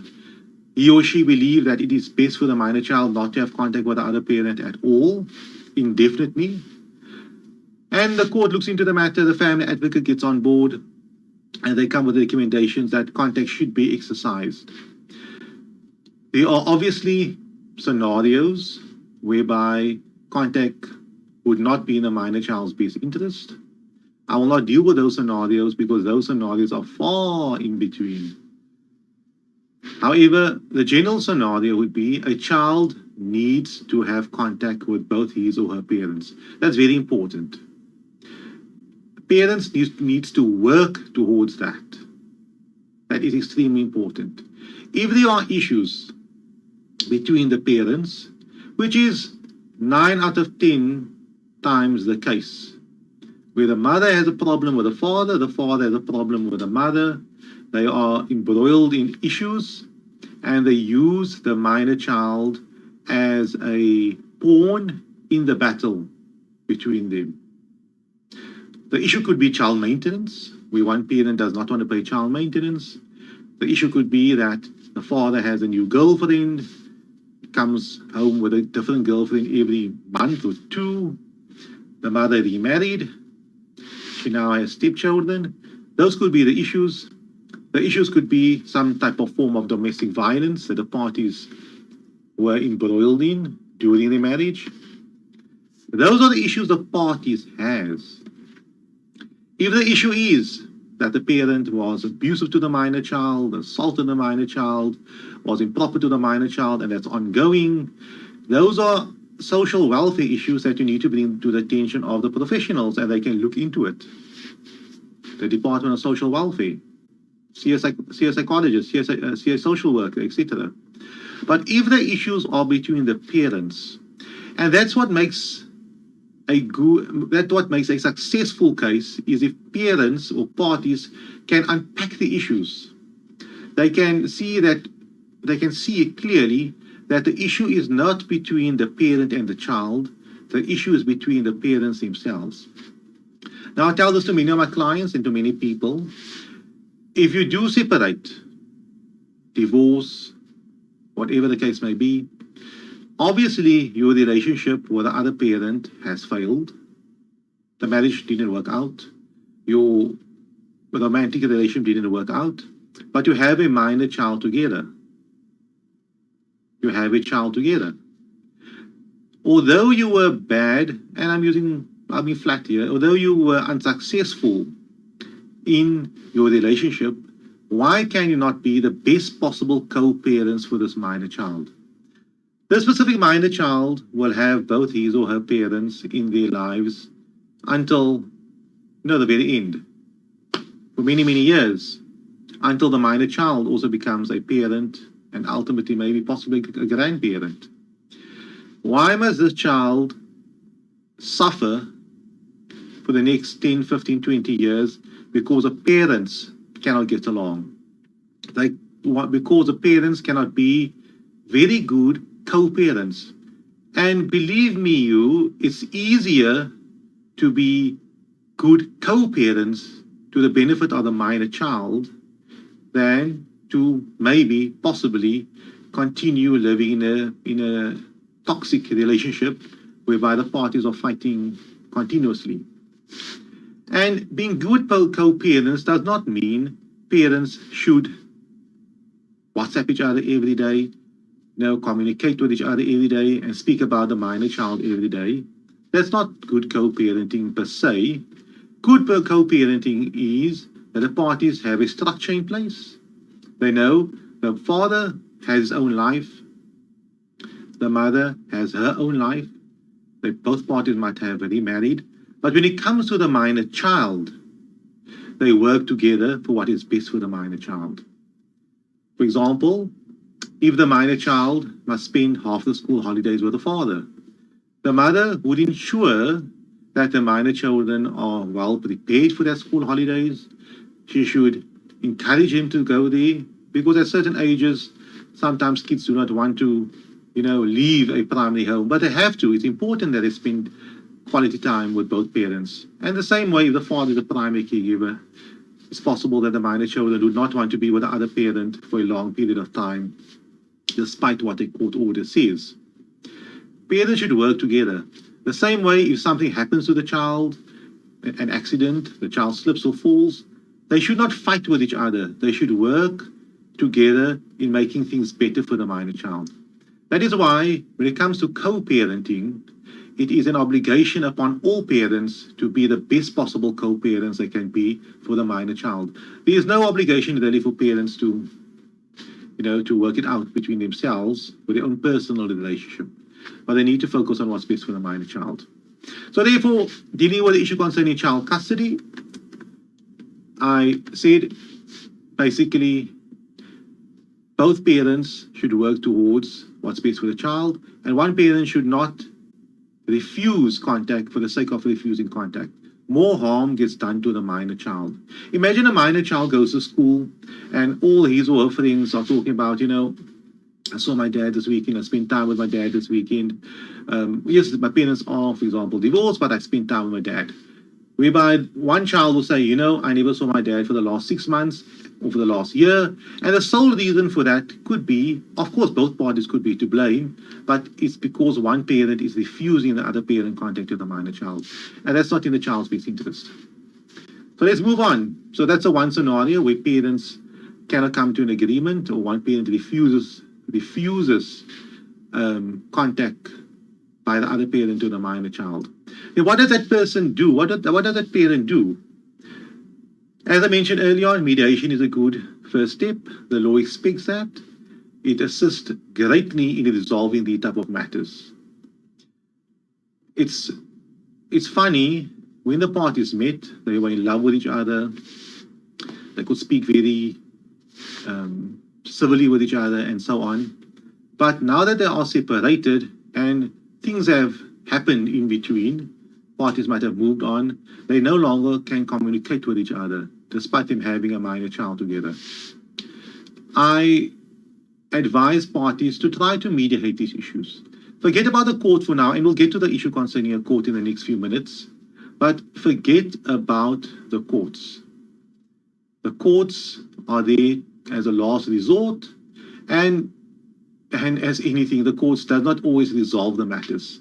Sometimes things get worse, but I'll deal with that in a few minutes' time. See a mediator, see a priest, see a social worker, see a family member who the parties are obviously accustomed to, somebody older, and that you feel is neutral. The problem I see, and this is my personal view, is that when people communicate while there is an issue, let's say the mother and the father cannot come to an agreement regarding contact on the weekend that the father is remarrying. They can't come to an agreement. The mother says, no, the child cannot go with. That might be a good idea. It might not be a good idea. I'm not concluding on that in this webinar. However, the parties are speaking past each other. They're WhatsApping each other. They're being rude with each other. They're being unreasonable with each other. They maybe meet to discuss it, but each one in their own mind has his or her own agenda of what they want to verbalize. The ears are closed. They just want to speak. Both parties want to do that, unfortunately. Therefore, when you go to a third party, and if the third party is a good mediator, he doesn't have to be a professional like a psychologist or social worker. It could be somebody that's, maybe somebody that's an HR, somebody that works in a business, somebody mature. Sit down with this person, but at the same time, let this person try to resolve the issue. Getting back to my point which I wanted to make is that parties do not listen to the other party. But if you start listening to the other party, if the mediator says, ma'am, sir, please keep quiet. You cannot speak now. You had your chance. Give the other party his or her 10 or 15 minutes to speak. And the other party speaks. He or she mentions the problems they have, the issues they have with the other party. And this could be the first time in the last, let's say, 2 years or 3 years that the parties actually listened to the other party. And I believe if parties start listening to each other, it's much better than not listening, than closing your ears and just being stubborn and just proceeding on what you believe is best without consideration of the other party. Imagine how this world will work if there's never consultation. You go to work, you got a problem at work, you got a grievance, but the boss does not listen to you. He just wants to speak. Alternatively, the boss speaks and you do not listen to him because you just want to speak, or whatever the scenario is. It's important in these situations because we are dealing with a minor child. We are dealing with a human being and we're dealing with a family. Something very important. Something you can't put a figure on, a monetary figure on. If you lose a job, you get a new job. But if you lose a relationship with a child, how do you get it again? You know, you get another boss, you get another co-worker, another colleague. How do you get a father-son, father-daughter, mother-daughter, mother-son relationship again? It's only 1 or 2 or 3 or 4, depending on how many kids you have. Therefore, in a very good mediation setting, the parties need to sit down. The parties need to sit with a professional person and they need to start listening. And once they start listening to each other, I honestly believe the result starts to come about. Because they listen, the conversation changes. The conversation previously for the last 5 years were, I am right, you are wrong, you had an affair with somebody 6 months before we divorced, 10 years ago, and that is a mindset all the time. I don't trust you. But let this person speak. Listen to him, see why he wants to have more contact or she wants to have more contact. And after you have listened to that, the conversation will definitely be different than it was 10 years ago because you never listened to a single sentence the person said. Okay, enough about listening. Let's move on. If the mediation process cannot work or it fails, I would say usually at the first meeting with this professional, people speak, they get used to the idea. Second meeting, the same thing. Third meeting, you need to see results, some changes. And it possibly can fail, mediation can fail, but you need to see some changes. But if you do not see any changes and things are going nowhere, and you're still being refused contact, things are a bit unreasonable, and at the fourth meeting, you're seeing there is no progress over here. One party has an agenda, you might have an agenda as well. Your agenda might be, I'm sticking to my guns, I'm just sitting this thing through. But I would say, ultimately, if mediation failed, there was a dialogue, and it causes people to start thinking differently in trying to resolve matters. But let's move on. Let's say mediation has failed. And before I go further, I got a comment here from somebody greeting us. Hope you have a lovely day. If you have any questions, please feel free to pose it. I am online for the next 20 odd minutes on child custody and child maintenance. I know many people prefer to listen, but if you have a question, feel free to pose it on the Advocate Mohammed Abduroaf Facebook page. Now mediation has failed. What do you do then? The problem is still there, but the dialogue has taken place. Unfortunately, the next port of call is the courts. There are pros and there are cons for anything in life. There's pros and cons for certain software, computer software, for certain foods. Too much of a good thing is bad. For certain people, for certain conversation. There are always pros and cons. And the same applies to a court of law. The pros, of course, is ultimately, at the end of that whole journey, the court would make a decision and they should resolve matters temporarily, maybe. Does not necessarily mean it will resolve issues indefinitely. Now, why do I say these cons? Yes, of course there are cons. Number one, it costs money. You can do it on your own if you want to. What you cannot take away is time. It takes a lot of time. If you go to a children's court, you might have to appear 4, 5, 6, 7, 8, 9, 10 times, depending on how this matter gets resolved. You might have to meet with a social worker. You might have to attend a few mediation sessions and so on. So it takes a lot of time, at least. And the biggest con in relation to taking a matter to a court, you are placing your entire future with regard to the minor child in the hands of a total stranger. With the greatest respect to the legal system, I respect judges, magistrates, legal professionals all the time. I mean, I respect them greatly. However, the reality is you are placing your life in the hands of a third party that would never most probably meet you if it's in the High Court for argument's sake, that will never meet the minor child. More than likely, the magistrate or the judge will never see the minor child. And all that the judge or magistrate has is some court notes, some evidence which you presented to the court at best, for let's say 2-3 hours in court, or if it's in the High Court, the affidavits, let's say a few hundred or so pages, 100 to 150 pages of reading, which the judge could possibly read in half an hour to an hour, depending upon how voluminous it is. Then we have the Office of the Family Advocate. If they get on board, they meet the parties for a few hours. So we have a situation here whereby third parties who do not know you at all, who deals with many of these type of files, you are putting your life in his or her hands with respect. They have a duty, they have a job. The same way coming to my office. I do not know you, I just do best I can, because you have an issue with the other party. I know nothing else. I only know what I obtain from you. And this professional, this judge or the magistrate will make a decision based upon, let's say for argument's sake, 10 hours on your matter.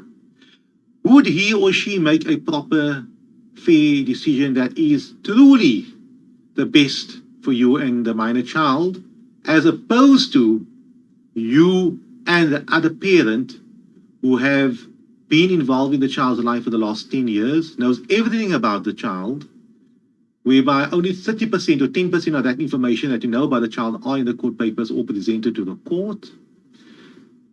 You know everything about yourselves, and the same principle applies with the amount of information the court has.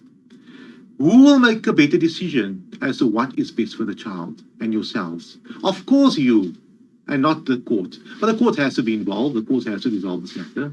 And that's a last resort. So that's a con. But obviously, you need to make a decision. If the matter cannot be resolved via mediation or by yourselves, it needs to go to court. And the court in the best will try their best to come to some type of a resolution. But I still say, the best resolutions are made or comes about when the parties themselves have agreed to it. We have some live questions. I see we took about 25 minutes to get to this point, but you're always welcome. If you have any other questions, please feel free to pose it. The first question I have is, father not paying maintenance 3 years. His reasons not working and court let him get away. So for 3 years he hasn't been paying maintenance and he says he's unemployed. He has remarried. Why has he been allowed to see his kids every weekend and the eldest, who is 10, must stay with him 1 week, a month? Maintenance court in SA is unjust and do not help most women. This is a very unfortunate situation. I cannot answer the question as why the court made a decision regarding the father having contact with the minor child for 1 week per month. The maintenance court is a court on its own. They might, for argument's sake, I'll make it simple, they might be on the 3rd floor in the building. And the Choner's court, dealing with contact and care, might be on the 7th floor in the same building. Different officers, different people involved. So it's two separate courts. If the father is truly unemployed and he cannot afford to pay child maintenance, and that's what the decision of the maintenance court, why should that father be not allowed to see the minor child? The same way are we saying that if the father has custody and the mother cannot find a job, she should not be able to have contact. I cannot comment as to whether or not the court was just and equitable. If the magistrate looked at the matter, she made a court decision based upon all the facts, and she came to the decision that the father should see the minor child 1 weekend per month. I cannot say that's right or wrong, and I would presume that they have applied the child best interest principle in coming to that decision. If, however, you are under the impression that the father is lying, he he has a job, he is earning money, then you need to just do a bit of research or find ways of figuring out where is he obtaining that money, or some type of evidence. There might be evidence online of him enjoying life, nice car, whatever he's doing. You might have someone possibly follow him, get a private investigator and find out what is he doing during the day. Maybe he's going to work, maybe he has a job that pays cash, maybe he's self-employed, I do not know. So those are the things that you can do. But I should presume that if two courts made a decision that the father should have contact and maintenance is unaffordable, then that is a decision. But the last comment it says, where the person says, maintenance court in SA is unjust, do not help most women. And that's unfortunately a complaint I receive on a regular basis. But with a counter of that, I cannot answer that for the maintenance court. I'm not the maintenance court, I'm not the Department of Justice. And no matter how much I will agree or talk against the maintenance system, it doesn't benefit anyone. It doesn't assist me, it doesn't assist you. But I strongly advise, and I had a webinar with Felicity and guest last week, and I said this to her regarding these issues. I told her, and I mentioned in a webinar, that mothers and fathers who are applying for child maintenance need to start changing their way of thinking. They need to be proactive in their way of thinking. They should know the back of their brain. The maintenance courts are understaffed. They seem to be very busy, or they're lazy, whatever the case may be. There are many maintenance courts in South Africa. I'm not generalizing. Few people come with these type of comments. I presume that specific maintenance court is so. I do not know. You need to take stock of your case. You need to start acting like the maintenance investigator, the maintenance prosecutor, the maintenance officer, and so on. And if the other party can afford to pay the maintenance and is trying to hide from paying child maintenance, you need to prove that to the maintenance court. Don't leave it up to the maintenance court to do so.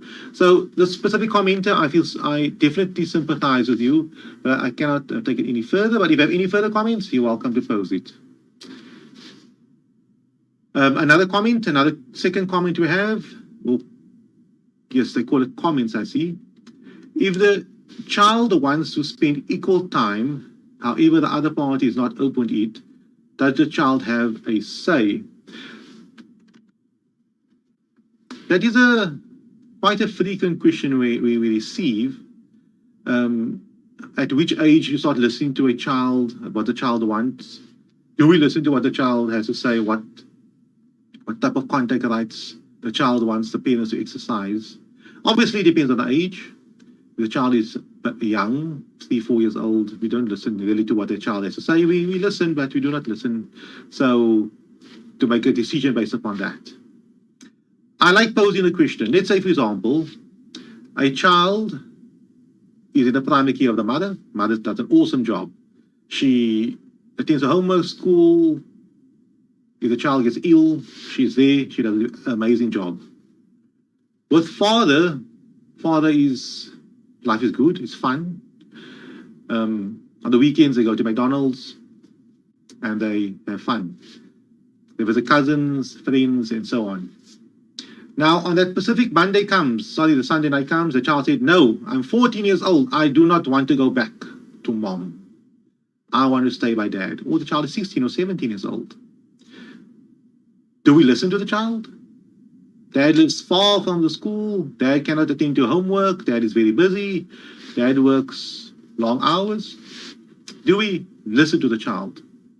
We say, okay, no, child, you decide. You live with dad, although dad is not the best caregiver for the child. Obviously, we don't listen to the child. We listen, but we don't necessarily take we don't follow up on the views. But you have to listen. And sometimes they have good reasons. They can say, mom, I'm 16 years old. I'm by dad. It's quieter here.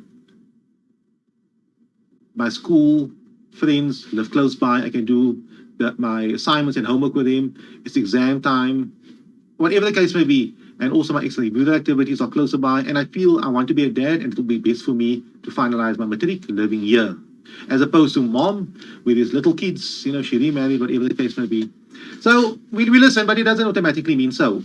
I done a case a few years ago where the minor child specifically said he wants to live by the dad because things are just better there. He didn't want to stay by the mom, and we respected it, and the court made such an order. We didn't fight it, but the court confirmed it. Going back to the question, you need to look at the reasons for why the child wants to stay with one parent, if it's sound reasons, because it does not by default mean a parent can care for a child. And I hate saying this, and people will disagree with me, but it doesn't not mean automatically if a child is 10 years old and you only spend weekends with this child, and the other parent is doing a sterling job caring for the child during the week, homework, schoolwork, knows the teachers and everything, it does not automatically mean that you can care for the child just as well as the other parent. Maybe you can, maybe you cannot. I do not know. And do you want to take that risk? Do we want to, at this pertinent time in the child's life, automatically change things? We do not know the factors applicable. I mean, the child might be an hour away, the school of the child might be an hour drive away from the other parent. And traffic, the child will have to wake up an hour earlier because the other school, the school he's currently attending, the school is around the corner. He wakes up maybe at 6 o'clock. Should he now live with dad or with mom, depending upon the other home, he has to wake up at 5 o'clock. He has to spend another hour getting home, and so on. Therefore, in conclusion on the specific question, and which I thank you for, and I'll repeat the question, if the child wants to spend equal time, however, other party is not open to it, does the child have a say? We listen to what the child has to say, however, the adults are the parents. Tomorrow the child said, I want to smoke, I want to drop out of school. We listen to them, and we have to listen to their reasons, but they do not conclude on what's best for them. The parents decide what's best for the minor children. If you have any questions, feel free to pose it. I'll try my best to answer it. The person that posed the first question regarding the issue she has with the maintenance and the custody added another question, or another comment. Also, if mother gets full custody, can she leave the country with the minor kids? Now, we're dealing with issue concerning relocation. In terms of the Children's Act, Section 18, it says, basically, if a minor child leaves the Republic of South Africa or applies for a passport, both guardians' consent is required. So full custody would not be I know people get the terms wrong, but basically guardianship is applicable here. If the mother obtains sole guardianship over the minor children, and the father is no longer a co-holder of guardianship over the minor children, then she can apply for a passport and relocate without the other parent's consent. I can't say co-guardian because he's not a guardian. If the specific parent wants to relocate to a different country with the minor children, and getting sole guardianship is a bit hard, unless there are very good reasons for that. One good reason would be that the other party is missing completely, cannot be found, or the other party is already overseas and it's very hard to have contact with that party, and the party is not involved at all in the child's life. The child only sees that party most probably once every 2-3 years via a phone call, if it does ever come. Under those circumstances, the mother can bring up an argument saying, Judge, I'm having a problem over here. This person is co-guardian because based upon a divorce order. However, this person is out of the child's life. I cannot every time explain to the schools, explain to the hospitals, explain to the relevant places that the father is missing. I cannot get hold of him. And when I go to the Department of Home Affairs, they won't give me a passport because the divorce order deals with both parents and so on. So those are very good reasons, and more than likely the court will grant it to the mother to have sole guardianship over the minor child. But if the parents they always argue on what school the child should go to and what should happen to the child. I mean, those are normal things that people most probably would argue upon. I doubt the court would say that one parent should have sole rights in deciding regarding issues regarding guardianship. The court might say these people must first go to mediation, and if they can't resolve it, they should come to us. But it's not normal for parents to fight over those type of things. They need to see eye to eye on it. Therefore, in answering that question, if you obtain the court's consent, if you obtain an order that you are sole guardian of the minor children, then you do not require the other parent's consent to leave the Republic.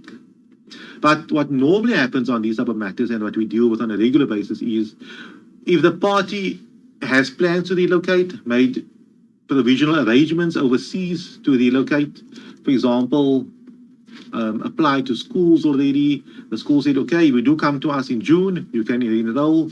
There is a job waiting on the other side where the principal of other schools sent a letter saying, if you do arrive in June, there will be a place available for you. Sorry, we're dealing with a job.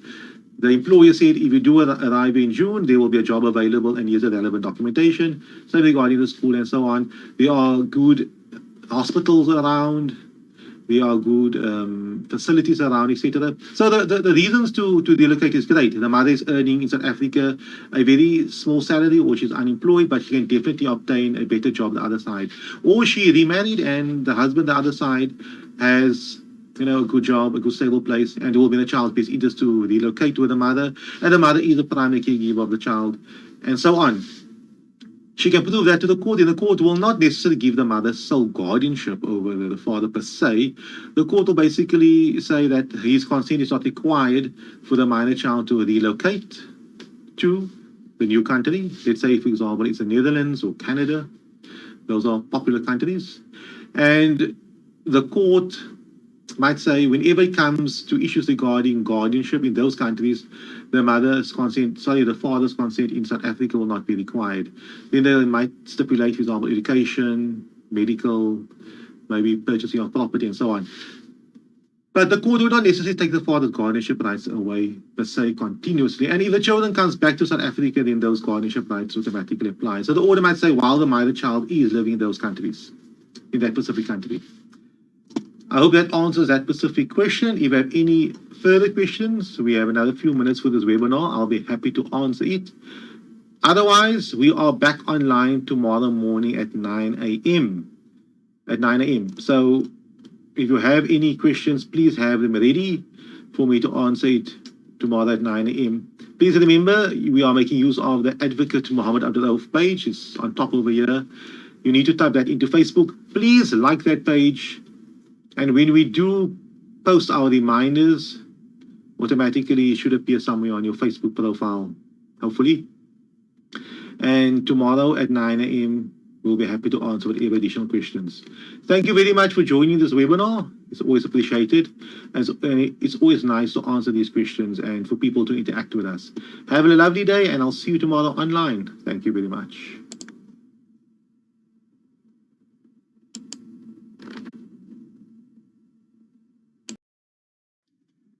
Therefore, if you join us, wonderful, and let us begin on this specific topic. If you have any specific question you would like to pose, feel free to post it on the Advocate Muhammad Abduroaf Facebook page. I am keeping a close eye on that specific page. And if you have any questions regarding child custody, relocation, contact and care issues, etc., feel free to pose it and I shall try my best to answer it. Otherwise, I shall only deal with those questions on the whiteboard. Before I start answering those questions and taking live questions should they arise, relocation, with the lockdown and COVID-19, it might have increased the possibility of people wanting to relocate. I can honestly tell you, before the lockdown and before COVID-19, I had more queries regarding relocation. When things were normal, people wanted to know, is it possible to relocate to another country if there is a father or a mother living in South Africa who will not see the child as regularly as they would usually see the minor child? And furthermore, they would like to know what are the procedures that they must follow. Is it possible? Passport application, what does the law say, and so on. That used to be before the lockdown, and I was quite busy regarding that. Now, recently, I've been seeing a bit of an increase in queries. People are now considering leaving South Africa and living abroad. One other example could be, let's say you worked in South Africa on a work visa and a work permit, you started a family, etc., and now things have changed and now you have to leave South Africa and go back to your country of origin. Whatever the case may be, the topic is quite relevant and prevalent, as well as people who are living overseas and would like to relocate to South Africa. It can have a bit of a reciprocal, take on it.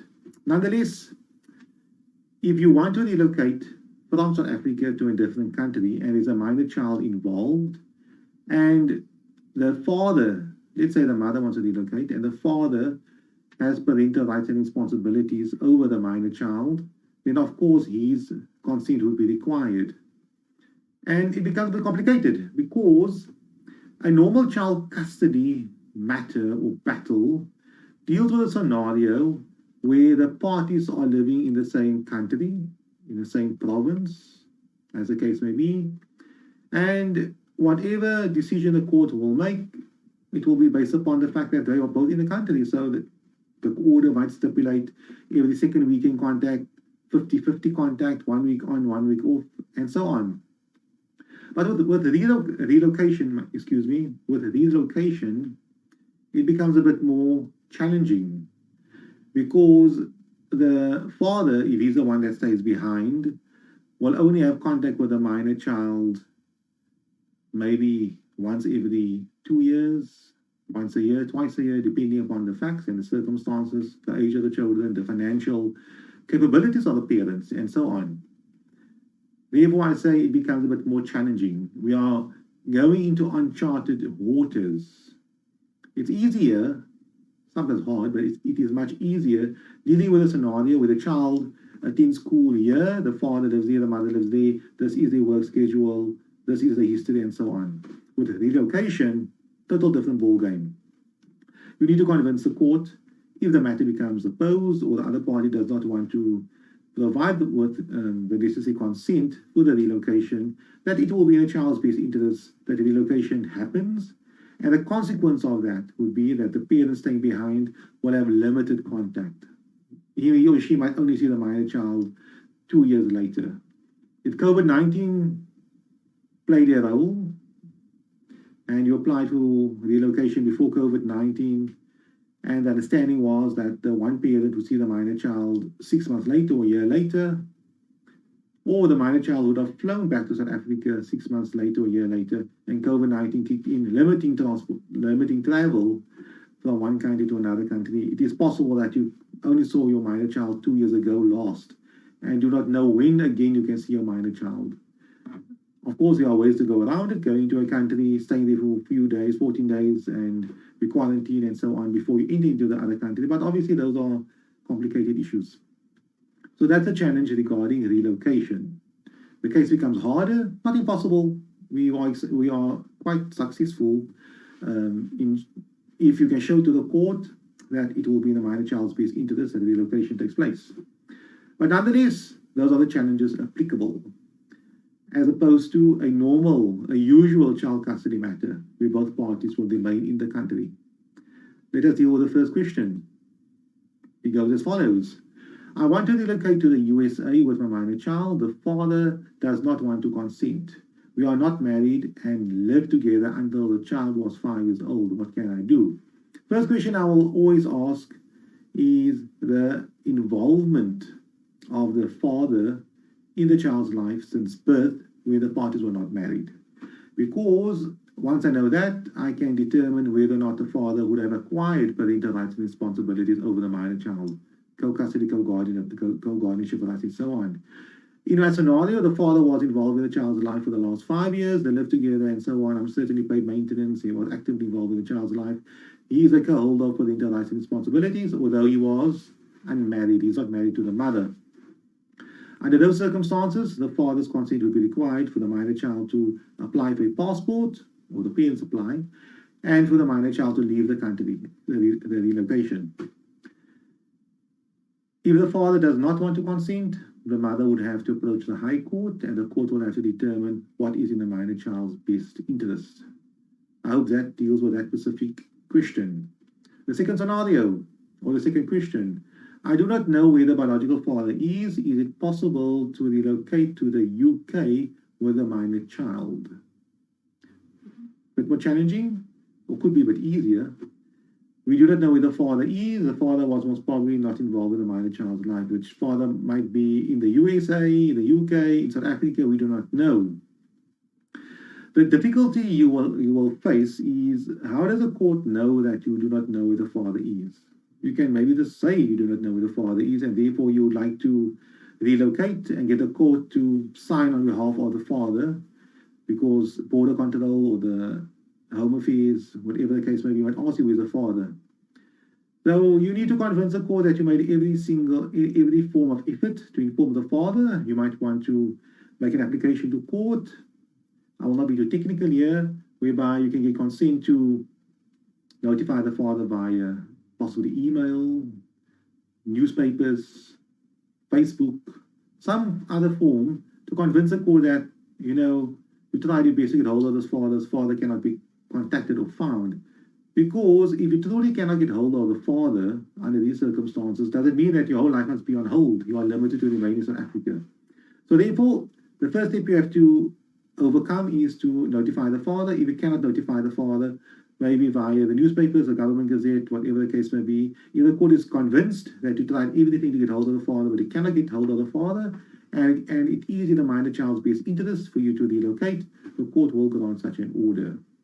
The last question is as follows. If I relocate to Canada, what happens when I require the father's consent for something, for example, a medical procedure or enrollment into a school? Very important point, very important question to pose. My quick answer would be that when you leave the country or when you take the matter to court, you should ask the court for an order stipulating that you have sole guardianship rights over the minor child. That order will specifically stipulate that you do not require the father's consent for the relocation or to leave the Republic and to return to the Republic. It must all be stated. And the enrollment into a school, medical procedure, etc., you are the sole guardian holder of the minor child. That is very important to stipulate in the court order. I see no questions, and I think I dealt with that specific questions on the whiteboard. Thank you very much for watching this webinar, and I hope to see you online again soon. Have a lovely day.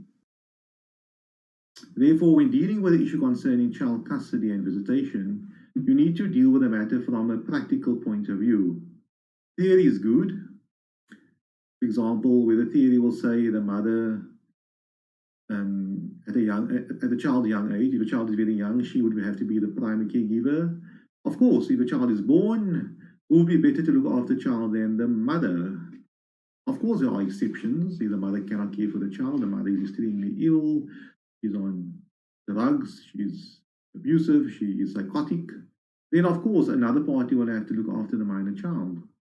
But the general answer would be, if a child is extremely young, the mother would have to care for the child primarily, and the father obviously has to be involved in assisting with the caring of the child as best he can. But as the child grows older, things change. Then it happens many times that the father becomes the primary caregiver. The mother is the one that goes to work, is the one that has to care for the family. Alternatively, both parties goes to work. And there cannot, in my view, always be a preference towards one party over the other. For example, the mother over the father. In any given scenario, you can apply the facts, and the facts might turn out to be in favor of one parent over another parent, despite a stereotype. And I'll allude it to one more time, the stereotype saying that mothers are better caregivers than fathers. I do not follow the stereotype. I look at the matter, the case, on the facts and as it is presented. If the facts support one parent being the primary caregiver, then I will argue that. For example, if the facts support that the mother should be the primary caregiver, I will fight for my client and try my best that that be applied. If the facts support that the father would be the better primary caregiver, of course, I will fight for that. I do not go into legal matters blindly or based upon pre-existing stereotypes or prejudices in our law. I deal with matters as they should be, and that's how you get really good results. I would like to encourage you, please partake in this webinar, pose questions. I'll be happy to answer them for you. And you're welcome to call in, as I mentioned earlier on, using our Zoom link. Please make use of the Advocate Mohammed Abduroaf Facebook page. If you are watching this video from a different platform, from a different group, please note I cannot see those comments. For example, our lawyer page, the child custody and child maintenance page, and so on. I have noticed many people, they pose questions later, commenting on the video while they're watching the video. Unfortunately, I cannot deal with those specific questions. You'll have to pose those questions live while we are online. It's obviously difficult because we have things to do during the day, and you'll have to actively, if you want to give somebody an answer, you need to give somebody a proper answer, not a thumbs up or limited data. Therefore, I would prefer to interact with you. Should you pose a question via the Zoom, we'll obviously interact. Or should you pose a question via the Facebook Live, where you type in your question, I will answer your question. I'll try my best. However, I might have additional questions for you, and I would like you to interact with me. So my responses will not be typed out, it will be orally given. Let us move on with the specific topic. As I mentioned earlier on, the topic today, child custody and visitation. What should parents work towards? The ultimate aim in a child custody and visitation scenario, and we know what the scenario entails. The scenario entails the parents no longer living together, or they never live together ever, but they do not live together, and we have a child in the middle. The ultimate aim is not to give the mother custody or the father custody, or for the parties to have joint custody where the child is 1 week with the mother and 1 week with the father. That is not the aim. No way would I ever say that. The aim is to give one parent more contact or less contact, or to give the child equal contact with both parents. That's not my aim. The aim is to find a scenario and find a solution that is best fit for your specific family. That's very important. Each family is different. Each child is different. Ages are different. Needs are different. People live in different locations, different distances from each other, and so on. And therefore, to say that it will be best for every child to live half with one parent and half with another parent is not dealing with the matter properly. That might be an ideal for some people. It might be not be an ideal for other people. If you are a parent and you work very hard and you are only available on a weekend because you are working all the time, and that was a scenario when the child was conceived, it wouldn't make sense to place the child in your care for half the time. Who will look after the child? Nannies, third parties, etc., whereby the other party has more time, is more available to care for the child, because that specific parent might work during the day but is able to take the child to school and collect the child in the afternoon or from daycare and so on. So therefore, the ultimate aim and ultimate idea behind dealing with child custody and visitation issues is to find a workable solution for your specific family, and not a solution based upon ego, based upon stereotype, etc. That's very important to note. And when I say stereotype and when I say ego, I'm referring to a scenario where the parties have separated, but the mother says, no, the father had an affair, he caught on some things, therefore because he left me, or because he's engaged and is getting married to somebody else, I believe now, based upon that, I want to have primary care, he should have limited contact to the minor child. Your whole basis, your whole foundation of dealing with this matter is no longer child-centered, or it might never have been child-centered, but the facts are, it is not child-centered. It's now based upon ego, emotions, focusing on what's best for you, and what not best for the scenario for the minor child, which is important. We need to focus on what's best for the child. I will not be naive and expect people and families to change their entire lifestyles in order to focus on what's best for the minor child, or live the entire life focusing on what's best for the child. For example, if the father can obtain a very good job elsewhere, he should say, no, I do not want to take that job because I will not be able to see my child every day for part of the day, etc. If it is best for the parent to get a better job and to better himself, and ultimately the minor child will benefit thereby, then by all means. So in moving forward with these other matters, you need to focus on what's best for the child and what is best for the family and in the scenario. I would hate to have a scenario where a party would argue and fight and say, I need to have the child on Christmas Day every year for the second half. It's fine. Perfect. There's nothing wrong with that scenario. However, when it comes to Christmas Day, that specific parent is never available. He or she is now busy with his family, wherever they are. They went on holiday, and he cannot exercise contact, or she cannot exercise contact in terms of this agreement that the parties have made. Therefore, it's unworkable. It doesn't make sense. It should not have been agreed upon in the first place or argued for in the first place. For the sole reason, it's not a workable solution. Therefore, depending upon the scenario, depending upon the family, depending upon various factors, if it makes sense and it's logical under the circumstances for a parent to have contact with a child once a month, for half a day, for an hour, based upon the facts, and it's workable, the minor child can plan his or her life on that. The child will not be disappointed because one parent promised to have contact on a certain day, fought for it, argued for it, and then when it comes to that specific day, for argument's sake, here we say the mother is now left to pacify the child. The child is waiting outside with his backpack, with a lot of pictures in there which he had drawn for the dad, to show for the dad, or his new toy. Let's say it's a young child, and he wants to show it to the dad. And all of a sudden, that Saturday afternoon at 2 o'clock, the dad sends a WhatsApp message advising the mom, sorry, I cannot make it. I made other plans. I'll try next week. Who loses out here? Obviously the minor child, not the parents. The parents can move on. They are adults. They should be able to deal with this emotional crisis or emotional issues which they are facing. But the minor child loses out. Therefore, let me now stop with the theory and deal with the issue concerning child custody and visitation. What should parents work towards? As I mentioned early on, you guys need to work on a workable solution. I like dealing with a scenario. I like stipulating there are 365 days in a year, 30 days in a month. Let's work with that, or work on a 4-week basis. What happens on the Monday morning or the first of the month? Where is the child?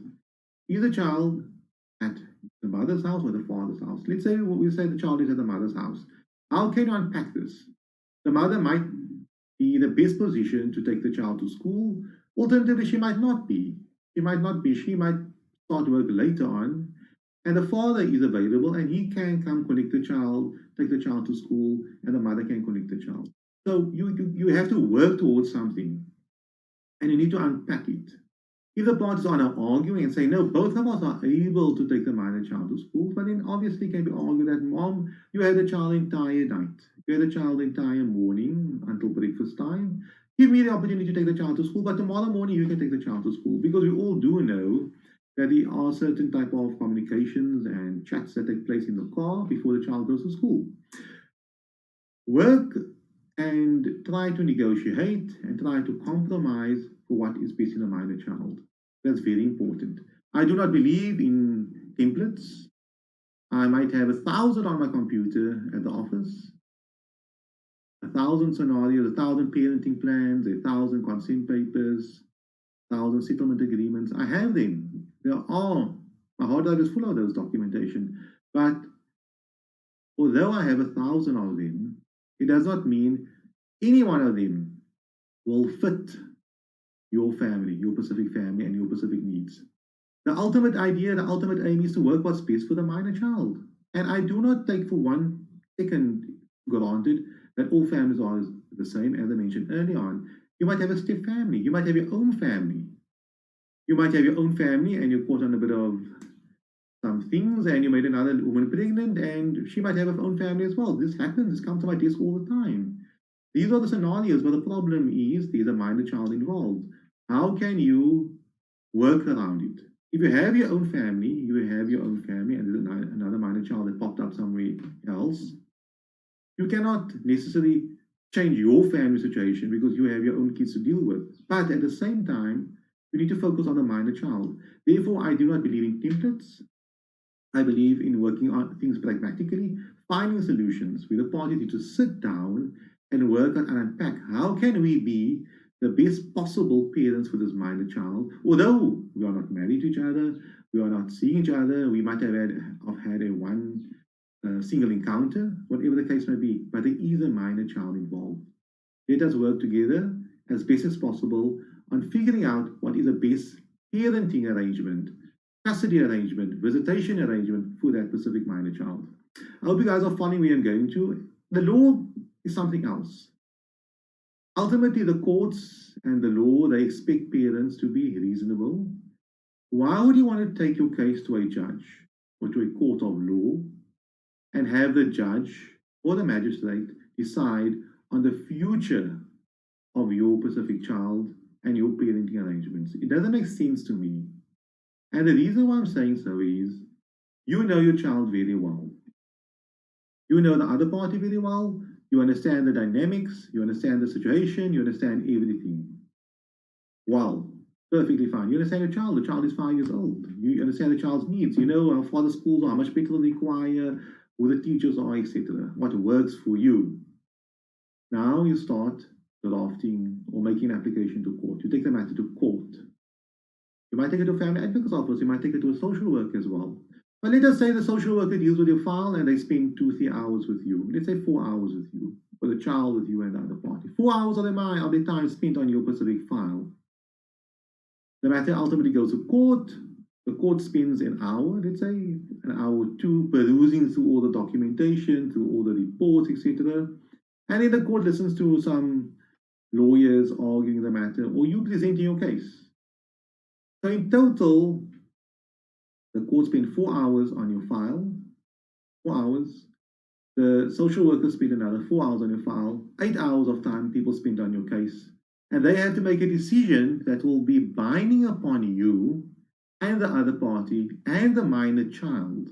This affects your entire life going forward for the next 13 years because the child is now 5 years old. Do you want to leave it to a third party to make such a robust and such a quick decision? Yes, they might apply their mind a bit longer. Let's say, be conservative here and say the judge goes back home and he thinks about the matter and makes a decision the next day. Be that as it may, the parties and the persons who are best capable of deciding on what's best for your child are you, the parents. Yes, we'll have the situation and the question being posed to me, but the other party is not willing to agree. The other party is being unreasonable. Yes, that happens all the time. It happens most of the time. And it's funny, if you ask the other party that question, he or she will say exactly the same thing. He or she will say, the other party is unreasonable. He or she is not willing to agree. The other party only wants what is best for him or her. So where does it leave us? What is the problem here? The problem is not with the parents per se, with themselves. They're not drug dealers and, how can I say now, drug addicts and people with shady backgrounds, etc. They are normal people. They are parents. At some point, the mother and the dad, they loved each other. They were in a relationship. How on earth did this child come about? There had to be some type of connection between the parents. But when the parents are now asked, or they're forced now to deal with this child that was born, they cannot see eye to eye. They cannot see reason. They start arguing.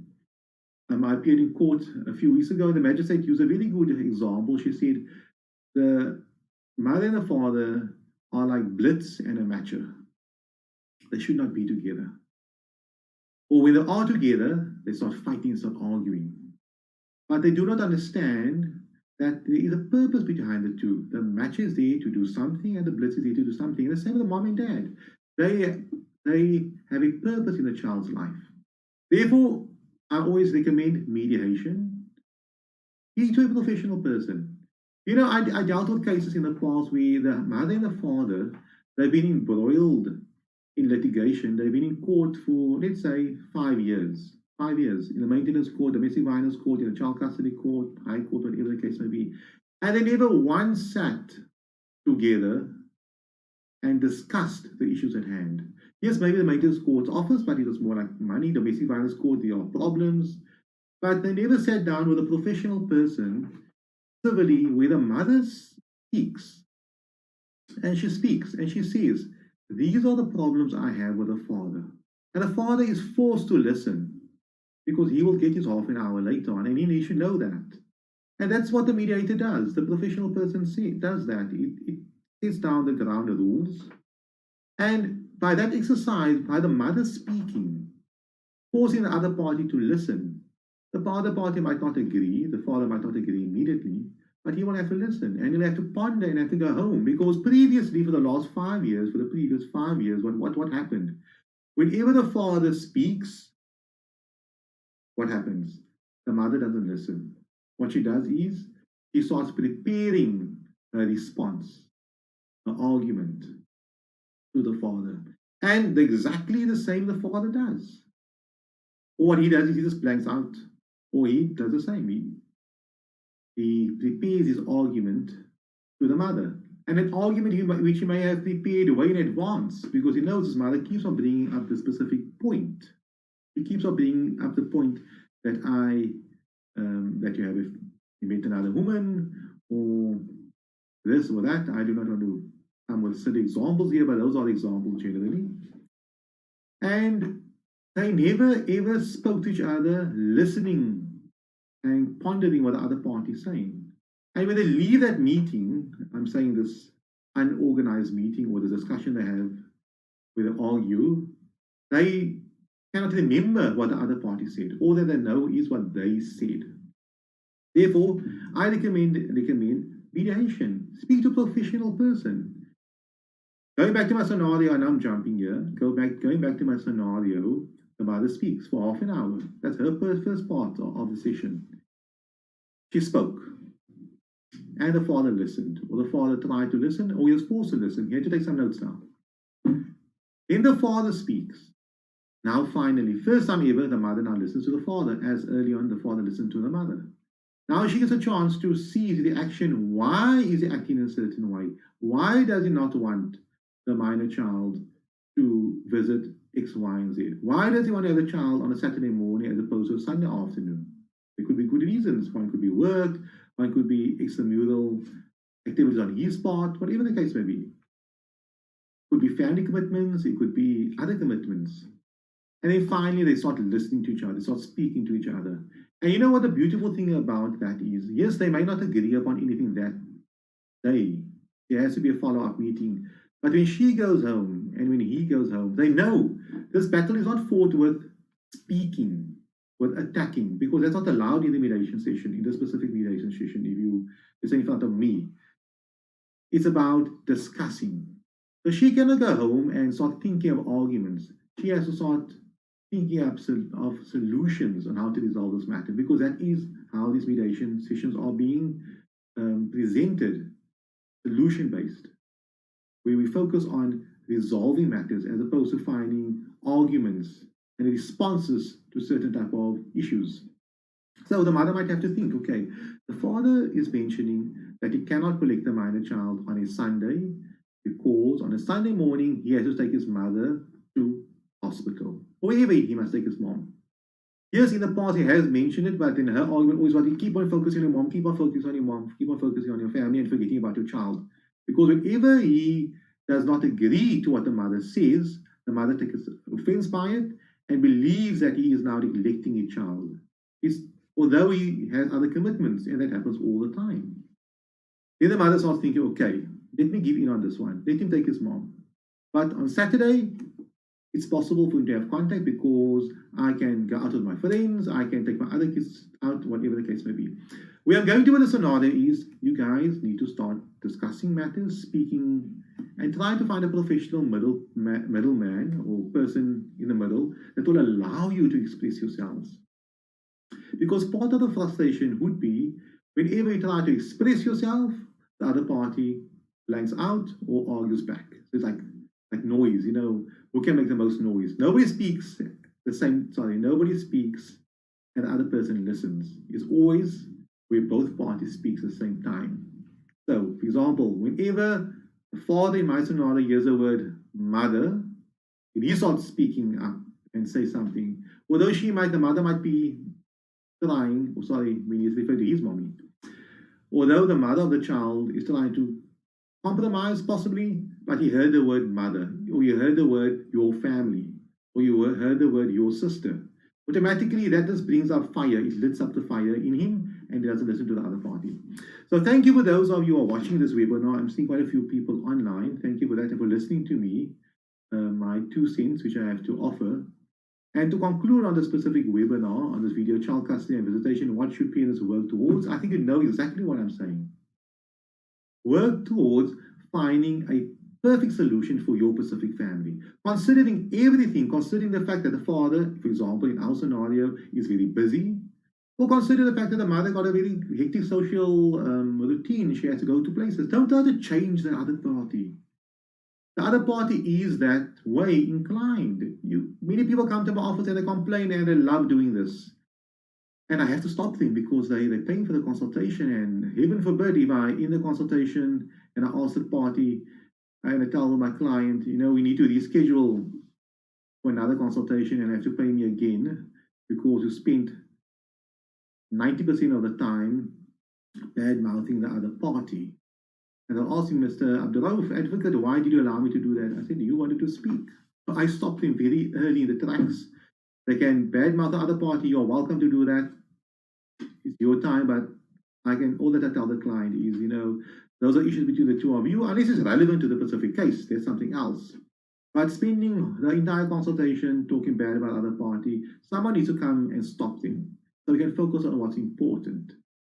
Now, I can do that because you're paying me for my time, but when parents who have issues with each other are discussing certain topics, you cannot stop the other one. They'll find it insulting, and who are you to tell me not to speak? You follow me? I'm going to. So, having said that, please work towards finding the best solution for you and your family, and I hope that through this webinar and through these discussions, we can start changing the mindset of parents out there, not believing in the stereotype that I'm the mom, I'm supposed to have custody. That is fine. You can have the thought that because you believe it's best for the child to stay with you. But remember, each family is different. And how the other party exercises contact and how you exercise primary care and how do we decide the child's life going forward will have to have the buy-in of both parents, of both sides. Because this scenario might not be able to work, but through discussions and through negotiations and through talk, I'm certain you will find a scenario that will work for your family and not leave it in the hands of the court. Thank you very much for your time. Have a lovely day and I hope to see you online soon.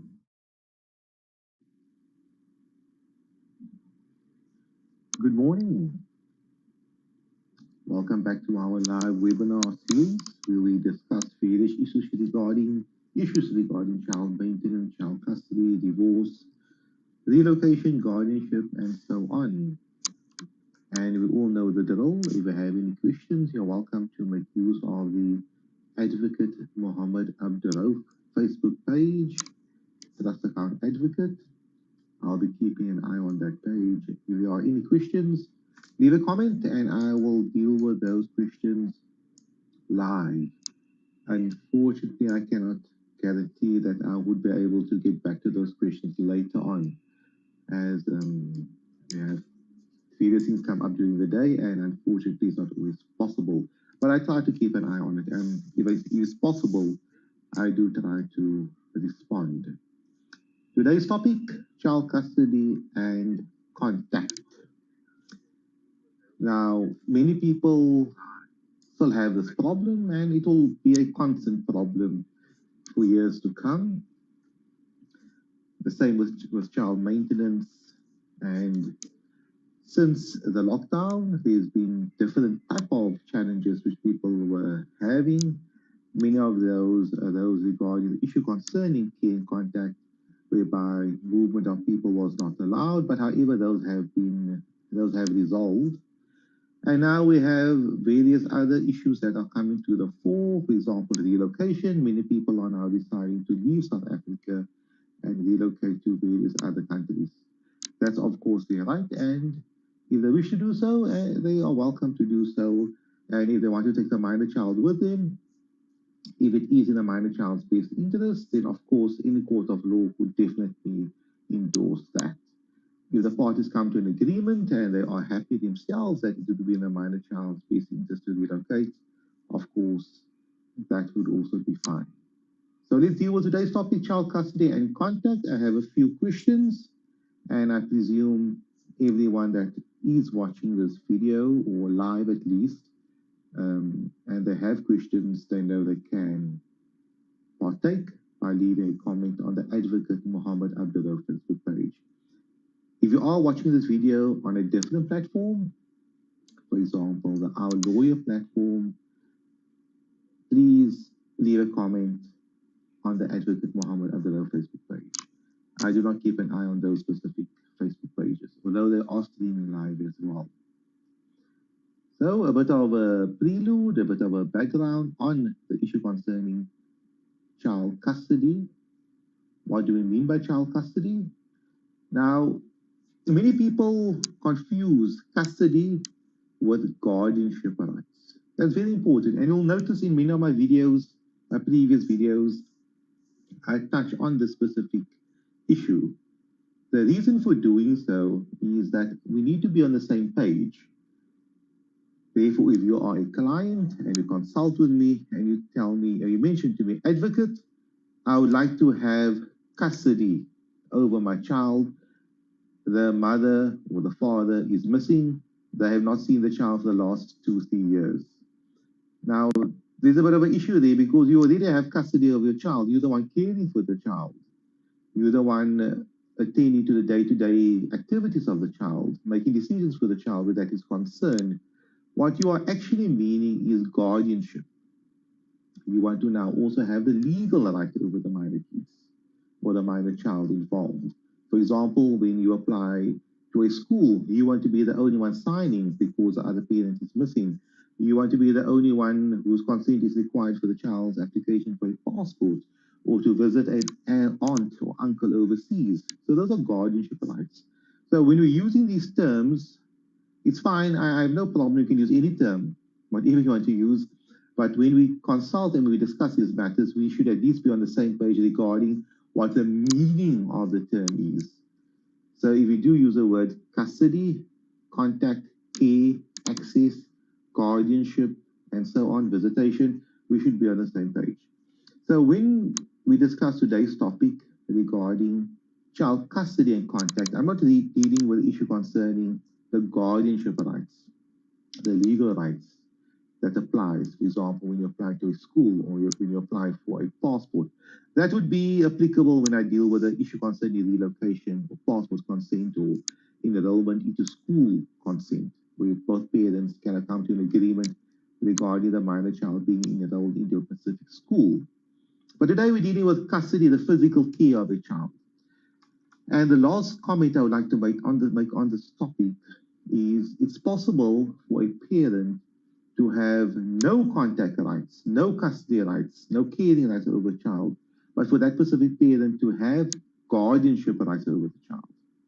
So the parent may not be allowed to see the child, but that parent must be consulted when the child applies for a specific school or the child would like to apply for a passport, alienating immovable property should the minor child own property, and operation at the hospital and so on. Although the parent cannot see the child because the parent has guardianship rights, but today we're not dealing with that. So the first question, is there a gender preference when it comes to child custody matters? A very important question and a question that will always come about. Remember, once a parent went through the whole process of the children's court, the maintenance court, the high court, the domestic violence court, and the child is now 18 years old, 21, was probably married. That batch of parents have gone through the system. The system hopefully resolved the issues, and we have a new batch of parents that comes through the system. Every day, new people are coming into the system, and they are exiting the system. I do not like using that term, but I think it will demonstrate what I mean by this. Therefore, it's important for these videos to continuously be updated because things change and there are new people. And I do not want to take it for granted that everyone understands the law, because you might have been in contact with the law now recently. You only have these issues now recently. So regarding the gender preference, there is no gender preference. I think that's very important to note. The law does not say because it's a girl, it will be preferable by default for the child to be with the mother. Of course not, but the person has to be logical and practical under the circumstances. For argument's sake, if the child was born a few days ago or a few weeks ago, and the child is being breastfed, of course, it makes logical sense for the child to remain with a mom. You can't say under these circumstances the father must have custody because his father was in the operating theatre, in the birth theatre. The father was there every second of the child's life until the child was 2 months old. He was always there. He was the one that dressed the child, washed the child, and while the mother was recovering. And the only thing the mother done, not the only thing I've been unfair, but what the mother predominantly done was she fed the child, breastfed the child.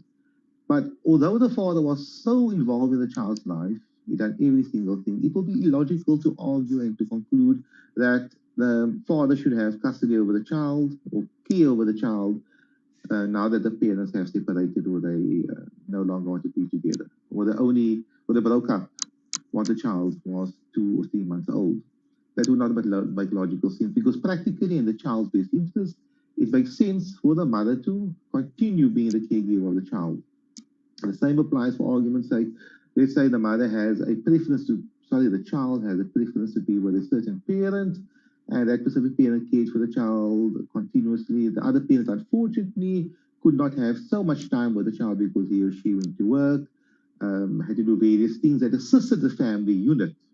Because if he or she did not go to work or do what they had to do, the family unit would have been in shambles. But unfortunately, for that parent at least, should the parties separate, it would most probably make sense for the child to remain with that specific parent that cared for the child, despite of gender. Whether or not that was the mother or the father, because many times we know it's the mother that goes to work, she's a breadwinner, and the father is the one, unfortunately, maybe due to COVID-19 or other circumstances, cannot obtain employment, or they came to an agreement that the mother would be the one that would be caring for the families. So the question is there a gender preference when it comes to child custody? Of course, the general answer will be no, but under certain circumstances, there might be one, if it is in the child's best interest. That's very important.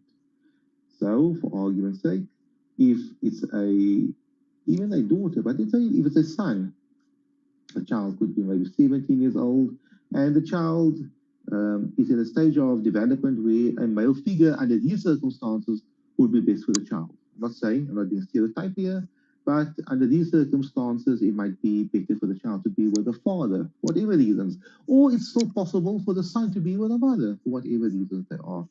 Each family is different, each community is different, the needs of the children are different, and therefore we need to look at the matter holistically, broad-mindedly, and from a lens as to what is best for the child under these circumstances.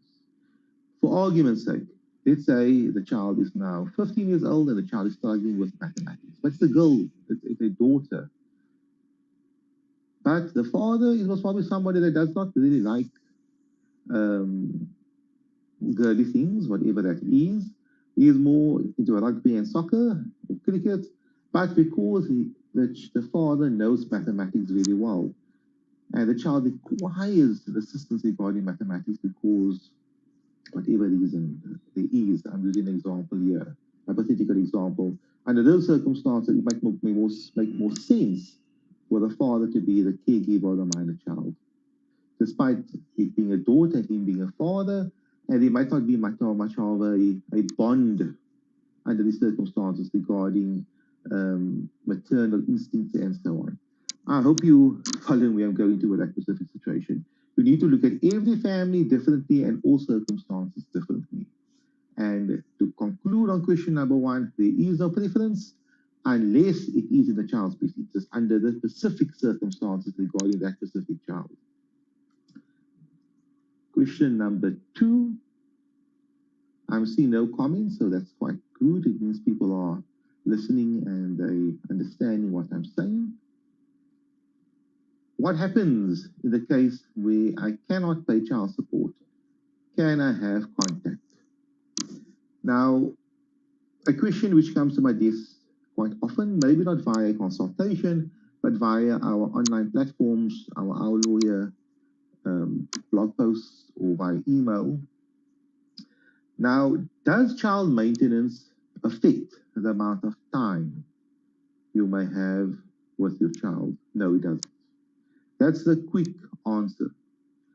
And it does not mean that if a parent is wealthy, let's say for argument's sake, the father has care over the minor child. The child lives with the father during the week, getting to schoolwork, homework, visiting the child, feeding the child, bathing the child, and those things. He does all those specific things for the child. And the mother is a wealthy one. Does it mean that if the mother pays more maintenance, she can have more contact with the child? To such an extent, if she pays for all the child expenditure, she automatically becomes the primary caregiver of the child. That's not logical. It does not make sense, because the primary caregiver of the child must be the one that can actually care for the child. And to maybe make the example a bit better, can care for the child better than the other parent. But it does not necessarily mean better. It means under these circumstances, it would be best for the child to be with the other parent.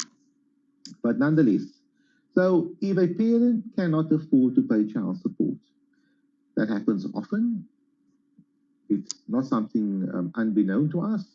That parent specifically can still have reasonable contact to the child, even if you compare him to someone that pays an exorbitant amount of child support towards a minor child. So a parent that pays 100% of the child expenditure can have the same contact rights to the child as a parent who pays none of the minor child expenditure, because that specific parent can't afford to pay it. And even if it means that this parent who is not paying child support towards a minor child can most probably see the child half the time as well. It's possible. And it is even possible, and it happens quite often, that a parent who is unemployed has primary care over the minor child. And of course, the other parent will have to pay child support for that specific minor child. So here we have a scenario where a parent contributes nothing towards a minor child, nothing in the sense of financially. I believe that rearing a child, teaching a child how to walk, school, homework, psychological and emotional well-being, etc., is worth much more than the money which the other parent pays. But here I'm referring to now financially. So a parent who pays zero towards a minor child's upbringing can have full custody over the minor child, because it would be in the minor child's best interest to be cared for by that specific parent. So on that specific point, remember, child maintenance is one aspect. It's a check you write out, it's a transfer you're doing, it's cash you're giving over there. But what the child needs is money, yes, of course, to eat and drink. However, emotional and psychological well-being of a minor child is much, much more valued as opposed to the other material aspects. And many times it happens where a parent looks after the child's emotional, psychological, educational well-being to such a great extent that the child becomes a very a big asset to society in the future. But the other parent who only gave money, people sometimes compare the money higher than what the other parent sacrificed. Sleepless nights, the child became ill, have to wake up early, have to go to school meetings, have to wash after the child, clean their room, and so on. And that is what I call a true contribution towards the child's upbringing, not just the financial aspect. And thank you for those parents who are paying the child maintenance. That's very important. I know you're doing it because you want to, but remember, many parents sacrifice a lot of energy and time other than the financial sacrifice which you are making. So, but thanks to both sides. The third question, is there a set schedule that the courts follow regarding care and contact? Basically, to put it differently, is there a manual which the magistrate or judge pulls out and says, okay, child is 6 months old, a 6 month old child can be seen by the other parent twice a week for 2 hours supervised. Is it something like that? Or when the child is now 15 years old, quite independent, 15-year-old child can be with both parents half the time. So half the time with the mom and half the time with the dad. There is no manual, which I mentioned now. There is no such manual. There has never been one. I do not know of one. I never saw one. I never created one myself. Each case is different. Remember that. So when it comes to child custody issues, because dynamics are different, all circumstances are different. The distance from one home to another home is totally different to a different family, to another family. The distance between the one child's school to the one parent's home and the other parent's home to the child's school is different. The work schedule are different between parents. Some parents work morning, some work the evening, some work, both of them work the morning, both of them work the evening, some of them work half time, some of them work from home, totally different. Some parents have different size homes if they are two homes. One parent may only have one room that will house all 4 children should they come visit that parent on a weekend, where another parent with different family would have 2 homes where both homes would adequately care for both minor children, so they look basically the same. In the mom's house, they have 3 bedrooms, and in the father's house, they have three bedrooms as well. So those are the dynamics that every family unit is totally different. The needs of the child, the ages of the child, the gaps between the ages of the child, whether or not the parents have remarried, have they moved on with their lives, are there step siblings involved as well? Therefore, there cannot be a manual. If there had to be a manual, most probably that manual would have been so thick, or maybe we can have a computer program that can most probably give the course some guidance. But you'll have to fill in so many variables, maybe a few hundred variables. And what I've mentioned now is only the tip of the iceberg. So that's that. So there is no manual. Every case we look at it specifically as to what is in the minor child's best interest. So that's how we do it. So we have a question here. Let me just put it onto the whiteboard and we can deal with that.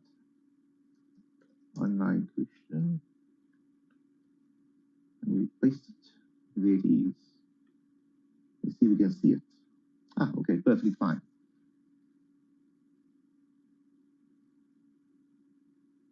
So this is a question that somebody posted on Facebook Live, a comment. You're welcome to do so yourself, and we will deal with that.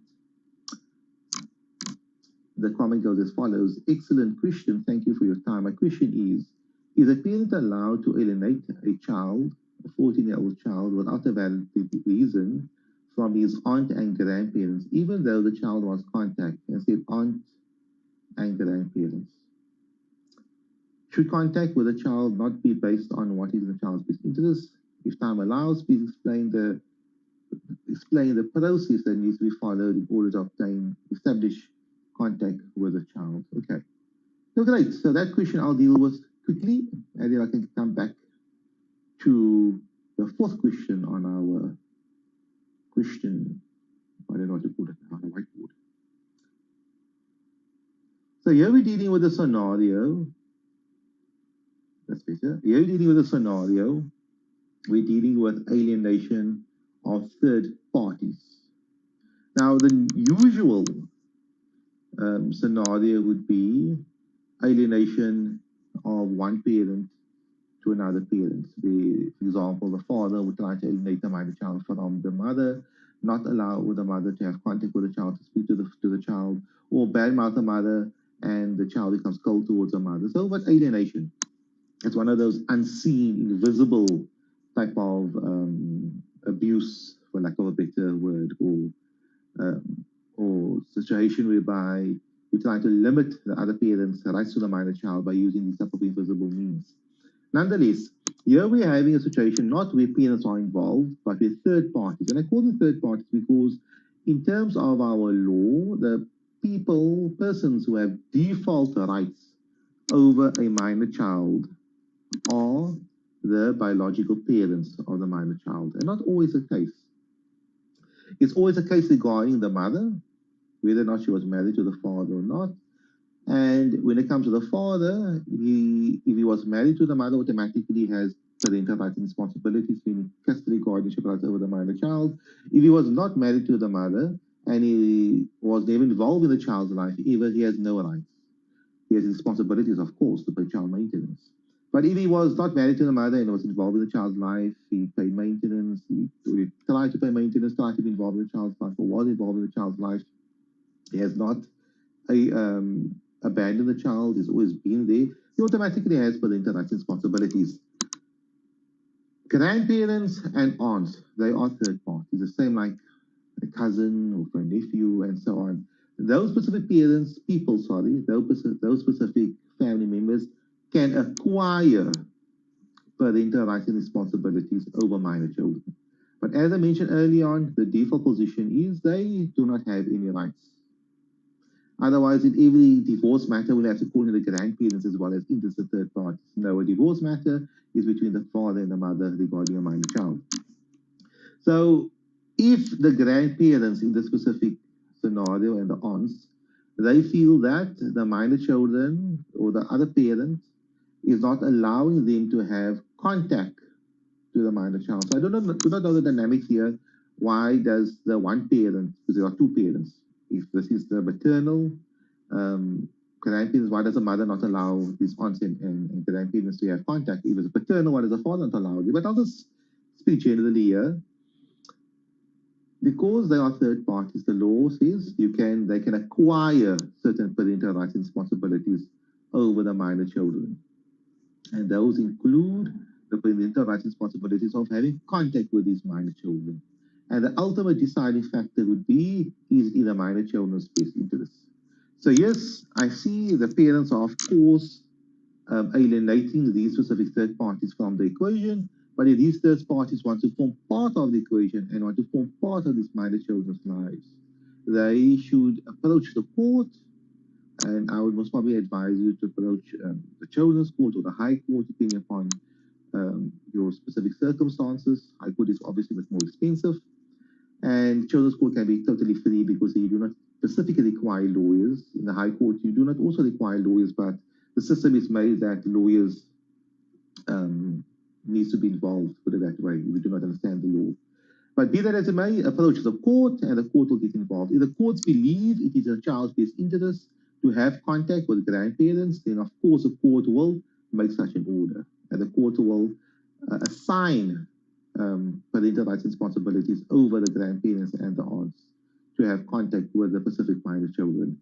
But by default, they do not have any rights as we are standing here today. They are alienating, and they can continue only alienating, but it will only come to a stop if a court gets on board and the court makes a decision, no, this alienation is not in the children's best interest.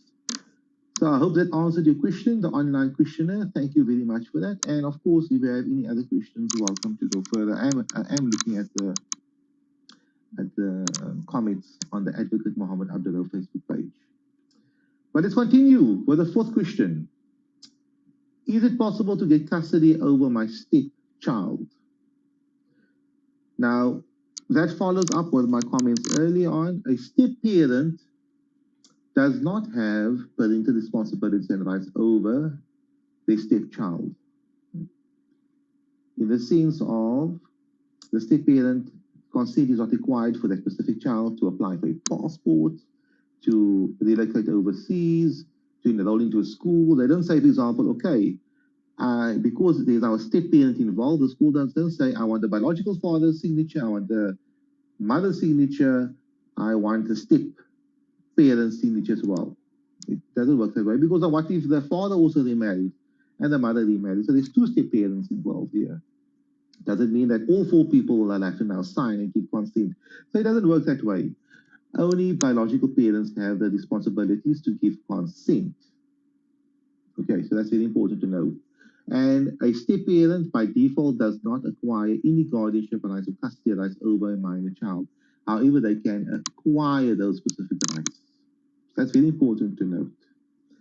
If the parents, however, divorce, the step-parent and the biological parent divorce, in the divorce proceedings, yes, it's possible under those circumstances to ask the court that custody rights or care and contact rights should be assigned to him that will continue after the divorce takes place. So it's the same scenario regarding is it in the minor child's best interest for the specific situation to ensure But by default, step parents have no obligation or no rights towards a stepchild, because tomorrow they might divorce, and I don't know, but you don't acquire via marriage. You do not acquire parental rights via marriage. You acquire it via a court order, by assignment, or by default if it is your biological child. So I hope that answers your specific question. I see here online as well, the questioner, the online questioner says, thank you, you are welcome for that. And now the last question, please note that if you have any questions, please comment as soon as possible, because once this video ends, what I have noticed in the past, I see no question, but when I end the video, then the question pops up. I think there might be some type of a delay from the moment you press enter until when it appears on my specific screen. When does parental responsibilities and rights end? Very important question. Basically means at which point do you as a parent not have any responsibilities over your minor child? When does it come to an end? Okay. So we're dealing here with maintenance obligations. When does that come to an end? When can you as a parent force the child to have contact with you? When does it come to an end? So this is a two-pronged issue. Firstly, we're dealing with issue concerning child maintenance. Now, child maintenance is a responsibility of both biological parents, but that only comes to an end when when the individual is self-supporting. That's very important to note. So it does not mean that your child turned 18 years old, became an adult, your responsibility comes to an end. Your responsibility, the child may no longer be a child, but your responsibility to that individual comes to an end when that specific individual is self-supporting. So it's a technical one. It comes to an end from a child point of view when it turns 18, but after 18, it becomes an individual responsibility to that specific individual, the child, who is no longer a minor. However, the parental responsibilities and rights of custody that we're dealing here with, guardianship rights, that all comes to an end at the age of 18 years old. Therefore, if you and the other parent have an order in place that says that you can have contact with the child every second weekend, half school holidays, Mother's Day, Father's Day, and so on. But when the child turns 18 years old, that order basically comes to an end. The child can automatically, or the child may, if the child wants to, when the child turns 18, the day the child turns 18, the child can leave the house, the child can book a ticket to go overseas, and no parent has any rights and responsibilities over that child. Maybe responsibility regarding child maintenance. So I hope that answers the question. Parental responsibility and the rights of care guardianship comes to an end when the child turns 18 years old, because the child is no longer a child, the child becomes an adult. The same with you, you're an adult, so your parents cannot fight in the high court and litigate to have contact with you, and I hope you are visiting your parents, but that cannot happen. The same way, you can't have adults fighting to have contact over another adult, put it that way. Apologies for that. So that's it. I see no further questions. Thank you very much for watching your time, and I hope to see you online again soon. Have a lovely day.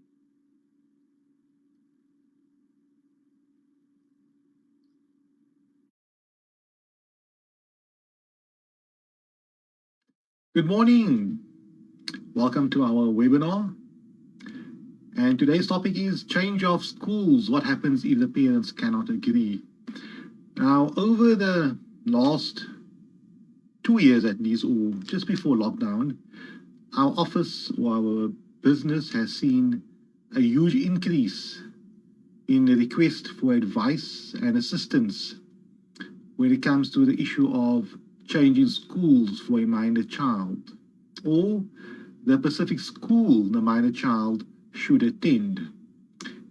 It usually happens when a child enters into a primary school, grade R, or into a high school, grade 8, or grade 7, my apologies, or grade 8, getting it wrong over here. Nonetheless, it usually happens at that specific time, or when the parties change homes, where the minor child no longer lives with both the parents and one parent maybe moved to a different suburb, And now there's a problem because the mother left the main home, the family home, and she moved to a different suburb. And now she wants a minor child to attend a school in that specific suburb. Problems arise.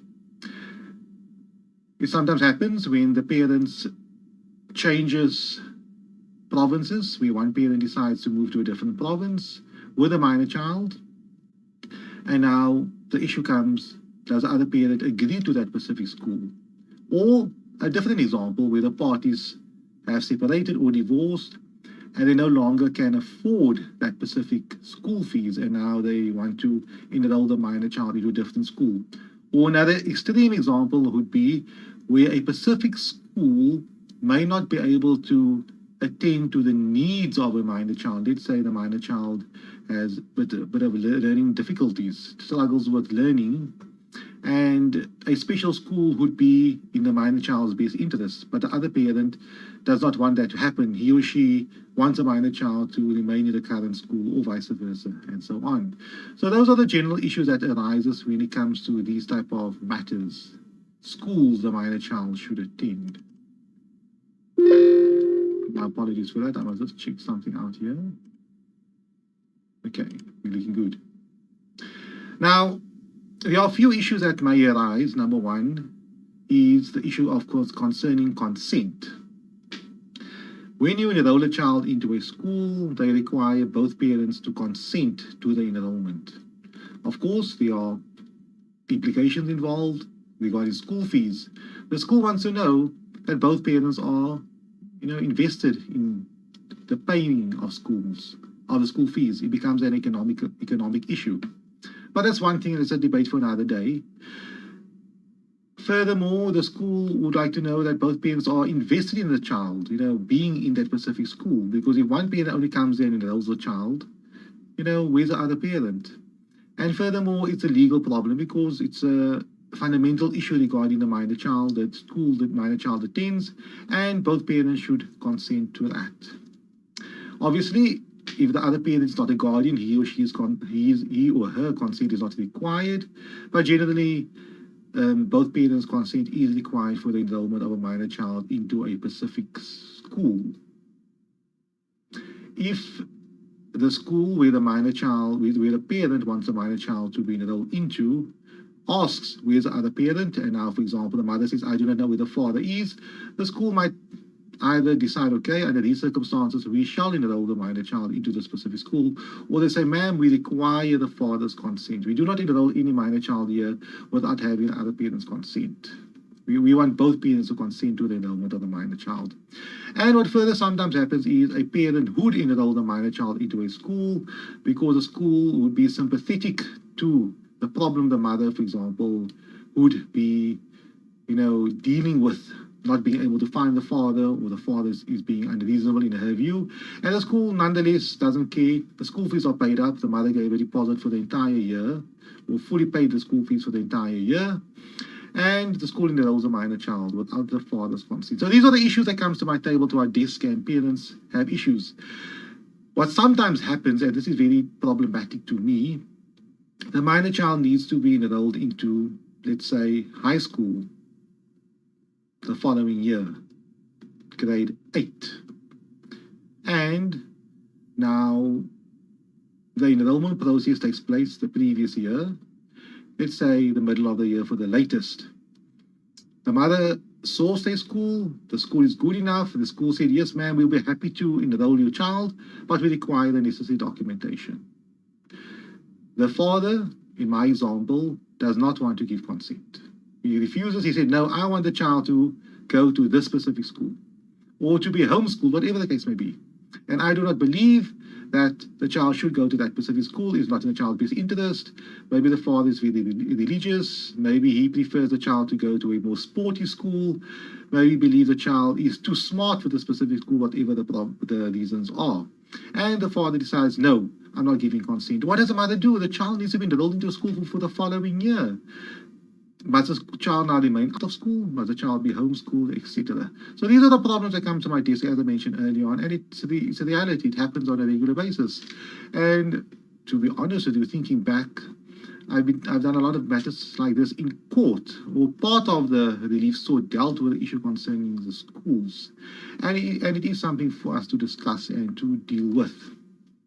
Okay, let's move on. If you have any questions, feel free to pose it. It does not necessarily have to be the specific topic, but obviously I prefer it to relate to child custody, care, guardianship rights. But if it is on the topic of child maintenance, divorce, you're welcome to pose it. Otherwise, thank you for watching, and let us deal with this topic. Okay, first and foremost, guardians. Guardians are the parents who decides on the legal issues regarding a minor child. As I mentioned in previous webinars, you can have a scenario where a parent has no rights of contact to the minor child. The law says, the court said, sir or mom, you have no right to have any contact with the child. You can only see the child once a year via video to keep some contact with the child. But you have guardianship rights over the minor child. You have legal rights over the minor child. Therefore, should the minor child apply for a passport, despite you not having any contact with the minor child, your consent is still required for the minor child's application for a passport.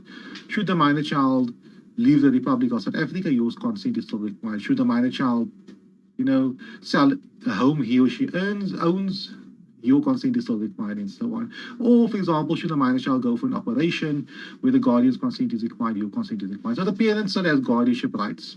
Therefore, I need you to understand, when watching this video and understanding these concepts, there's a difference between custody. Custody meaning, parental care, like you're looking after something. If I say this watch is in my custody, I have it. So custody deals with the issue concerning physical contact with a minor child, speaking to the child, seeing the child, hugging the child, playing with the child, disciplining the child. That's care and contact. However, guardianship has nothing to do with that. Guardianship deals with the legal aspects of the minor child, the lawful things. For example, as I mentioned earlier, should a minor child apply for a passport, the guardian's consent is required. So, for example, the court may assign care and contact rights to a grandmother, to an aunt, to an uncle, and so on, care and contact rights, but they are not guardians. Should the minor child enroll into a school, their consent isn't required. The court only gave them a right to have communication and contact with a minor child. So I think we're on the same page with that is concerned. I hope I explained it to you well enough. And these are the issues which clients come to my office. They say, advocate, I would like to have custody over the child. The father has never seen the child for the last 5 years. Then I get a bit confused. I know where they're coming from. But, ma'am, you have custody over the minor child. You've been caring for the minor child for the last 5 years. The father never saw the child, so you have sole custody here. No one else can see the child, only you who have the right to have contact with a minor child. What you're discussing here is the issue of guardianship rights. So we unpack it. We now ask the mother, what are the issues, the problems you have? You say, you know what, 5 years ago, when I applied for the nursery school, or for the primary school, or for the high school, I had problems, serious problems. I couldn't get hold of the father, or the father did not want to give consent. Guardianship problems, not care and contact issues. So let us take it further now. Let's create a fictitious example. The mother and the father, they are now separated. They have a child together, and the child has to attend primary school. The child is now, let's say, in daycare or nursery school. You know where I'm going to with this. And you're applying to various schools. You as a mother, you're applying to various schools in your area for the enrollment of the child. They ask for the father's consent. Where is the father's consent? He needs to consent for the child to be enrolled into the school. They look at the birth certificate, and on the birth certificate, it clearly says, this is the father of the minor child, his ID number, his name, and so on. And they want the father's consent for the child to be enrolled to avoid any problems and issues in the future where the father comes in with his lawyers or making a noise at the school and saying, I did not give consent to this. Alternatively, should the fees not be paid? And then they approach the father as a co-guardian. The father says, no, I did not consent. Don't come to me, go to the mother. So they want the buy-in of both parents, I presume.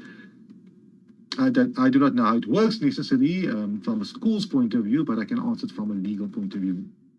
Now the mother has a problem. The father's not willing to give consent. What can she do? First and foremost, you should of course try to have a meeting with the father, try to resolve the issue with the father, see a mediator, see a facilitator, try to resolve this issue as soon as possible because the documentation must be submitted. But if the father, in my example, because the mother has primary care or custody, or who's looking after the child, or the one that's dealing with this issue concerning the enrollment of the minor child into a school, if the father refuses to give consent and the school wants the father's consent as guardian, and then under those circumstances, the mother will have to approach the court. Now, the court is the upper guardian of all minor children in its jurisdiction. So jurisdiction basically means the area which the court can operate. For example, if you committed a crime of theft here in Cape Town, you cannot be tried in Johannesburg. It doesn't make sense. The crime happened here. So Johannesburg court will deal with its own problems in its specific area.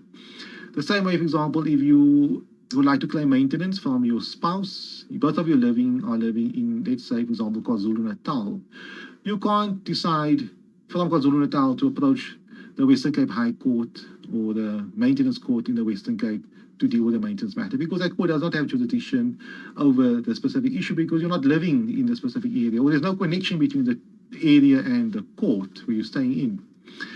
Therefore, you need to approach the court where you reside. You can approach a children's court or you can approach the High Court. But I would say approach the High Court if you want to get a blanket order to deal with this issue, to avoid this issue from happening going forward. But nonetheless, you can decide which court you want to approach, and hopefully the court will be able to assist you. They should be able to assist you. So the court is upper guardian of all minor children within its jurisdiction. It has more authority over that minor child than you have. That's very important to understand. Although you are the mother, you gave birth to the minor child, you are the father, you cause the minor child to be in existence, you are paying your child maintenance, you are partaking in the minor child's life. Despite that, the court still has an overreaching authority over this minor child, over your authority. So, if mother and dad agree the minor child should do X and Y or Z, the court can say, no, me as upper guardian, I think A, B, and C should apply.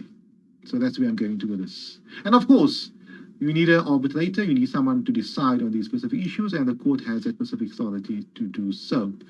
So when approaching the court, now in our example, the minor child needs to attend primary school either for grade R or for grade 1, depending upon where the minor child is.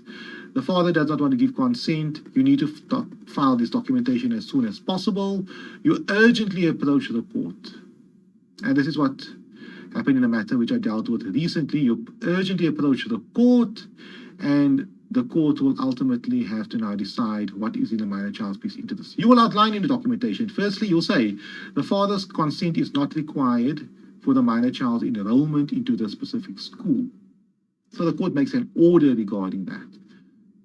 If you have that order, you take it to the school, say, no, yeah, this is a court order. His consent is not required. Hopefully the school will be happy with that. They will say, okay, it's fine, we do not need a buy-in of the father, but at least legally we're entitled to enroll the minor child. But before we get that order, what do we stipulate? What do we outline? Number one is you need to convince the court, firstly, that it would be in a minor child's best interest for the school, for the minor child, my apologies, to attend a specific school.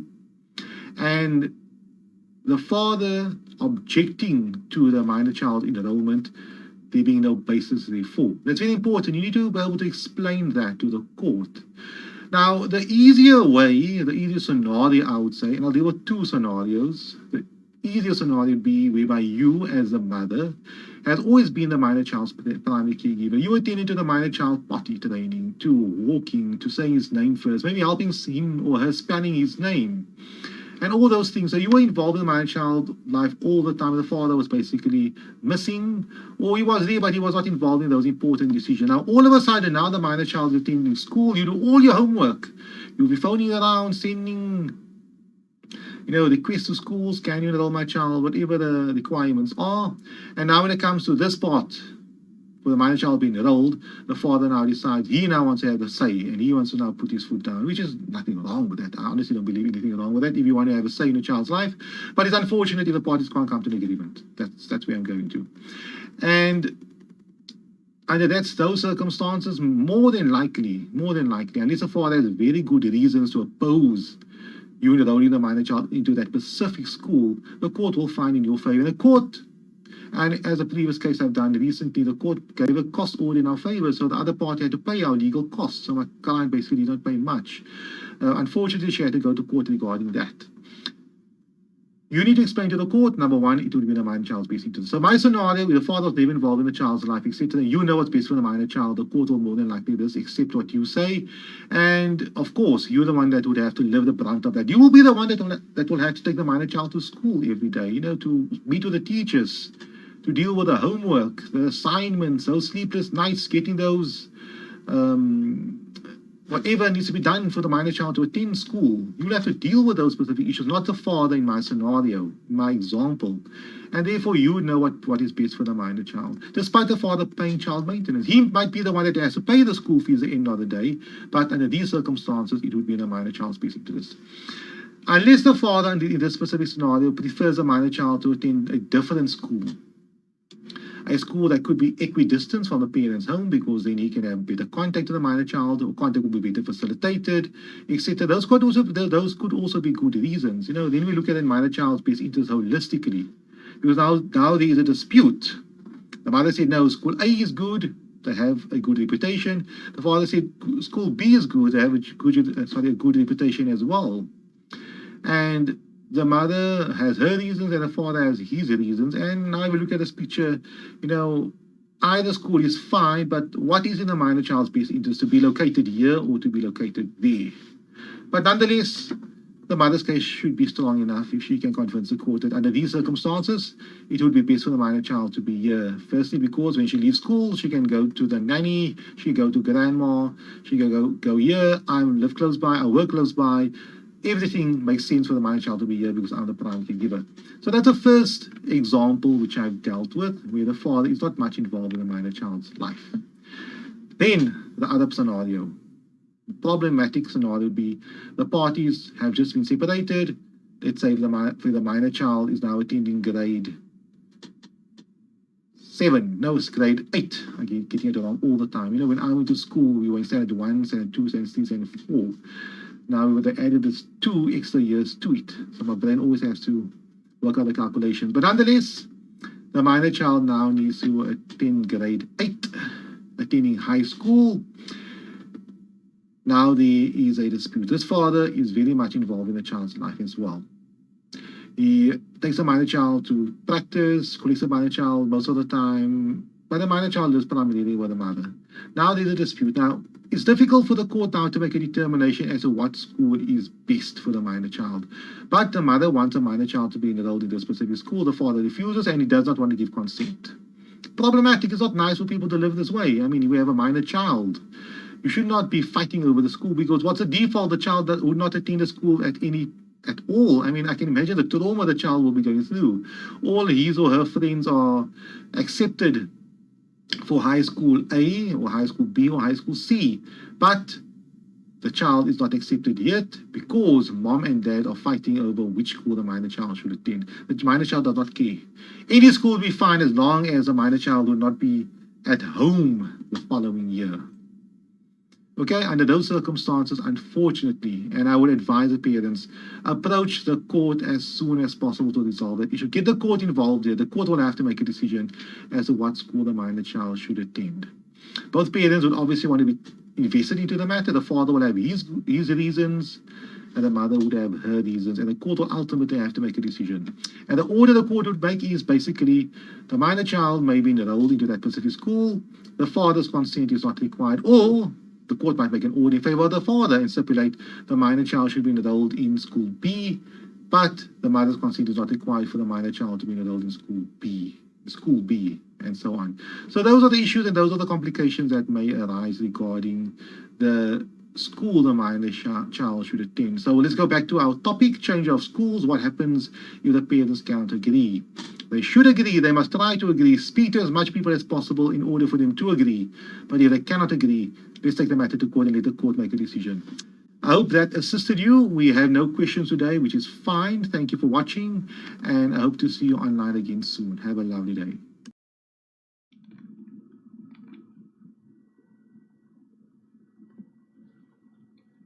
Good afternoon. Thank you for joining us again for our live Zoom webinar dealing with the issue concerning child custody disputes and battles part 4. If you're wondering why is it stipulating part 4, there was part 1, 2, and 3. It has been done. You are welcome to view those specific live webinars. It will be available. It is available on YouTube, or you can go to talalaw.co.za/past. You should be able to find it. Otherwise, we're waiting for some participants to join us on Zoom. It will take another minute or two, and we can start the webinar.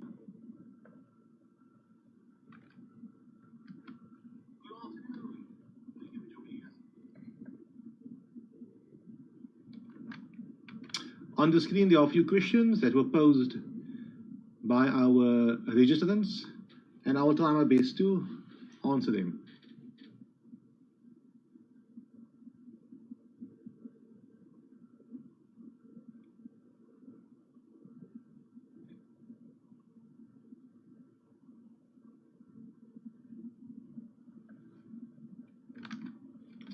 If you are watching this webinar from Facebook Live, these specific questions will be given preference to. However, please feel free to pose whatever questions you have on Facebook Live, and I will try to answer it for you. It has to be on the Advocate Muhammad Abduroaf Facebook page.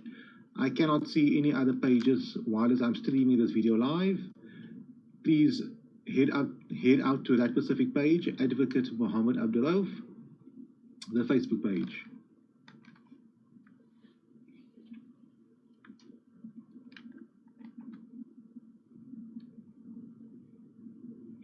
While I'm letting all the participants in on the live Zoom webinar, please feel free to pose whatever questions you may have. I will try my best to answer them. I'll give it one more minute, as it is a pre-scheduled live webinar which you had to register for.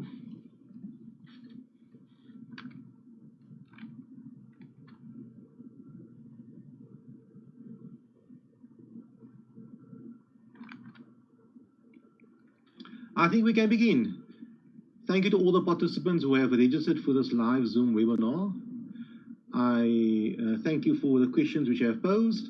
I see a question on Facebook Live. Yes, you can pose whatever questions you have, and I will definitely get to it today still while this webinar is taking place. And thank you for all the participants on Facebook Live. We have quite a growing population of people watching these videos from all over South Africa, and I can presume other countries as well. This morning I had a webinar with somebody from Saudi Arabia regarding some family issues. And obviously sometimes I get to consult with people, expats, people from the UK, United States. So these videos make its way around the world, and you are welcome to obviously pose whatever questions you may have live. I'll be keeping an eye on the Zoom page, the Zoom registrants. I have to let them in, and at the same time see what additional questions they pose, and at the same time I'll have to keep an eye out on the Facebook page. However, feel free to pose whatever questions you have on the Facebook page, and we can deal with it in that specific fashion. Okay, let us begin. The first question which I have: the father and I have agreed on a parenting plan before our second court date in the children's court. Will this get signed off by the magistrate when we go?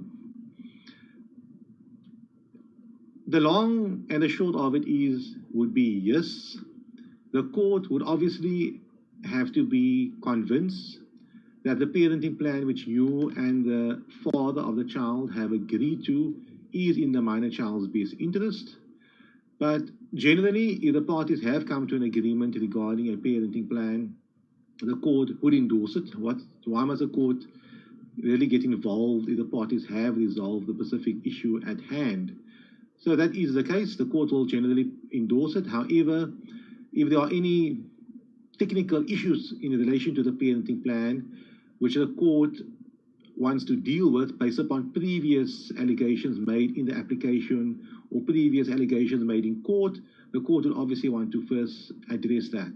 But the long and the short of the matter is, if the parenting plan is fair and both parties are happy with the specific parenting plan, the court will make it an order of court. I think that answers question number 1. If there is any additional questions that you would like to add to that by the Zoom participants, you're welcome to do so. I'm just letting some people in quickly. Just a bit of a word for the people watching from Facebook. This is a live Zoom webinar which you could have registered for free of charge, and your questions would have been sent to me before the webinar takes place, and I'll paste it onto the screen. Many people decide not to pose any questions because they just want to participate or listen in live. At the same time, many people cannot make it on the live Zoom webinar. However, they register, and later on they will receive a link, a YouTube link, where they can watch this video at their convenience.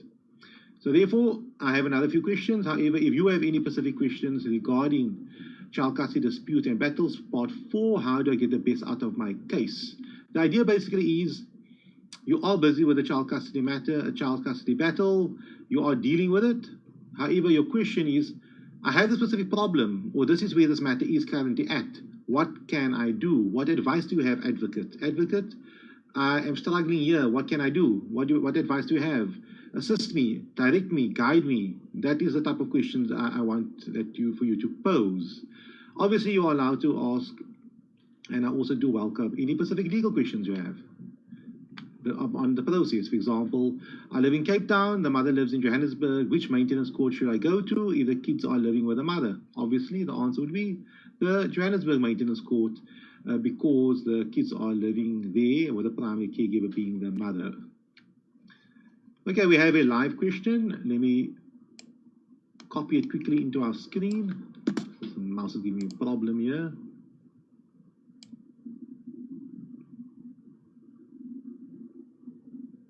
Okay, that looks okay. Copied it, okay.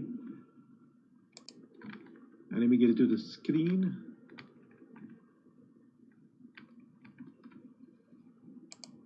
So live question number 1. The live question is as follows. Does a 12-year-old have a say with a parenting plan?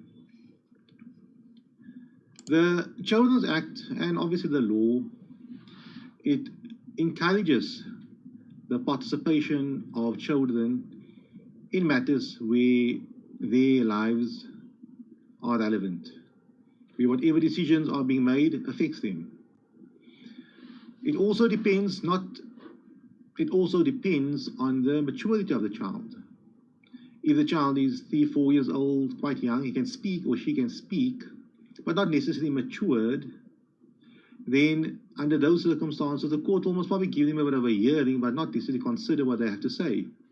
However, if the child is most probably, let's say, 12 or 13 years old, and his or her reasons for wanting to reside with one parent are sound reasons, valid reasons, the expert will obviously have to note it, and they can give their opinion on that.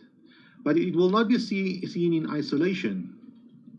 It will obviously be considered after consulting with the father, consulting with the mother, and the court will make some type of a decision regarding that. For argument's sake, if the child wants to live with a dad, the child currently lives with a mother, primarily, but the child wants to live with a dad because the dad lives closer to the school, and the child's friends are all closer to the dad's home, and the child is quite old enough, like 16 or 17 years old, to look after himself to a certain extent. And he wants to live with a dad because things are easier for him. He's in matric, or he's going to matric, and it will just make more sense for him. So the court will listen to that specific aspect. And the court might give it a much more weight than the mother and dad fighting over who should look after the child if all else is equal. However, if it's theoretically better for the child to live with the dad, but the dad doesn't have the facilities, the time to look after the child, when the child comes home, nobody will care for him, then under those circumstances, although the child wants to live with the dad, he's pleading to live with dad, but dad cannot care for the child. Or the place is too small, I don't know, but the court might make a decision under those circumstances. Thank you, child, we have listened to what you have to say. However, we think under the circumstances it's best if you remain with mom, although you want to live with dad. Therefore, I hope it answers the question, does a 12-year-old have a say with a parenting plan? Yes, we have to listen what he or she has to say. However, we have to listen to all the parties have to say, and then we have to make a decision based upon that. And I'm one of the practitioners who encourages the court or the social worker or the psychologist to find out from the child, get the child's buy-in. That's my new term which I'm using, and I'm developing all these new phrases like toughen up and own your case, and now buy-in. Let the child buy into the system. Let the child know that this decision for you to live with mom or with dad was considering what you want. It's very important that you do that. I hope that answered that specific question. It's a bit hot here in Cape Town. There's another live question before I deal with the other questions as well. Let me try to copy it. This technology is challenging me today. I don't know why.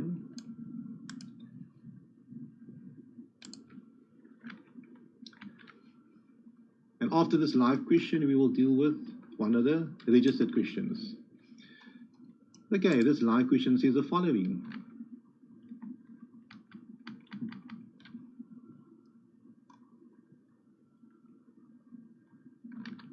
I need to do something here first. There it is.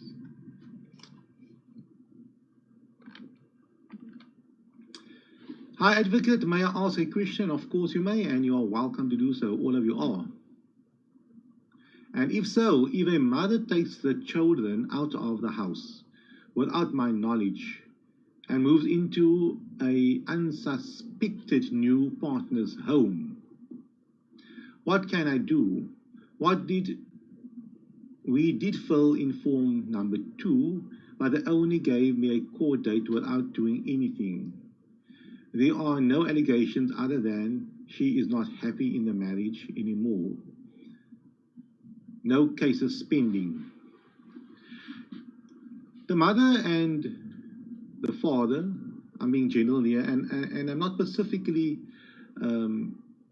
answering your scenario based upon this. You're giving me a few sentences. I might have missed something. The general way in which I consult with these type of important issues is to ask you 1,000 questions, literally 1,000 questions. And then based upon that, those answers you provide me with, I will advise you on the best course of action. But because the information is limited, I try to be general, but at the same time, take it from a point of view that it might not be correct because you're only giving me that information which you think is relevant. Other information might be relevant as well.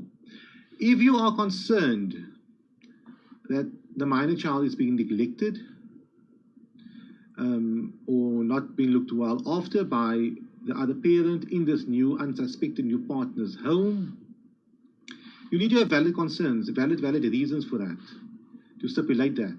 For example, the child is being abused, the child is being neglected, and so on. Then you have a good reason to approach the court urgently, maybe the High Court, and tell the court, these are the circumstances. I want the minor children to remain in my primary care until these issues are being resolved. The marriage has broken down.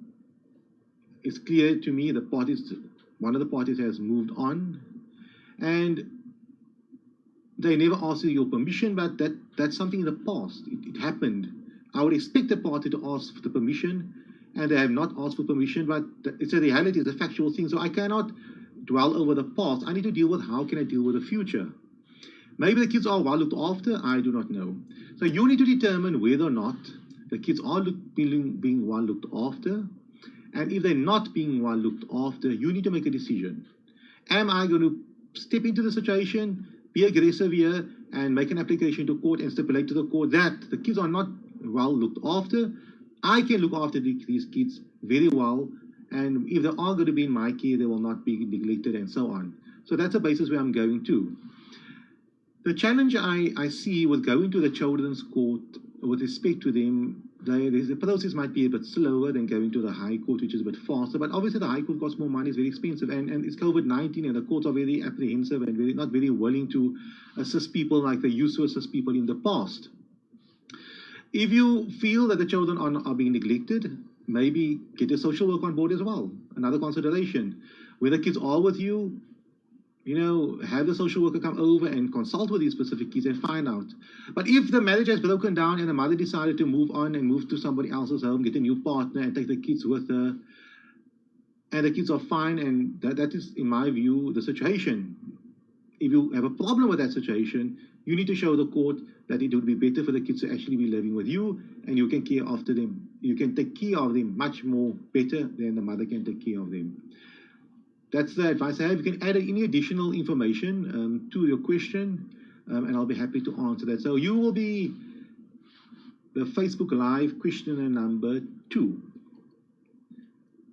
And I have a comment over here, says, thank you so much, you're welcome. That will be question number 1. You're welcome anytime. Feel free to pose whatever additional questions you have. Let me get back to the second question of the registrants. It goes as follows. I have 3 minor children and their father lost his job recently.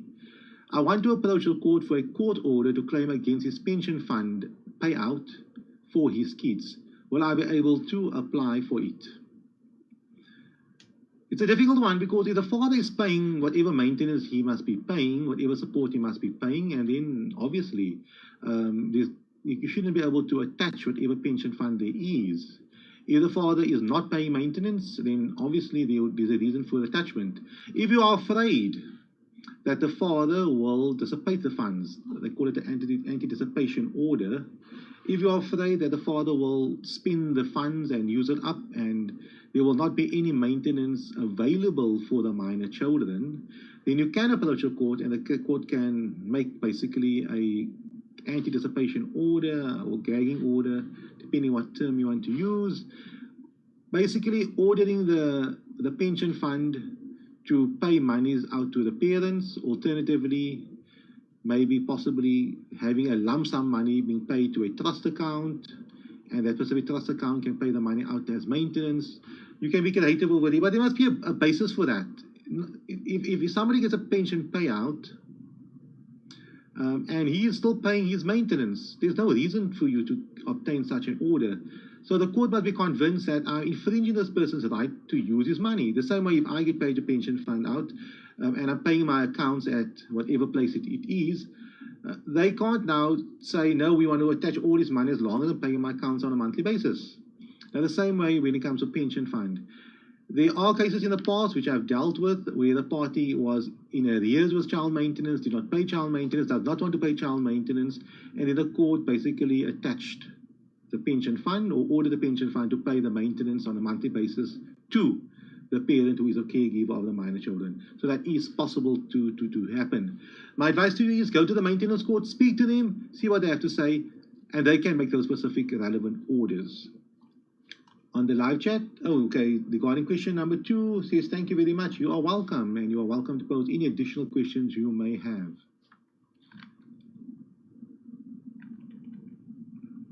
I'm just going to the Zoom again, letting some people in.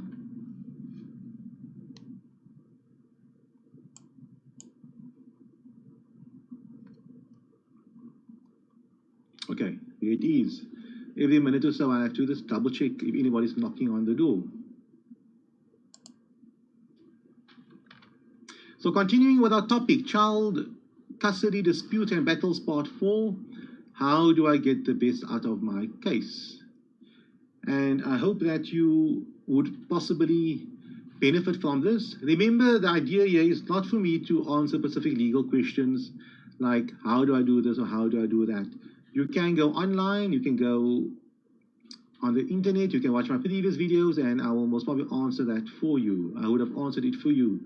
However, if you are struggling with a specific aspect regarding your case, regarding your child custody case, the matter might be pending in court, there might be issues, I do not know. Under those specific circumstances, on that basis, please feel free to pose questions. You'll get the best out of this webinar. However, if you have a general question and you do not know the answer, please feel free to pose it in any event. Question number 3. This is one of the pre-registration questions. The father of my child is on drugs. Is it possible that my new husband can be the child's guardian should I pass away? That is a very interesting question. It happens often where I get that question posed, where a client comes to see me for whatever contact rights and so on. Generally, when it comes to relocation or the other party is not much involved in the child's life, or the specific parent remarried and is caring for the child, and that specific parent is now concerned, if something happens to me tomorrow, must the child now be flown down to the other party? Although the other party never cared for the child because the other party is a co-guardian with me. Now, in terms of the Children's Act, if you are the sole guardian of the minor child, let's say there is no other parent, in your will, you can stipulate that at my death, I would like to make my guardian my new husband, my aunt, my uncle, my sister, which happens often, where a sibling gets appointed as a co-guardian, as a guardian in a will. You can do something like that. However, if the other parent is the co-guardian and you pass away, then automatically he or she becomes the sole guardian of the minor child. What I advise people to do under these circumstances, you have one or two options you have. You can either approach the court and have guardianship rights, conferred or appointed to the other party. For example, let's say you've remarried, you're living with your husband, and now the term they use is assignment. And you'll have guardianship rights assigned to your new husband, as opposed to him adopting the child and both of you have guardianship rights over the child. So you have that specific rights assigned to your husband. For the sole reason that, in case there's problems, you cannot be found, and your husband can act as guardian for the child, contractual stuff and so on. But the challenge with that is, I would say, is what if tomorrow you guys divorce, there's problems, and then here we have a situation whereby you divorce and we have somebody who's a third party who is also guardian over the child. Same with adoption. The other party can adopt the child with you, and tomorrow you guys divorce. This adoptive, non-biological parent has rights over the child. And the biological father, let's say that is the case here, he doesn't have any specific rights because he gave off the child. So they can become very complicated. What I advise, and this is my advice which I have for the specific clients. Just 1 second quickly.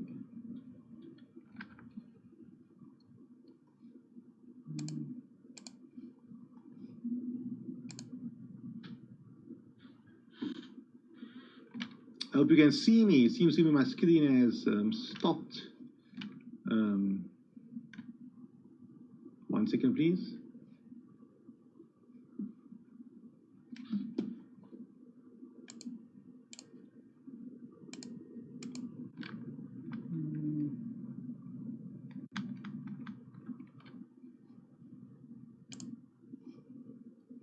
I think this is what happens if you're doing a Zoom webinar and so many platforms are on your PC at the same time.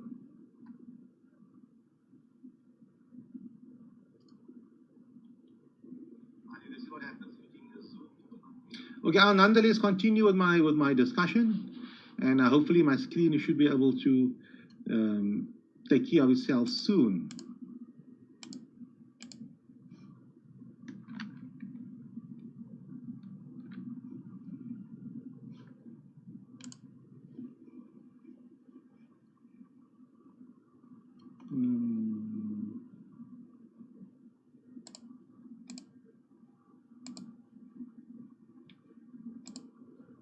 Okay, nonetheless, I'll continue, and hopefully later on we can resolve this issue.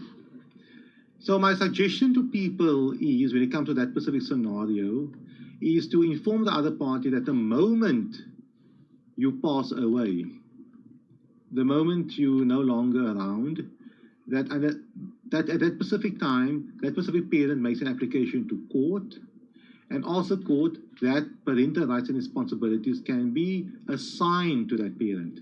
So you do not make an application to court before the time. You make an application to court, you advise a specific relevant party who you want to have parental rights and responsibilities, or you want to care for the minor child. You advise that specific parent or person to make an application at your demise urgently, immediately, for you to be the primary caregiver, or for him to be the guardian holder or primary caregiver of the minor child.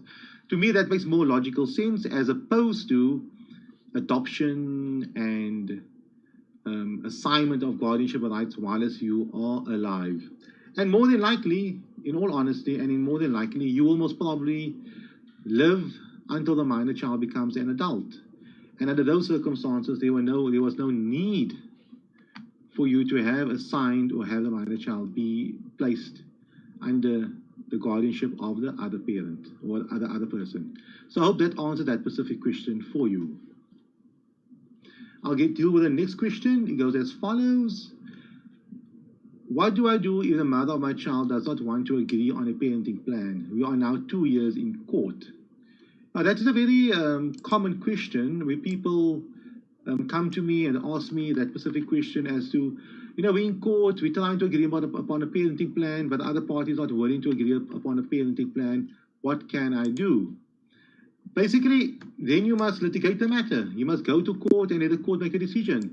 You cannot force someone to agree upon a parenting plan. That is unfortunately how it is. If someone does not want to agree upon a parenting plan, that is his or her prerogative. And if he or she wants to be difficult and feels that the court will make a different decision, then he or she is welcome to do so. Therefore, if someone is not willing to agree upon a parenting plan, my advice to you is get finality on the issue, come to a point where the other party is not willing to do so, the parenting plan and negotiations cannot be finalized, and under those circumstances, done, let us proceed with going to court and finalize this matter. That's the best advice I have for you. Okay, I have another question, another one of the live questions, the third live question. Let me get to it quickly. And I apologize for the video. I think the Zoom people can see me very well, but the people on Facebook Live cannot see me. So I apologize for that if you are watching this video via Facebook Live. Yeah, the Zoom people are giving me a thumbs up. They can see me perfectly well. It seems to be a streaming issue. I guess it happens if you're dealing with Zoom and Facebook Live and all these specific technologies at the same time. It can cause a bit of challenges. Okay, but let's get to the third question. It goes as follows. Hi, advocate, regarding another matter. A baby was born out of wedlock. One second.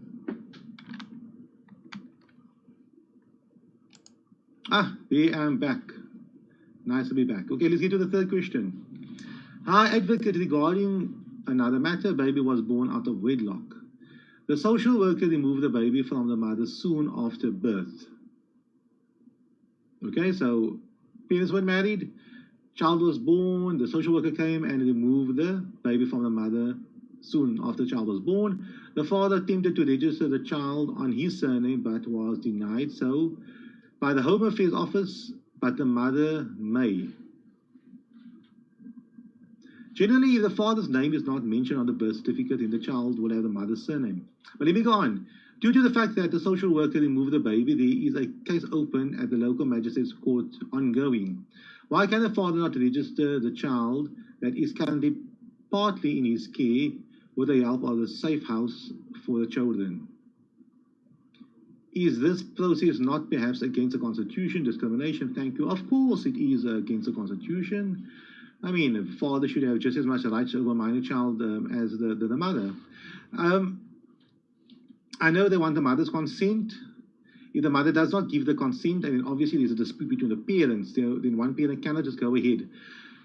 It can be a bit complicated because the mother will have to verify and confirm that he is the father of the child, and that is most probably why they want the mother to be the one making the necessary application. Otherwise, tomorrow any woman can fall pregnant, and then she's going to say, John, down the road, please come and, accept paternity. All of a sudden, John becomes the father of the child at John's surname, and that's that. Alternatively, John just goes to the Department of Home Affairs and says, I'm the father of that specific child, without the mother confirming it. There we have it. He's the father of a child, although he might not be the actual father of the child. So under those circumstances, I can see there could be possible issues, especially under these specific social welfare issues. You need to go to the Department of Home Affairs and find out exactly what the reason for that is, if it's a logical and a rational reason. I can see the only technical possibility, as I mentioned early on, for them denying assistance would be that the mother needs to verify that you are the father of the child. But at the same time, a father can approach the Department of Home Affairs and confirm his paternity, and his details has to be inserted into the registry of birth and death registration register. So that is possible. That can be done at any point. So if on the child's birth certificate it specifically states that there is no father is not identified, the father can come to Home Affairs and prove that he is a father, and his details must be inserted into the register. So I hope that sorts that out, and hopefully there won't be any camera issues going forward. And we're running shortly out of time, so I'll deal with the next question. Question number 5 are the people that registered before the time, if you're watching this. I do not have a lawyer. Is it necessary to have a lawyer in High Court? My ex says he will take me to the High Court. I firstly would advise anyone, it is always advisable to make use of legal representation. The same way, when you're building a house, you make use of a builder. When you're dealing with your accounts, you make use of an accountant, and so on. So I will not discount the advantages of making use of legal representation. But regarding the legal question, is it necessary or a requirement in our law that you must make use of a lawyer or a legal practitioner registered with a legal practice council or whatever law is applicable at the specific time? No, you can represent yourself in any legal matter. In the Children's Court, in the High Court, in a civil matter, if somebody sues you for whatever, you can represent yourself. You can sign your own documentation, you can file your own documentation. You do not have to make use of a lawyer. So that's very important to note when it comes to legal proceedings. But at the same time, as I mentioned earlier on, it's always advisable. If you cannot afford a lawyer, then there are other ways of doing it. Watch this video, for example. Then you can, or post questions regarding that. Go to the library. Go to a law library. Some universities have law libraries. Most should have it, or all should have it, that offer law.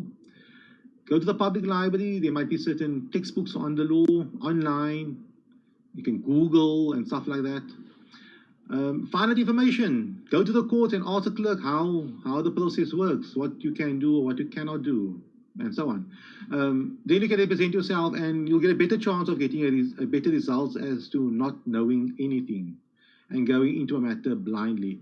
So that is my advice on the question: should you have a lawyer? You do not have to have a lawyer. You can represent yourself. And the last question, unless any other questions come through on the Facebook Live. I see no questions on the Zoom, no additional questions on the Zoom. Let us move on. The last question. Question number 6. We are currently separated and married. Can I approach the court for a parenting plan? So the parties are married. No issues regarding that, as opposed to being unmarried and just having a child. So they are married in terms of the law, but they are separated. The question is, can they still approach a court for a parenting plan? Yes, you can. You can approach a court for any relief, even if you are married to the other party. You do not have to be divorced or approach the other party while you are divorced. Therefore, although you are separated, you can approach a children's court if there's a dispute regarding the kids. The law doesn't say you must first get divorced before we can assist you. You can approach a children's court if there's a dispute, and the children's court will obviously have to follow procedures in trying to get the parties to agree upon a parenting plan. If the parties cannot agree upon a parenting plan, and then the normal procedures must be followed. The matter must run its course. For argument's sake, how does it run its course? the applicant will come to court, or the complainant will come to court, and he will say whatever he wants to say to court. The other lawyer, if there's a lawyer the other side, or the other party representing himself, will ask him or her questions, put his or her version to the witness on the witness stand, and then later on, you will come on the witness stand and stipulate your case, and the other party will ask you questions and so on. Then the court will make a decision based upon all the information and evidence before it. Usually there will be an expert report, an expert recommendation, someone who knows about your case, who who made an investigation into your case, and who provided a report on your case. And the court will specifically look at that and make a decision based upon that. I hope that answers your question. You can go to the Children's Court for a parenting plan, even though the parties are still married. What often happens is, and it happens a lot in my profession, parties are separated, they're still married, they have problems, they might divorce, they might not divorce, but one of the parties are concerned that the child will be neglected, or the other party will just come and collect the child or phone the police, whatever the case may be, because there's a dispute. With whom must the child be? Well, the parties are separated. Must the child be with the mother? Must the child be with the father? If there is a pending divorce, there's something called a Rule 43 in the High Court. You can get interim relief. The court can make an interim arrangement, but that can take some time, and the matter might be very urgent.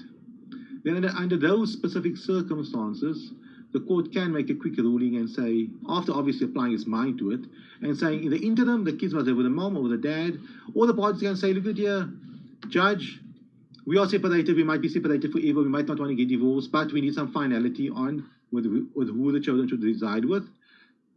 The court will obviously have to apply its mind and make a decision on the specific issue.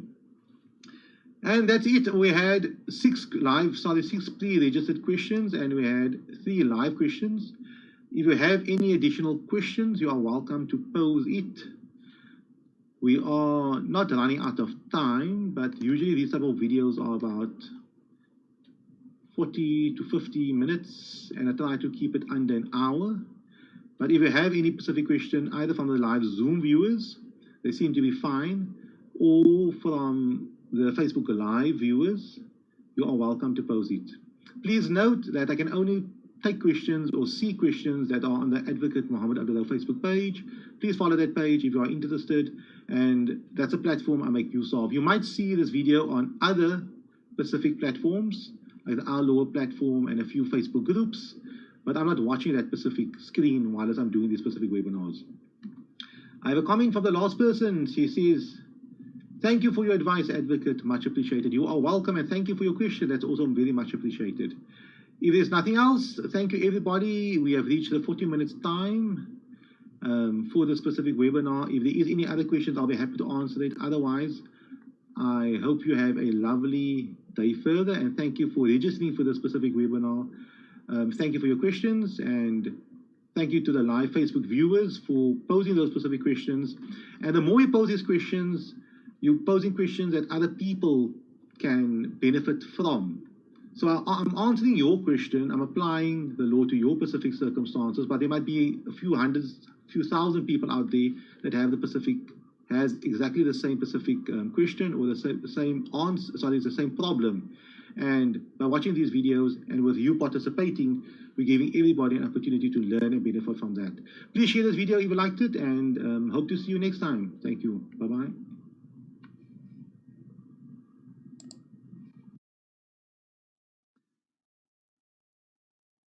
Good morning. Welcome back. I hope you're having a wonderful day. We're following up from yesterday's webinar on child custody and child maintenance. We are taking live questions from you on the Advocate Mohammed Abduroaf Facebook page. Take a minute to get yourself ready. This webinar should start in a few moments' time.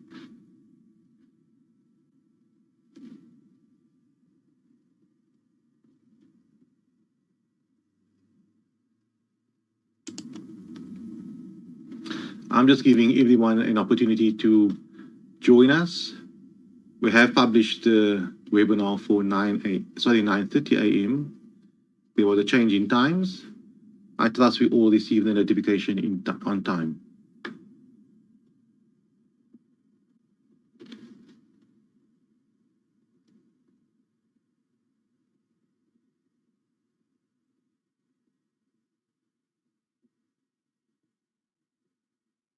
I'm just sharing it to relevant pages. Please note, if you have a question, you need to post it onto the Advocate Mohammed Abduroaf Facebook page. That's where the live stream is originating from.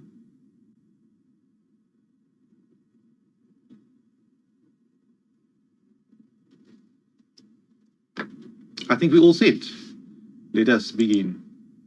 Again, a good morning to all of you who are joining us on today's Facebook Live Q&A on the topic of child custody and child maintenance.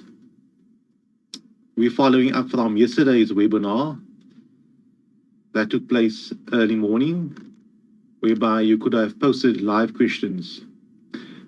I have a comment. Yes, good morning. Thank you for that. And someone from the Northwest, all welcome to join us. As mentioned early on, you all are welcome to pose live questions, and I'm hoping to go straight into that. Therefore, if you have a question regarding child custody or child maintenance, the other party is refusing your contact to your minor child, or there are difficulties in relation to the exercising of your parental rights and responsibilities in relation to your minor child. Alternatively, if there is an issue regarding child maintenance, feel free to pose your question. Another good morning. Thank you very much for joining us. It's always nice to know who is joining us, and please mention, if you do not want to pose a question, feel free to say hi or to post where you are streaming from or viewing this video from. It is a live video. It does get posted onto YouTube later on, and it will remain on Facebook for some time. If you are watching this video but not live, it will be senseless to pose any questions. However, if you are watching it live now, feel free to pose whatever questions. We are still in the midst of the lockdown. Things are different. I had a webinar yesterday with an attorney, and we discussed these issues, and it was clear that in 2020 last year, parents got used to the idea of lockdown, and contact arrangements had to be amended. The specific contact arrangements that were in place previous to the lockdown, prior to the lockdown, whereby maybe it's stipulated that the minor child will spend half the school holidays with one parent and the other half with the other parent. Contact will change on Christmas Day. Doesn't apply now because school holidays are much longer, and it gets extended. It got extended now recently for another 2 weeks or longer. Therefore, things are totally different than they were before the lockdown. And therefore, with that, the challenges are different. Regarding child maintenance, things are more expensive. Kids eat more while they're at home. They use more water, they use more electricity, they use more data, whatever the case may be, whatever your circumstances are. They may want to visit friends more often. They may want to phone friends more often, whatever the case may be. The expenses are much more. If they are at school, obviously, they can run up the school's bill with the toilet bill and the electricity bill and so on. But if they are at home all the time, things are different. It might not be. Sometimes it's cheaper. There might be other changes. For example, your transport bills are a bit less because you are not traveling that much. So it varies. However, each family is different. I have a question. I have a live question from someone. I'll answer it now. All is looking in order. The question goes as follows. Last year, I only saw my son for only 6 days due to COVID-19. We live in different provinces. Do I have a right to catch up on lost time? The principle of catching up on lost time doesn't really apply if there is a court order by default. So if there's a court order in place stipulating that you should have contact X, Y, and Z, and you do not have contact in terms of that court order, it's not for the parties now to, if they can on their own agree upon it, wonderful, but it's not for one party to say, okay, I want to now catch up by now having more contact at that specific date, and the other party must automatically agree there too. It is unfortunate. Therefore, when these type of things do happen, the parties need to go to a mediator or facilitator to resolve it. Practical and reasonable parents would take note of the fact that contact was limited during the lockdown and due to the COVID-19 pandemic, and allow a parent to make up that specific lost time, because the person or the individuals that loses out under these circumstances are the minor children. The minor child wants to have contact with the dad. He could not have contact with the dad because of the lockdown. They live in different provinces. We all know for the first few months, interprovincial traveling was not allowed, and the parents has to be reasonable.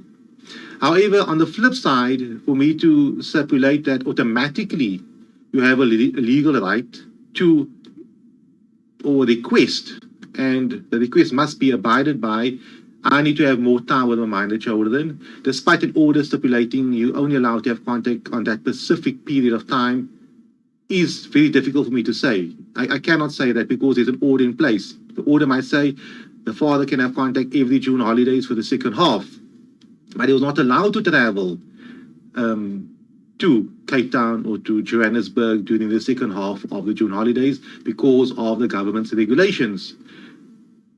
For the parties now to swing the order to allow a deviation of the order can be problematic on both sides, because a mother might have made arrangements for the kids might have to be in school, the kids might have certain other plans planned for the balance of the period whereby they should not be in the other parent's care or contact. So it's very unfortunate that parents cannot agree upon it. My advice to the specific person is stick to the court order, and if the other party does not want to allow you additional contact for no good reason, then I would strongly advise you to approach the court, and the court can relook the whole issue, and the court can amend the contact and care arrangement. For the sole reason, as I mentioned early on, contact and care is a right of the minor child, not necessarily the right of the parents. Yes, parents need to see the minor kids as well, but if it is not in the minor child's best interest to have contact with a relevant parent, that specific contact should not happen. I hope I answered the question. I must just be very cautious, because if I had to now say, yes, catch-up is allowed, when will catch-up take place? During school term, parents are living in different provinces. So I'm being very cautious in that answer.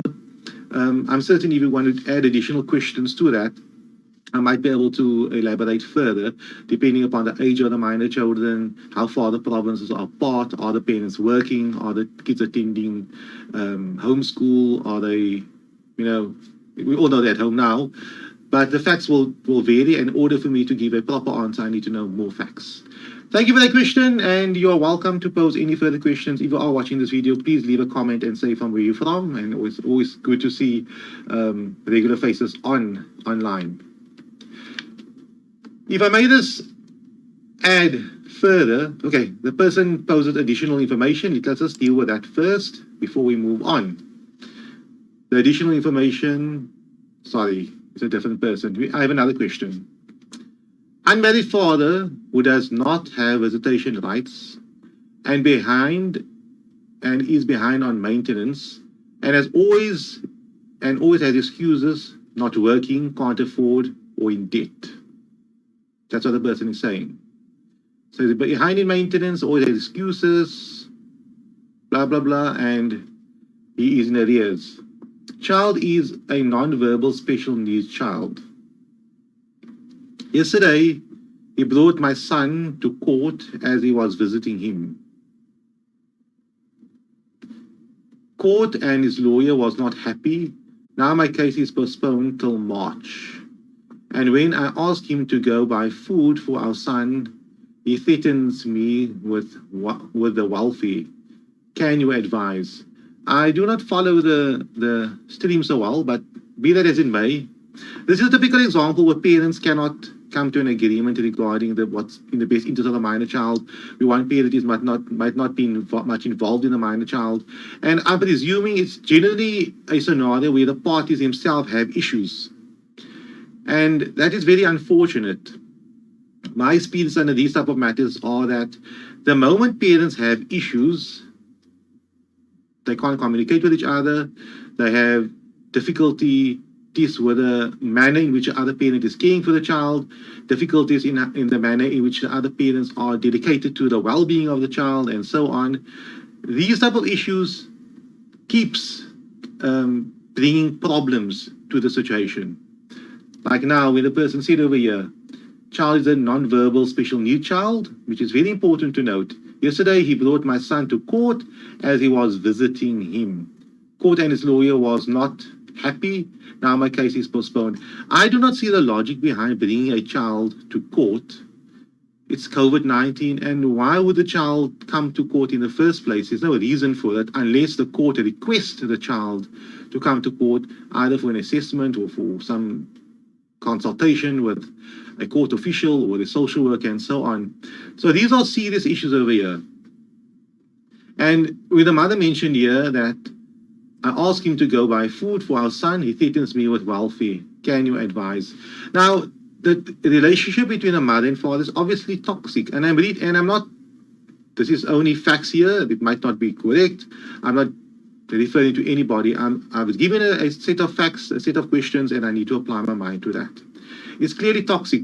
It seems to me on all fronts, when it comes to the parenting of the minor child, specifically stipulates over here, the person starts with a sentence, unmarried father who does not have visitation rights and behind on maintenance.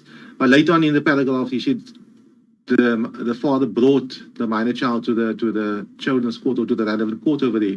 But be that as it may, the relationship between the mother and father is clearly toxic. These type of matters will always be there. They will always have these type of problems. So my strong advice to these specific persons are, have this court litigation finalized as soon as possible. Get an order in place. If the order says that the father can have contact X, Y, and Z, and that's it. Or it says he cannot have contact, whatever the case may be. If the maintenance order stipulates that the father should pay 100 Rand or 200 Rand, have it finalized. If tomorrow the father can afford more money, or you believe he can, then you approach a maintenance court again. But the more the parents communicate with each other, and the more the parents start dealing with each other, especially under these circumstances, where the mother asks for maintenance and then the father threatens to take the child to welfare. I would imagine maybe to social services. I do not know what that specific means. It could also mean maybe apply for SASSA grant, could be anything. But be that as it may, unless these specific parents figure out a way to communicate with each other civilly and responsibly and so on, the minor child will always be in the middle, and the minor child will always be affected by how these specific parents respond and deal with these situations. So my advice to the specific person is, I do not have this one-step advice to fix these type of problems, or do this or do that. I would most probably have advised you at the start, go to the children's court or go to the maintenance court, but you are there. My advice is, finalize those issues and come to a resolution as soon as possible. Okay, the question regarding the interprovincial traveling, an additional comment. He says, thank you. You are welcome. And he lives in George. Yeah, so George is quite far away. And I strongly believe that the parents need to come to some type of a resolution. And with COVID-19 being indefinite, there will have to be a change in the manner in which parenting plans and consent papers are drafted going forward.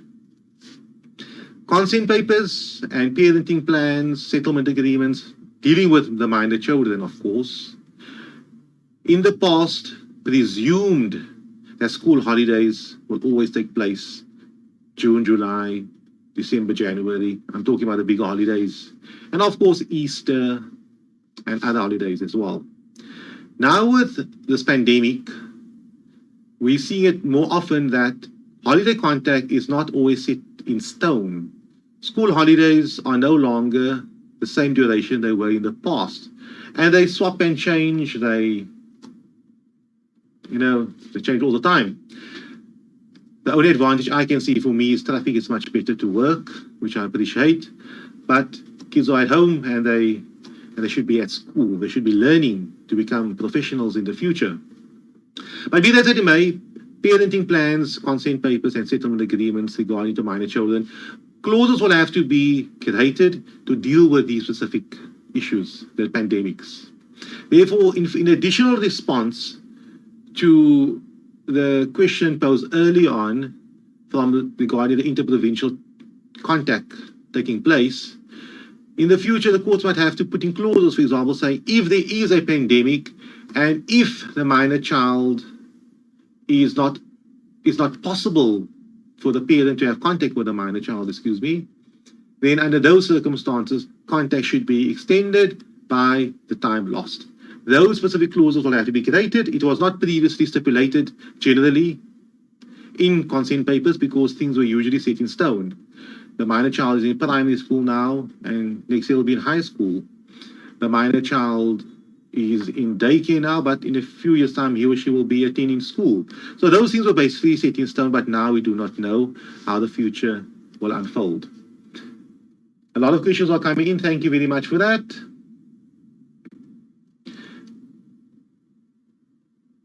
The maintenance issue, the person commented further, says, X makes everything about me. No request was made. X is very abusive to me.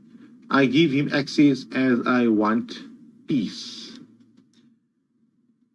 This is my advice to anyone. If another person is abusive towards you, committing domestic violence, emotional abuse, psychological abuse, whatever the case may be, I strongly advise that you enforce your rights and you obtain a protection order. A protection order, approach a domestic violence court in your area. If there has been abuse in the past or domestic violence in the past, you'll get a protection order, and the protection order will basically say that he or she is not allowed to commit the psychological or emotional abuse. And if he or she does do that again, you go to the police station, the courts will provide you on a successful application with a warrant of arrest, and the police will arrest this person for violation of the protection order. Something to consider, something to look up. There's many articles on the internet dealing with protection orders. It's concerning, and it's a reality that when spouses meet each other, things are fine, they have a child, and life is good. When they separate, things become toxic. Not all situations, but when it does become toxic, people have one mission. It is to make life hard for the other party, or the mission might just be, only to not listen to the other party and be one-track mind, only focus on what's best for them and what will work for them. That's very sad. And if that is the situation, I always advise people go to mediation, go to facilitation, speak to a parenting counselor or child care counselor, someone that deals with these type of matters, who can speak to the mother and the father. Mother can speak and say, I have the following problems with the dad. These are the issues I have. I've been having these issues for the last year or two. He doesn't want to listen. Fine. But he's in the room, so he's listening to her. He never listened to her for the last 5 years. And then he'll speak as well, and he'll give his response for why he's responding that way, why he's doing that, what problems he has with the mother. And then she will have a chance to reply and so on, depending upon how the facilitator or the social worker or mediator decides to deal with this matter.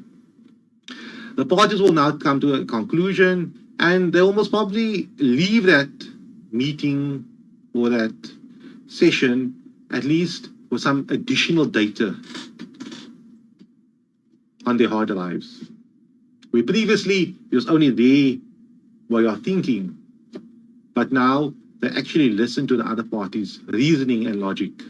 And the other party can say, when the child is here, the child is angry, the child is, depressed, anxious, and so on. The other party initially might be angry, because how can you say that the child is not angry and depressed when he's with me? But she said it. Initially, his response or her response might be a bit not what we'd want it to be, but he or she will go home and it will settle down and he will start pondering on that. So dialogue is extremely important.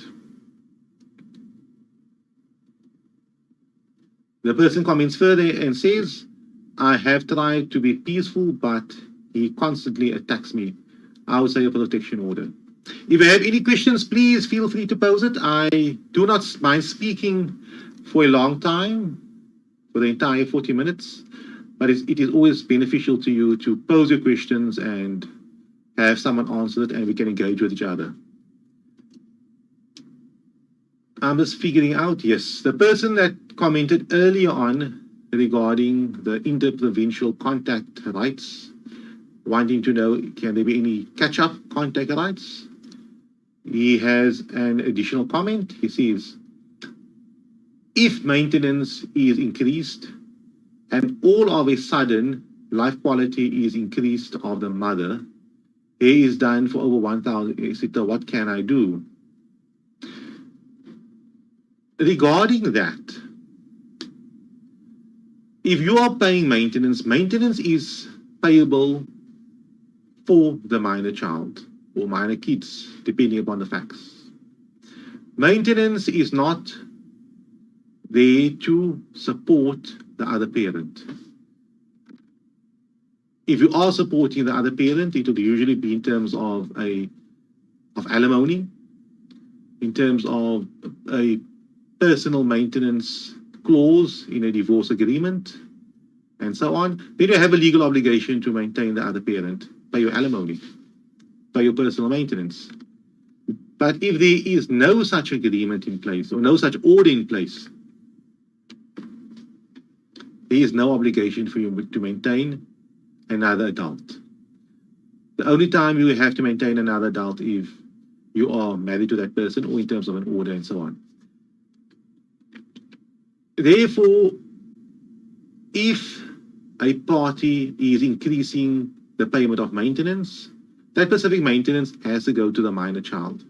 If it is not going to the minor child, obviously there needs to be a reduction. If the mother is increasing her lifestyle, there could be many reasons for that. One reason could be she's earning more money, she got some money this time, she inherited money, whatever the case may be. The calculation in determining what amount of maintenance you should pay is based upon 3 factors. Firstly, the cost of the minor child. That's important. What are the reasonable costs of the minor child? That's a base from which we work. If the minor child only costs 100 Rand a month, you cannot claim 200 Rand a month. That doesn't make logical sense. If the minor child costs 50 Rand a month, but both parents earn 50 Rand per month, that's a problem. We have to lower the minor child's expenditure. If the minor child costs 100 Rand a month, the father earns 1,000 Rand a month, and the mother earns 2,000 Rand a month. Clearly, the mother should pay 2/3 of the minor child's expenditure, and the father should pay 1/3. So the mother pays 63 Rand or 67 Rand, and the father will pay 33 Rand. That's a basis upon which we decide maintenance. The needs of the minor child, the means and expenditure of the mother, and the means and expenditure of the father. Now, when we determine means, we have to look at various aspects. Someone may be unemployed, but he or she has a pension fund, he or she has property, gold coins, assets laying somewhere. So he has means, or she has means, although he or she does not have any income. Therefore, when determining a fair amount of maintenance a party should contribute to his or her child, we do not only look at the income, we look at the means. Because it will be a bit unfair if the mother, in this example, in my example at least, has to use all her money to maintain this minor child, and the father earns much more money, and he uses a lot of his money for investment purposes and is developing himself, And the proportion upon which they worked it out was based upon income only, but the father is a multi-millionaire, he earns properties, etc. So it's important to determine the maintenance amount based upon the minor child's needs, the means and expenditure of the parents, and so on. Going back to the question, I cannot comment as to whether or not the mother upping her lifestyle is reasonable or not. If the mother has increased her income, things will have to be re-looked at. So when the maintenance agreement or the maintenance order was made, the mother earned X and the father earned X, and the father had to pay X. I'm presuming the father has to pay. Now the mother's income has increased drastically, or means has increased drastically. Clearly, there needs to be a recalculation whereby the father would have to pay much less. My advice to the specific person is, you need to determine, is the mother using the money which you pay towards a minor child, or is she supplementing, that's the word, supplementing her lifestyle with the maintenance you are paying. Alternatively, she may be paying or using that maintenance which you are paying towards a minor child, but your contribution which you are paying is far too high based upon the means of the mother. In other words, she's earning much more than you, she has much more assets than you, she should be paying more towards a minor child than you. Something to consider, something to look at. It's only 2 sentences. I cannot conclude specifically in saying this applies to your scenario. I'm giving general advice, and it might apply to you, or you can use that to take it further. The question regarding early on the maintenance issue, where the parties are embroiled in some type of misunderstandings and the father is emotionally and psychologically abusing the mother, the person says, thank you, you are welcome. If there are any other questions, please feel free to post it. I'll be happy to answer it. Yes, we're heading for half an hour. These videos are usually 40 minutes or so.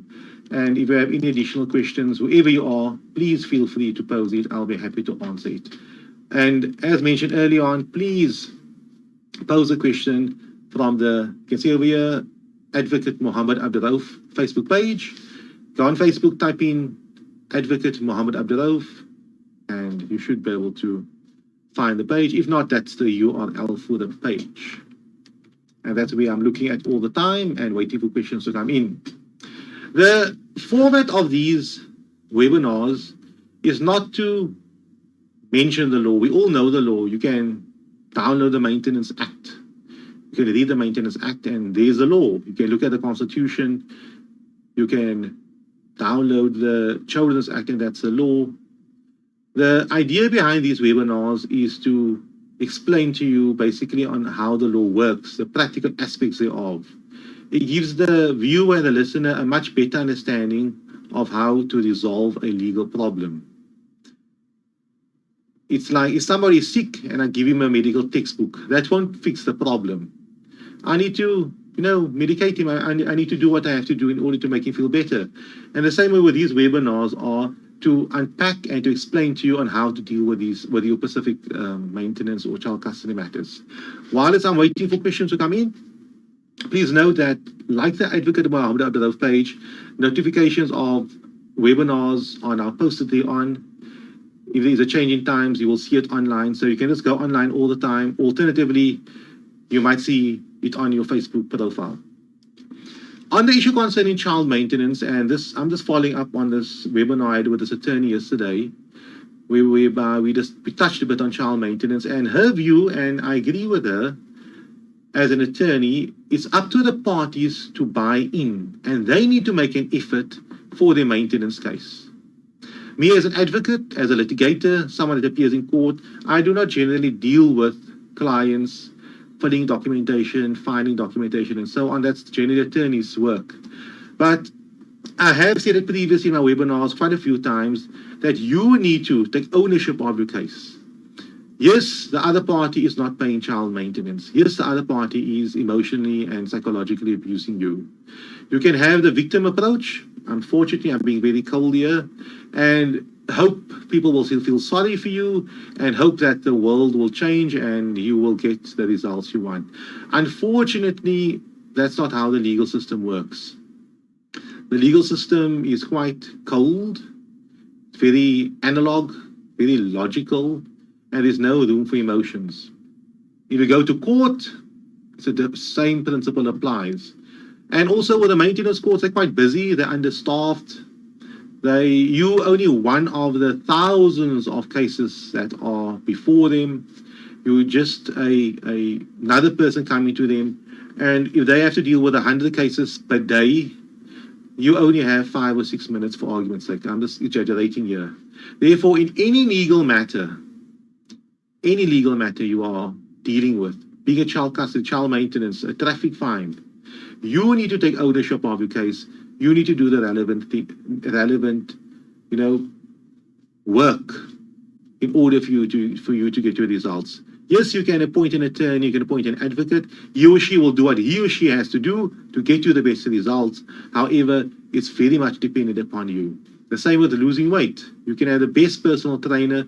If you're not willing to put in the effort of eating well and exercising regularly, you will not get the results you want, no matter how good your personal trainer is. The same with the law. Therefore, when you apply for child maintenance at the maintenance court, prepare your documents. Highlight the relevant documentation. Make the photocopies. Don't let your attorney do all those type of things. Why can't you do that? Go to the maintenance court and find the application. Stand in a queue. Why must you pay a lawyer to do that if you can do that? That's all that I have to say now. We have another question that came in. Thank you for that. It goes as follows. My kid's father is no longer interested in being in her life. I haven't asked him for financial assistance ever. He has last given me in 2019. Is he liable to assist me with medical aid and school fees, etc.? Bearing in mind he doesn't support financially at all and doesn't choose to see her. I would presume, and the person can tell me if I'm right or wrong, that there is no maintenance order in place and the parties have some type of informal understanding or arrangement which seems not to be working. But if there is a maintenance order in place, please comment upon that and I can change my answer. But I will answer now based upon the assumption there is no maintenance order in place. So it starts with the following. My kid's father is no longer interested in being in her life. That is very unfortunate and very sad because this child would like to know I have a father. I see my father regularly. My mom and my dad are no longer together, but I still have a dad, and he might have remarried, he might have moved on with his life, but there is a dad in the picture. I see once a week, once a month, whatever the case may be. But I find it a bit, disconcerting that a father does not want to be in his or her child's life. There could be many reasons for that. I do not know. Maybe the couple themselves have certain issues, and if he might feel that because I have issues with the other parent, whenever I want to have contact with a minor child, I have to engage with that parent. That could be one reason, but I don't think that's a valid reason. I mean, you need to go beyond that. People are in court all the time fighting for their rights to see the minor kids, despite the issues involved. So that's not a very good reason, but that could be the reason. Alternatively, he or she is apathetic and does not want to see the other child. I think that's very selfish. And I feel very sorry for that child. And I pity the parent that is like that. The person commented further, my facts are correct, there is no maintenance order in place. So the parent goes further, or the person goes further and says, I haven't asked him for financial assistance ever. He has last given in 2019, so that's about almost 2 years ago, depending upon when. Is he liable to assist with medical aid and school fees, etc.? Yes, he is liable to assist. He is a biological father. He is even liable towards you for maintenance since the party separated or since the last time previously when he last supported a minor child, or when last you lived together, and so on. In terms of the Maintenance Act, you can claim from birth. But be that as it may, you are entitled to claim from him costs for medical expenditure, school fees, and so on. And the person goes further and says, bearing in mind he doesn't support financially at all and doesn't choose to see her. My advice to the specific person who made this comment would be approach a maintenance court as soon as possible. Many parents are apprehensive. They hear from friends or from family, you won't get what you're entitled to in a maintenance court. It's a waste of time. I do not think so. I would say, yes, under certain circumstances, things can be a waste of time because the other party does not have any money. The other party is unable to, to support a minor child, whatever the case may be. It's like me telling you, don't apply for a job ever, because when you apply for a job, you will not get a job. Because all my friends, they applied for jobs and they never got jobs. That's not good logic. Yes, you apply. Sometimes the results are good, sometimes the results are bad. But at some point, you should get the results. Millions of people have jobs. Okay, so moving on. You need to approach the maintenance court as soon as possible. The maintenance court would call him in. They will call you in. They will inquire into the matter. You will obviously explain to the maintenance court how much the minor child costs, come with the documentation, receipts, proof of expenditure, working out very well that the child eats so much, the electricity, water, etc. And there's many webinars and videos online dealing with that and how to calculate the child maintenance. Just Google it.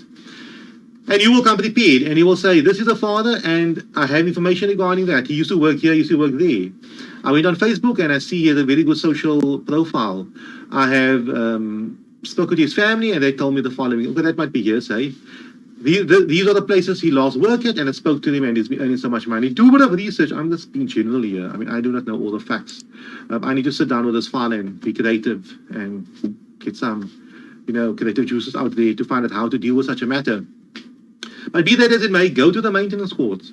Let the maintenance courts deal with him. And the more effort you put into your case, the better the results. The specific person provided some additional information. I've never kept him away from her. He is remarried for the past 5 years. He has been in and out of her life. So I presume the parties were married before when she says remarried. He stays away and comes back like nothing happens. I'm 100% certain he will come back. I'm just scared that it will cause us psychological issues in the end.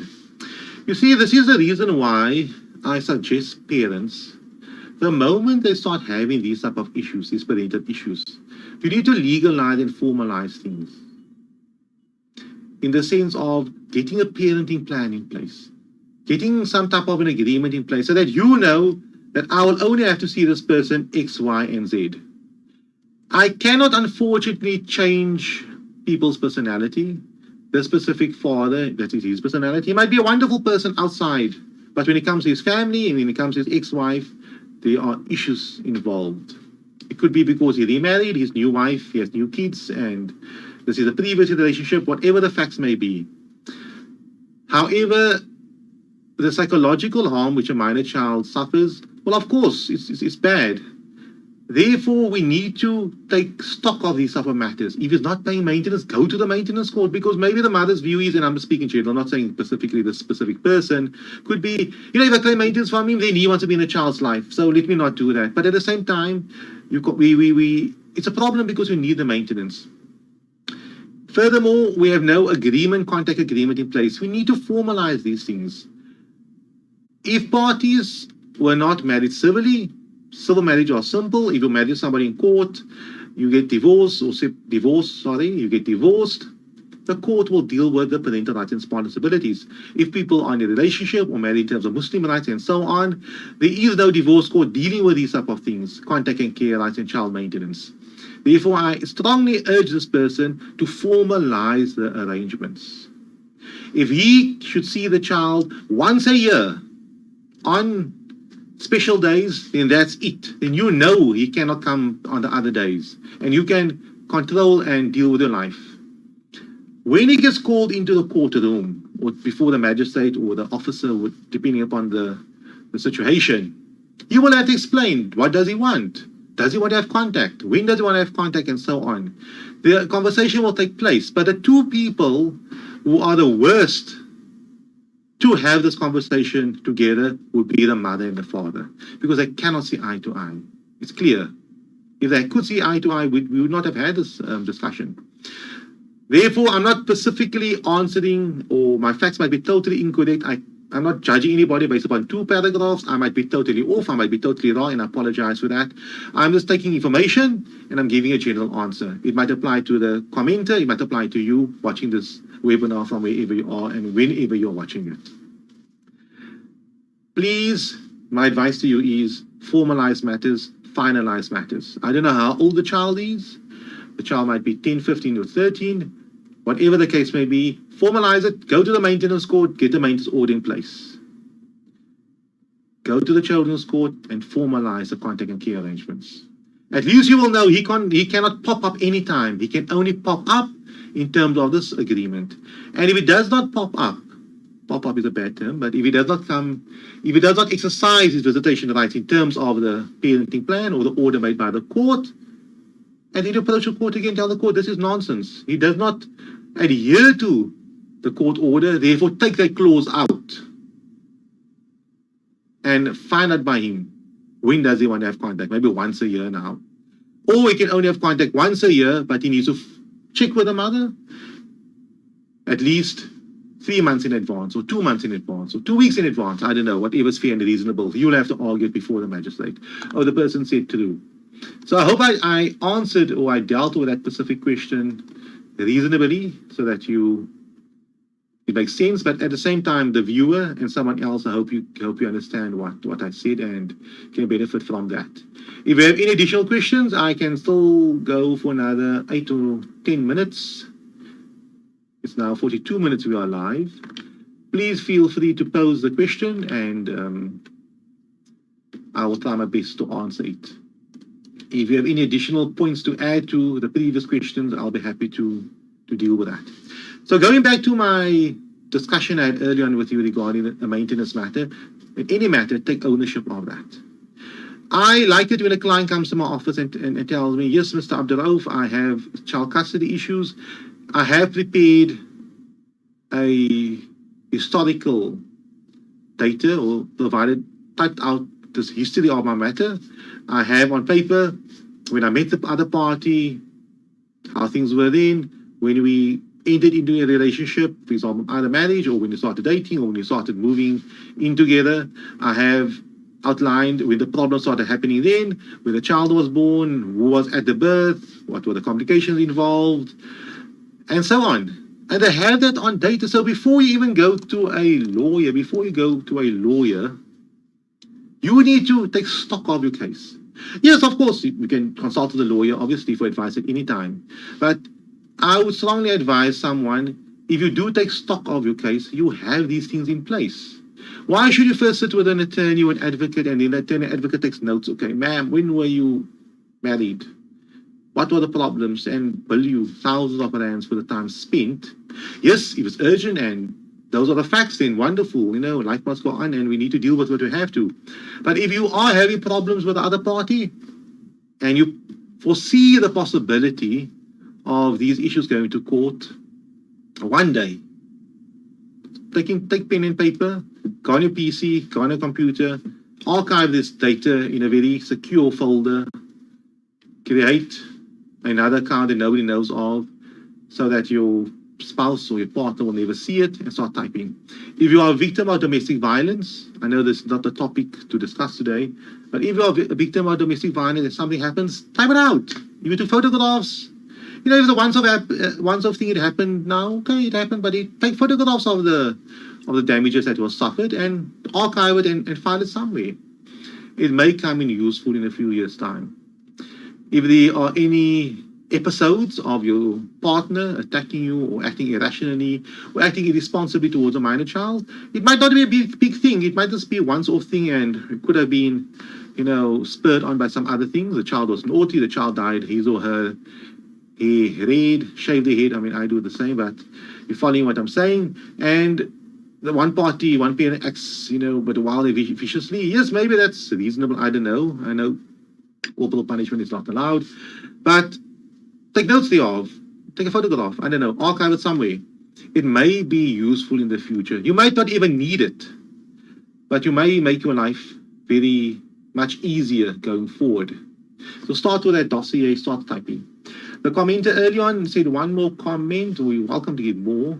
Can I request for sole custody if he's currently not in the life, in the child's life? Yes, you can. You can request that, and you have to prove that that will be in a minor child's best interest. So basically what you will ask for, you'll ask the court to confirm that you are the primary caregiver of the minor child. And maybe you say, for example, that the father can only have contact with the minor child, supervise, and if you want to allow it. I'm just generalizing. It's a general question. Yes, you can. Whether or not you'll be successful or not, that's up to the court. How you term your documentation, how you term your request will obviously be based upon your consultation with your attorney, your advocate, and they will now decide based upon all these facts.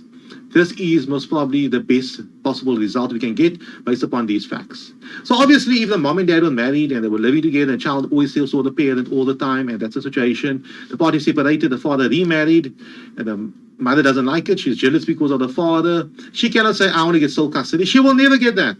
It will never happen. It won't happen. She might ask, I want to get sole guardianship, even harder to obtain. So those things are out of the table. But if a client comes to my office and says the other party was never involved in the child's life, never saw the child, now and again pops out of nowhere, the child calls my new spouse daddy and so on. But I would like to have something formalized for this person to only have contact when I allow it, or with due notice, based upon the fact that this person keeps on threatening me to take me to court and to social welfare and so on. Then you could possibly bring up a case for that. And regarding guardianship, whenever I apply for the minor child to go to school, or I go to the hospital, they keep on asking me, where's the father? Because on the birth certificate, both parents' names are there. Then under those circumstances, yes, it makes sense, apply for sole guardianship, because why must you always look for this father that's never in the child's life? I think that's it. If there's anything else, if I see anything else popping up, please pop it up as soon as possible onto the comment section. We have 17 comments. Thank you very much for that. And we will be online this afternoon, again at 4 o'clock, with some other professional people dealing with child custody issues and so on. An organization called Dads Indeed. I'll be speaking to them. And there are a few webinars happening tomorrow, quite a few. I have one with an attorney the afternoon, and I have one with a psychologist also, I think, the morning. It will all be posted on our Advocate Mohammed Abduroaf page. Please like that page for updates or visit the page regularly. As I mentioned earlier on, all live questions and answers takes place on the Advocate Mohammed Abduroaf page. I can only keep an eye on one page. The webinars are, of course, cross-streamed to various other pages as well. Thank you very much. Have a lovely day and hope to see you online soon. And thank you very much for those persons who have posed those questions. It's greatly appreciated.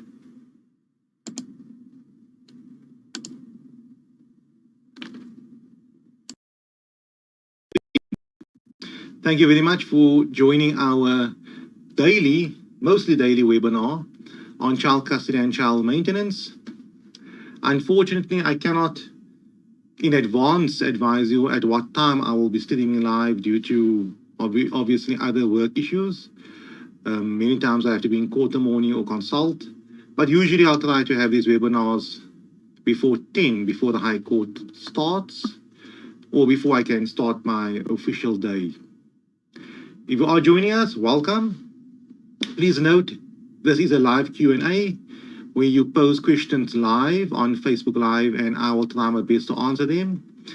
Questions should relate to child custody and child maintenance. For example, I'm being refused contact to my child, what can I do? Or the other party does not pay any child maintenance, what can I do?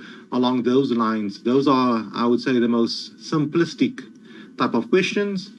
You are welcome to pose more complicated and in-depth questions regarding child custody and child maintenance.